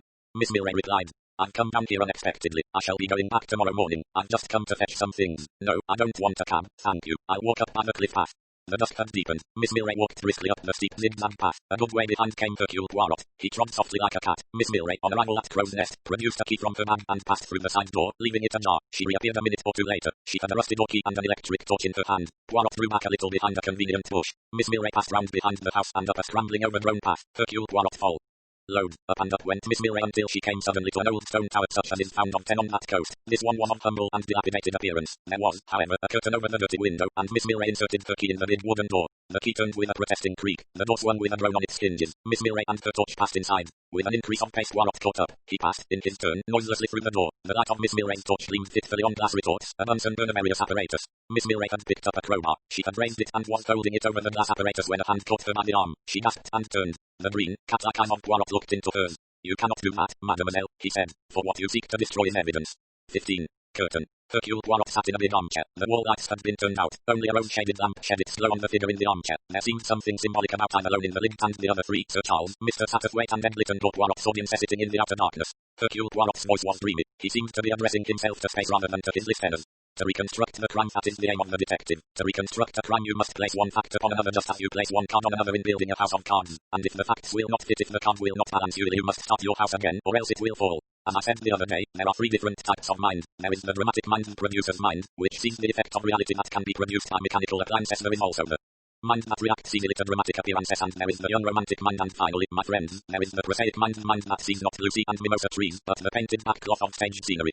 So I come, mes amis, to the murder of Stephen Abington in August last. On that evening Sir Charles Cartwright advanced the theory that Stephen Abington had been murdered. I did not agree with that theory. I could not believe that such a man as Stephen Abington was likely to have been murdered, and b that it was possible to administer poison to a particular person under the circumstances that had obtained that evening. Now here I admit that Sir Charles was right and I was wrong. I was wrong because I was looking at the crime from an entirely false angle. It is only 24 hours ago that I suddenly perceived the proper angle of vision, and let me say that from that angle of vision the murder of Stephen Abington is both reasonable and possible. But I will pass from that point for the moment and take you step by step along the path I myself have trodden. The death of Stephen Abington I may call the first act of our drama. The curtain fell on that act when we all departed from Crow's Nest. What I might call the second act of the drama began in Monte Carlo when Mr. Satterthwaite showed me the newspaper account of Sir Bartholomew's death. It was at once clear that I had been wrong and Sir Charles had been right. Both Stephen Abington and Sir Bartholomew Strange had been murdered, and the two murders formed part of one and the same crime. Later a third murder completed the serious murder of Mrs. de Rushridge. What we need, therefore, is a reasonable common sense theory which will link those three deaths together. In other words, those three crimes were committed by one and the same person, and were to the advantage and benefit of that particular person.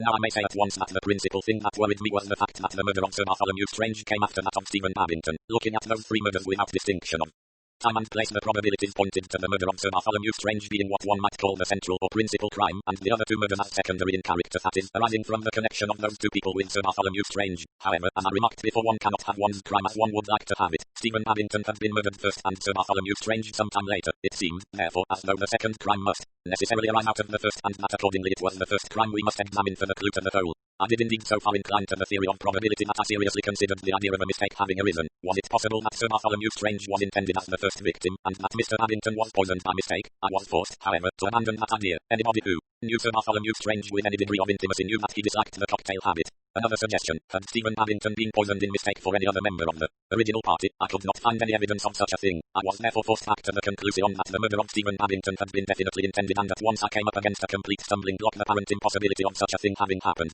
One should always start an investigation with the simplest and most obvious theories. Granting that Stephen Abington had drunk a poisoned cocktail, who had had the opportunity of poisoning that cocktail? At first sight, it seemed to me that the only two people who could have done so, for example, who handled the drinks, were Sir Charles Cartwright himself and the parlourmaid Temple. But though either of them could presumably have introduced the poison into the glass, neither of them had had any opportunity of directing that particular glass into Mr. Abington's hand. Temple might have done so by adroit handing of the tray so as to offer him the one remaining glass, not easy, but it might have been done. Sir Charles could have done so by deliberately picking up the particular glass and handing it to him, but neither of these things had occurred. It looked as though chance and chance alone directed that particular glass to Stephen Abington. Sir Charles Cartwright and Temple had the handling of the cocktails. Were either of those two at Melfort Abbey? They were not. Who had the best chance of tampering with Sir Bartholomew's port glass? The absconding butler, Ellis, and his helper, the parlourmaid. But here, however, the possibility that one of the guests had done so could not be laid aside. It was risky, but it was possible for any of the house party to have slipped into the dining room and put the nicotine into the port glass. When I joined you at Crow's Nest, you already had a list drawn up of the people who had been at Crow's Nest and at Melfort Abbey. I may say now that the four names which headed the list, Captain and Mrs.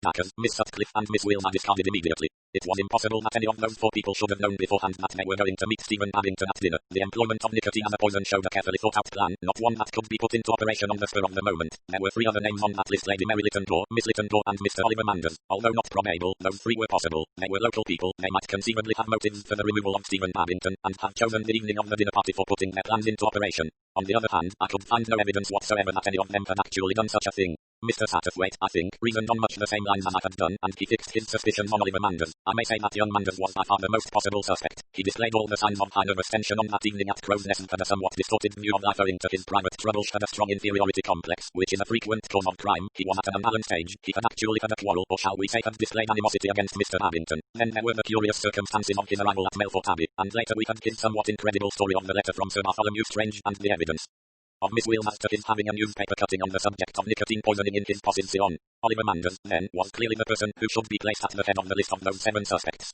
But then, my friends, I was visited by a curious sensation. It seemed clear and logical enough that the person who had committed the crimes must have been a person who had been present on both occasions. In other words, a person on that list of 7, but I had the feeling that that obviousness was an arranged obviousness. It was what any sane and logical person would be expected to think. I felt that I was, in fact, looking not at reality but at an artfully painted bit of scenery. A really clever criminal would have realized that anyone whose name was on that list would necessarily be suspect, and therefore he or she would arrange for it not to be there. In other words, the murderer of Stephen Babington and Sir Bartholomew Strange was present on both occasions but was not apparently so.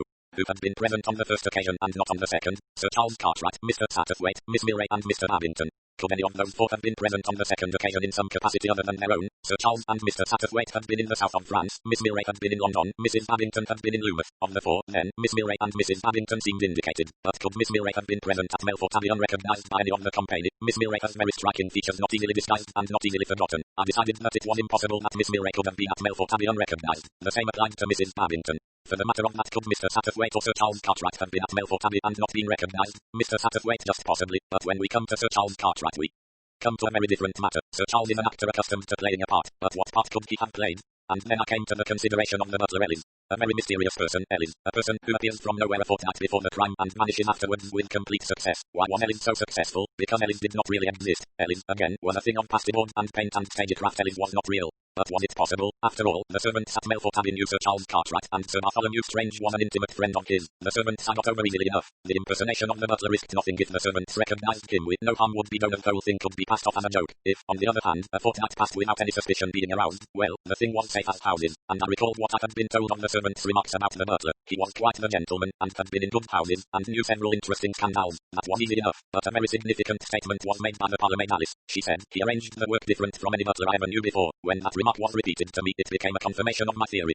But Sir Bartholomew Strange was another matter. It is hardly to be supposed that his friend could take him in. He must have known of the impersonation. Have we any evidence of that? Yes. The acute Mr. Satterthwaite pounced on one point quite early in the proceedings. The facetious remark of Sir Bartholomew, totally uncharacteristic of his manner to servants. You're a first-class butler, aren't you, Ellis? A perfectly understandable remark if the butler were Sir Charles Cartwright and Sir Bartholomew was in on the joke. Because that is undoubtedly how Sir Bartholomew saw the matter. The impersonation of Ellis was a joke, possibly even a wager. Its culmination was designed to be the successful spoofing of the house party and Sir Bartholomew's remark about a surprise and his cheerful humour. Note, too, that there was still time to draw back. If any of the house party had spotted Charles Cartwright that first evening at the dinner table, nothing irrevocable had yet occurred. The whole thing could have been passed off as a joke, but nobody noticed the stooping middle-aged butler with his belladonna darkened eyes and his whiskers and the painted birthmark on his wrist, a very subtle identifying touch that which completely failed owing to the lack of observation of most human beings. The birthmark was intended to bulk largely in the description of Ellis, and in all that fortnight no one noticed it. The only person who did was the sharp-eyed Miss Wheels, to whom we shall come presently. What happened next? Sir Bartholomew died. This time the death was not put down to natural causes. The police came. They questioned Ellis and the others. Later that night Ellis left by the secret passage, resumed his own personality, and 2 days later was strolling about the gardens at Monte Carlo ready to be shocked and surprised by the news of his friend's death.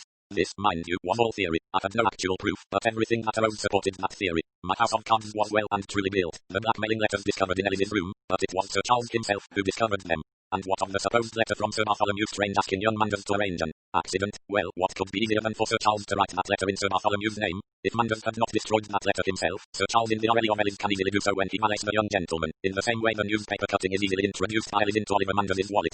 And now we come to the third victim, Mrs. de Rushridge. When do we first hear of Mrs. de Rushridge? Immediately after that very awkward chat in reference to Ellis being the perfect bottle of that extremely uncharacteristic utterance of Sir Bartholomew Strange. At all costs attention must be drawn away from Sir Bartholomew's manner to his butler. Sir Charles quickly asks what was the message the butler had brought. It is about this woman's patient of the doctor's, and immediately Sir Charles throws all his personality into directing attention to this unknown woman and away from the butler. He goes to the sanatorium and questions the matron. He runs Mrs. de Rushridge for all he is worth as a red herring. We must now examine the part played by Miss Wheels in the drama. Miss Wheels has a curious personality. She is one of those people who are quite unable to impress themselves on their surroundings. She is neither good-looking nor witty nor clever, not even particularly sympathetic. She is nondescript, but she is extremely observant and extremely intelligent. She takes her revenge on the world with her pen. She has the great art of being able to reproduce character on paper. I do not know if there was anything about the butler that struck Miss Wheels as unusual, but I do think that she was the only person at the table who noticed him at all. On the morning after the murder, her insatiable curiosity led her to poke and pry, as the housemaid put it. She went into Macken's room. She went through the main door into the servants' quarters, led, I think, by the mongoose instinct for finding out. She was the only person who occasioned Sir Charles any uneasiness. That is why he was anxious to be the one to tackle her. He was fairly reassured by his interview and distinctly gratified that she had noticed the birthmark. But after that came catastrophe. I don't think that until that minute Miss Wheels had connected Ellis the butler with Sir Charles Cartwright. I think she had only been vaguely struck by some resemblance to someone in Ellis, but she was an observer. When dishes were handed to her, she had automatically noted not the face but the hands that held the dishes. It did not occur to her that Ellis was Sir Charles, but when Sir Charles was talking to her it did suddenly occur to her that Sir Charles was Ellis, and so she asked him to pretend to hand her a dish of vegetables. But it was not whether the birthmark was on the right or left wrist that interested her. She wanted a pretext to study his hands held in the same position as those of Ellis the butler. And so she leaped to the truth, but she was a peculiar woman. She enjoyed knowledge for its own sake. Besides, she was by no means sure that Sir Charles had murdered his friend. He had masqueraded as a butler, yes, but that did not necessarily make him a murderer. Many an innocent man has kept silence because speech would place him in an awkward position.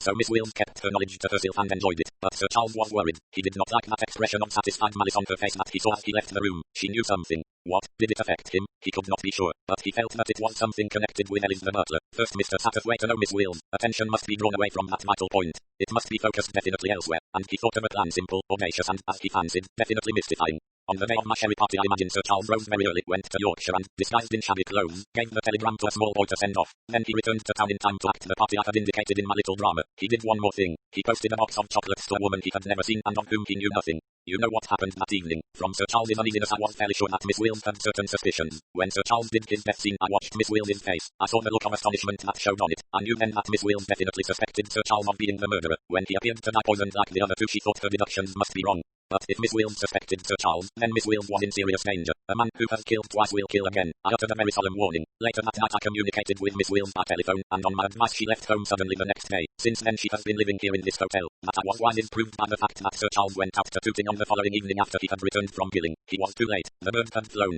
In the meantime, from his point of view, the plan had worked well. Mrs. de Rushridge had something of importance to tell us. Mrs. de Rushridge was killed before she could speak. How dramatic. How like the detective stories, the plays, the films. Again the cardboard and the tinsel and the painted cloth. But I, Hercule Poirot, was not deceived. Mr. Satterthwaite said to me she was killed in order that she should not speak. I agreed. He went on to say she was killed before she could tell us what she knew. I said, or what she did not know. I think he was puzzled, but he should have seen then the truth. Mrs. de Rushridge was killed because she could, in actual fact, have told us nothing at all, because she had no connection with the crime. If she were to be Sir Charles's successful red herring she could only be so dead, and so Mrs. de Rushridge, a harmless stranger, was murdered. Yet even in that seeming triumph Sir Charles made a colossal childish error. The telegram was addressed to me, Hercule Poirot, at the Ritz Hotel, but Mrs. de Rushridge had never heard of my connection with the case. No one up in that part of the world knew of it. It was an unbelievably childish error. Then I had reached a certain stage. I knew the identity of the murderer, but I did not know the motive for the original crime.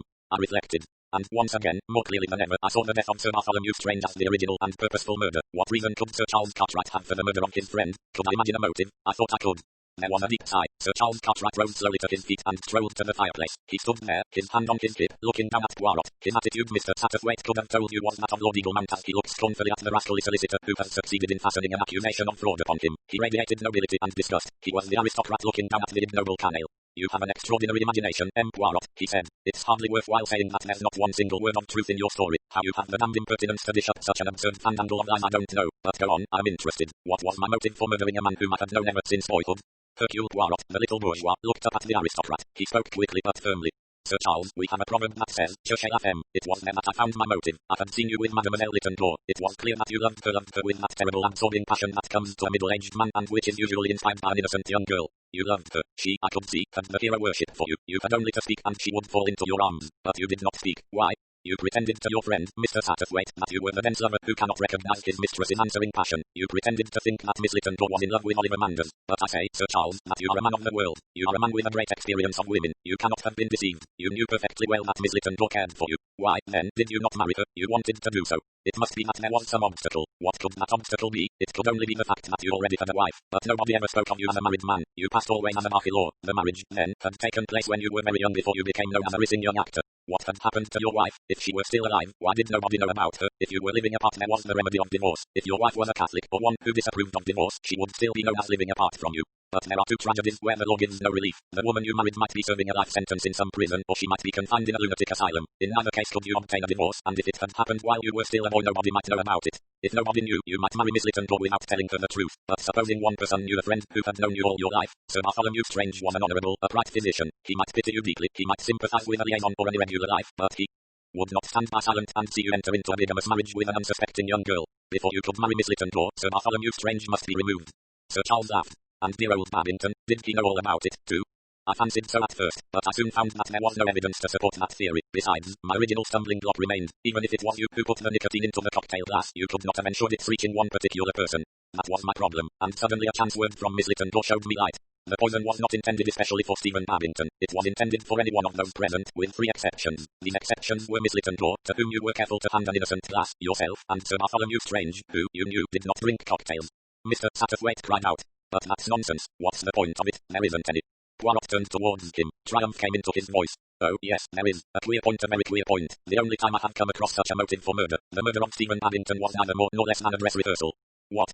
Yes, Sir Charles was an actor. He obeyed his actor's instinct. He tried out his murder before committing it. No suspicion could possibly attach to him. Not one of those people's deaths could benefit him in any way, and, moreover, as everyone has found, he could not have been proved to have poisoned any particular person. And, my friends, the dress rehearsal went well. Mr. Babington dies, and foul play is not even suspected. It is left to Sir Charles to urge that suspicion, and he is highly gratified at our refusal to take it seriously. The substitution of the glass, too, that has gone without a hitch. In fact, he can be sure that, when the real performance comes, it will be all right on the night. As you know, events took a slightly different turn. On the second occasion a doctor was present who immediately suspected poison. It was then to Sir Charles's interests to stress the death of Babington. Sir Bartholomew's death must be presumed to be the outcome of the earlier death. Attention must be focused on the motive for Babington's murder, not on any motive that might exist for Sir Bartholomew's removal. But there was one thing that Sir Charles failed to realize: the deficient watchfulness of Miss Milray. Miss Milray knew that her employer dabbled in chemical experiments in the tower in the garden. Miss Milray paid bills for rose spraying solution, and realized that quite a lot of it had unaccountably disappeared. When she read that Mr. Babington had died of nicotine poisoning, her clever brain leaped at once to the conclusion that Sir Charles had extracted the pure alkaloid from the rose solution.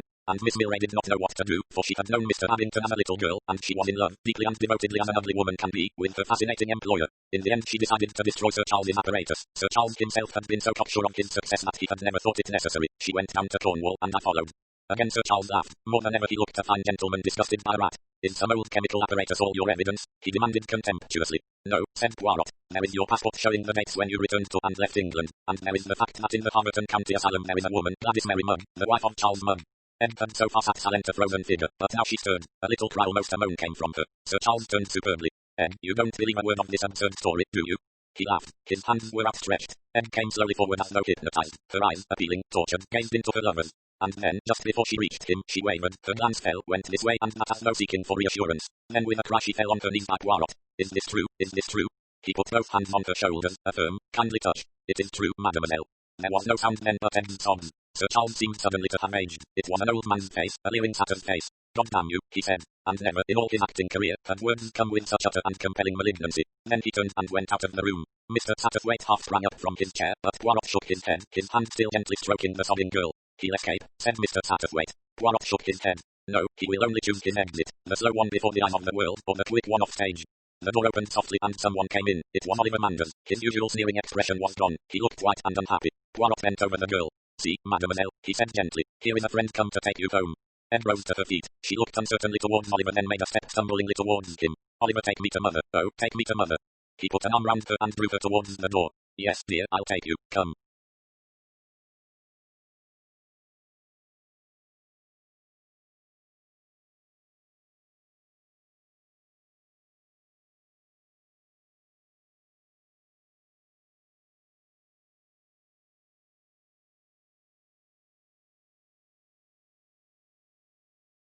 Ed's legs were trembling so that she could hardly walk. Between them Oliver and Mr. Satterthwaite guided her footsteps. At the door she took a hold upon herself and threw back her head. I'm all right.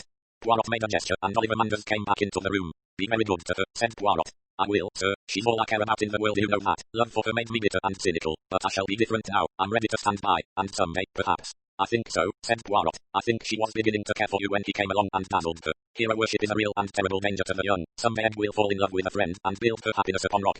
He looked kindly after the young man as he left the room. Presently Mr. Satterthwaite returned. Poirot, he said, you have been wonderful, absolutely wonderful. Poirot put on his modest look. It is nothing. A tragedy in 3 acts and now the curtain has fallen. You'll excuse me, said Mr. Satterthwaite. Yes, there is some point you want explained to you. There is one thing I want to know. Ask then. Why do you sometimes speak perfectly good English and at other times not? Poirot laughed. I will explain. It is true that I can speak the idiomatic English, but, my friend, to speak the broken English is an enormous asset. It leads people to despise you. They say a foreigner can't even speak English properly. It is not my policy to terrify people, instead I invite their gentle ridicule. Also I boast. An Englishman, he says often, a fellow who thinks as much of himself as that cannot be worth much. That is the English point of view. It is not at all true, and so, you see, I put people off their guard. Besides, he added, it has become a habit. Dear me, said Mr. Satterthwaite, quite the cunning of the serpent.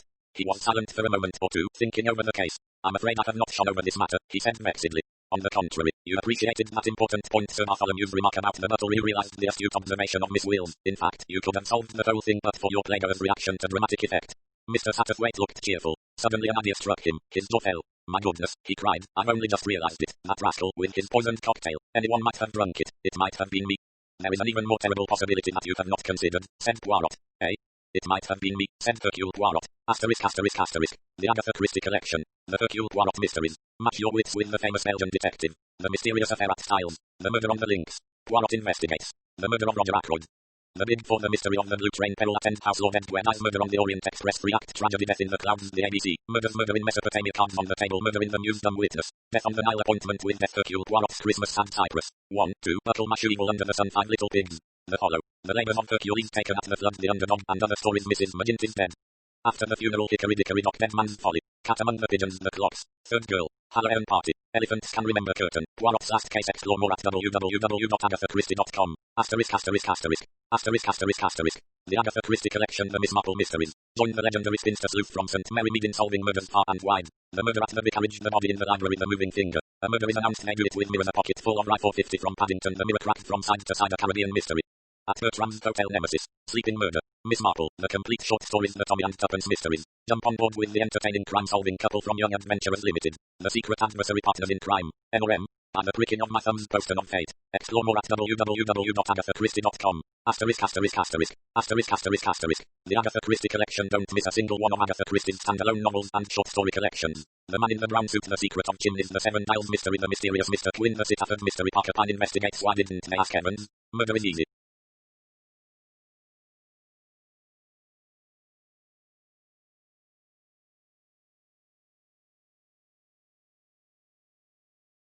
The Regatta Mystery and other stories, and then there were none towards zero. Death comes as the end, sparkling cyanide. The witness for the prosecution and other stories, Crooked House. 3 blind mice and other stories, they came to Baghdad, destination unknown, ordeal, innocence, double sin and other stories, The Pale Horse. Star over Bethlehem. Poems and holiday stories, Endless Night. Passenger to Frankfurt, The Golden Ball and other stories, The Mousy Trap and other plays, The Harlequin Set. Explore more at www.agathachristie.com.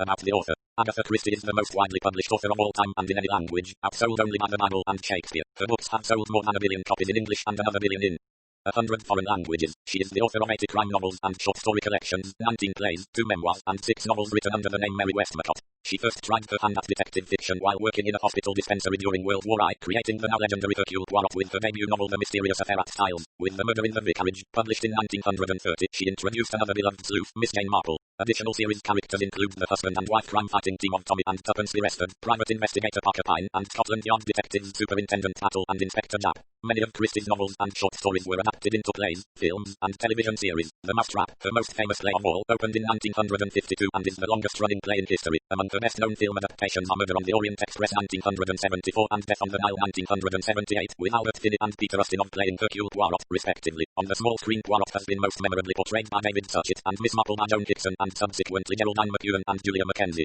Christie was first married to Archibald Christie and then to archaeologist Sir Max Mallowan, whom she accompanied on expeditions to countries that would also serve as the settings for many of her novels. In 1971 she achieved one of Britain's highest honours when she was made a Dame of the British Empire. She died in 1976 at the age of 85. Her 120th anniversary was celebrated around the world in 2010.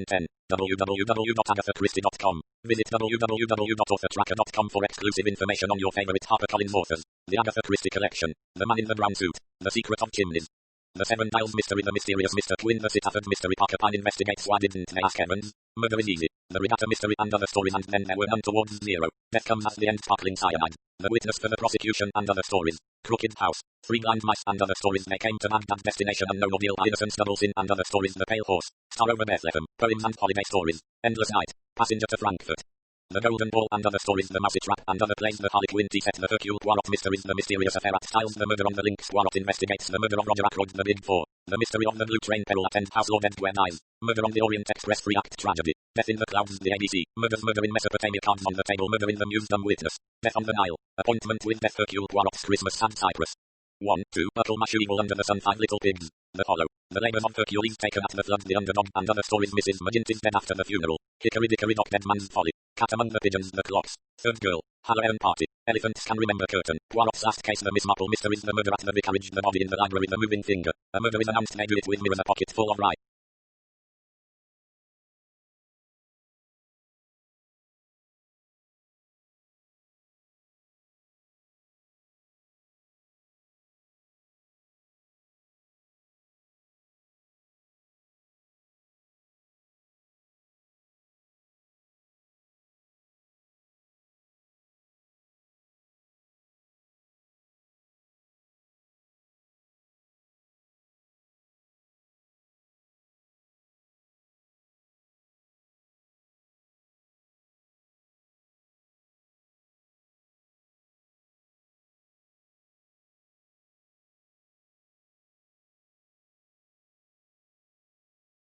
.450 from Paddington. The Mirror Cracked from Side to Side. A Caribbean Mystery at Bertram's Hotel. Nemesis. Sleeping Murder. Miss Marple. The Complete Short Stories. The Tommy and Tuppence Mysteries. The Secret Adversary. Partners in Crime. N4M. By the Pricking of My Thumbs. Poster of Fate. Memoirs. An autobiography. Come, Tell Me How You Live. Copyright. This book is a work of fiction. The characters, incidents, and dialogue are drawn from the author's imagination and are not to be construed as real. Any resemblance to actual events or persons, living or dead, is entirely coincidental. This title was previously published as Murder in 3 Acts. Agatha Christie Poirot 3-act tragedy. Copyright 1934. Agatha Christie Limited. A Korean company. All rights reserved. 3-act tragedy 1934. Published by permission of G.P. Putnam's Sons, a member of Penguin Group USA Inc. All rights reserved under international and Pan-American copyright conventions. By payment of the required fees, you have been granted the non-exclusive, non-transferable right to access and read the text of this ebook on screen. No part of this text may be reproduced, transmitted, downloaded, decompiled, reverse engineered, or stored in or introduced into any information storage and retrieval system in any form or by any means, whether electronic or mechanical, now known or hereinafter invented, without the express written permission of HarperCollins eBooks. Library of Congress cataloging in publication data is available upon request. ISBN 978-0-006-207,383-9. EPUB edition May 2011. ISBN 978-0-006-175,403-6. 11, 12, 13, 14, 15. About the publisher. Australia. HarperCollins Publishers Australia Thai. Limited. 25 Ride Road PO. Box 321. Pimble, NSW 2073. Australia. www.harpercollins.com.au/ebooks Canada. HarperCollins Canada. 2 Bloor Street East, 20th floor Toronto, on M4W 188, Canada. http www.harpercollins.com New Zealand. HarperCollins Publishers New Zealand Limited. PO, Box 1, Auckland, New Zealand. http www.harpercollins.co.nz United Kingdom. HarperCollins Publishers Limited. 77-85 Fulham Palace Road London, W68JB, UK. http www.harpercollins.co.uk United States. HarperCollins Publishers Inc. 10 East 53rd Street, New York, NY 10022. http www.harpercollins.com.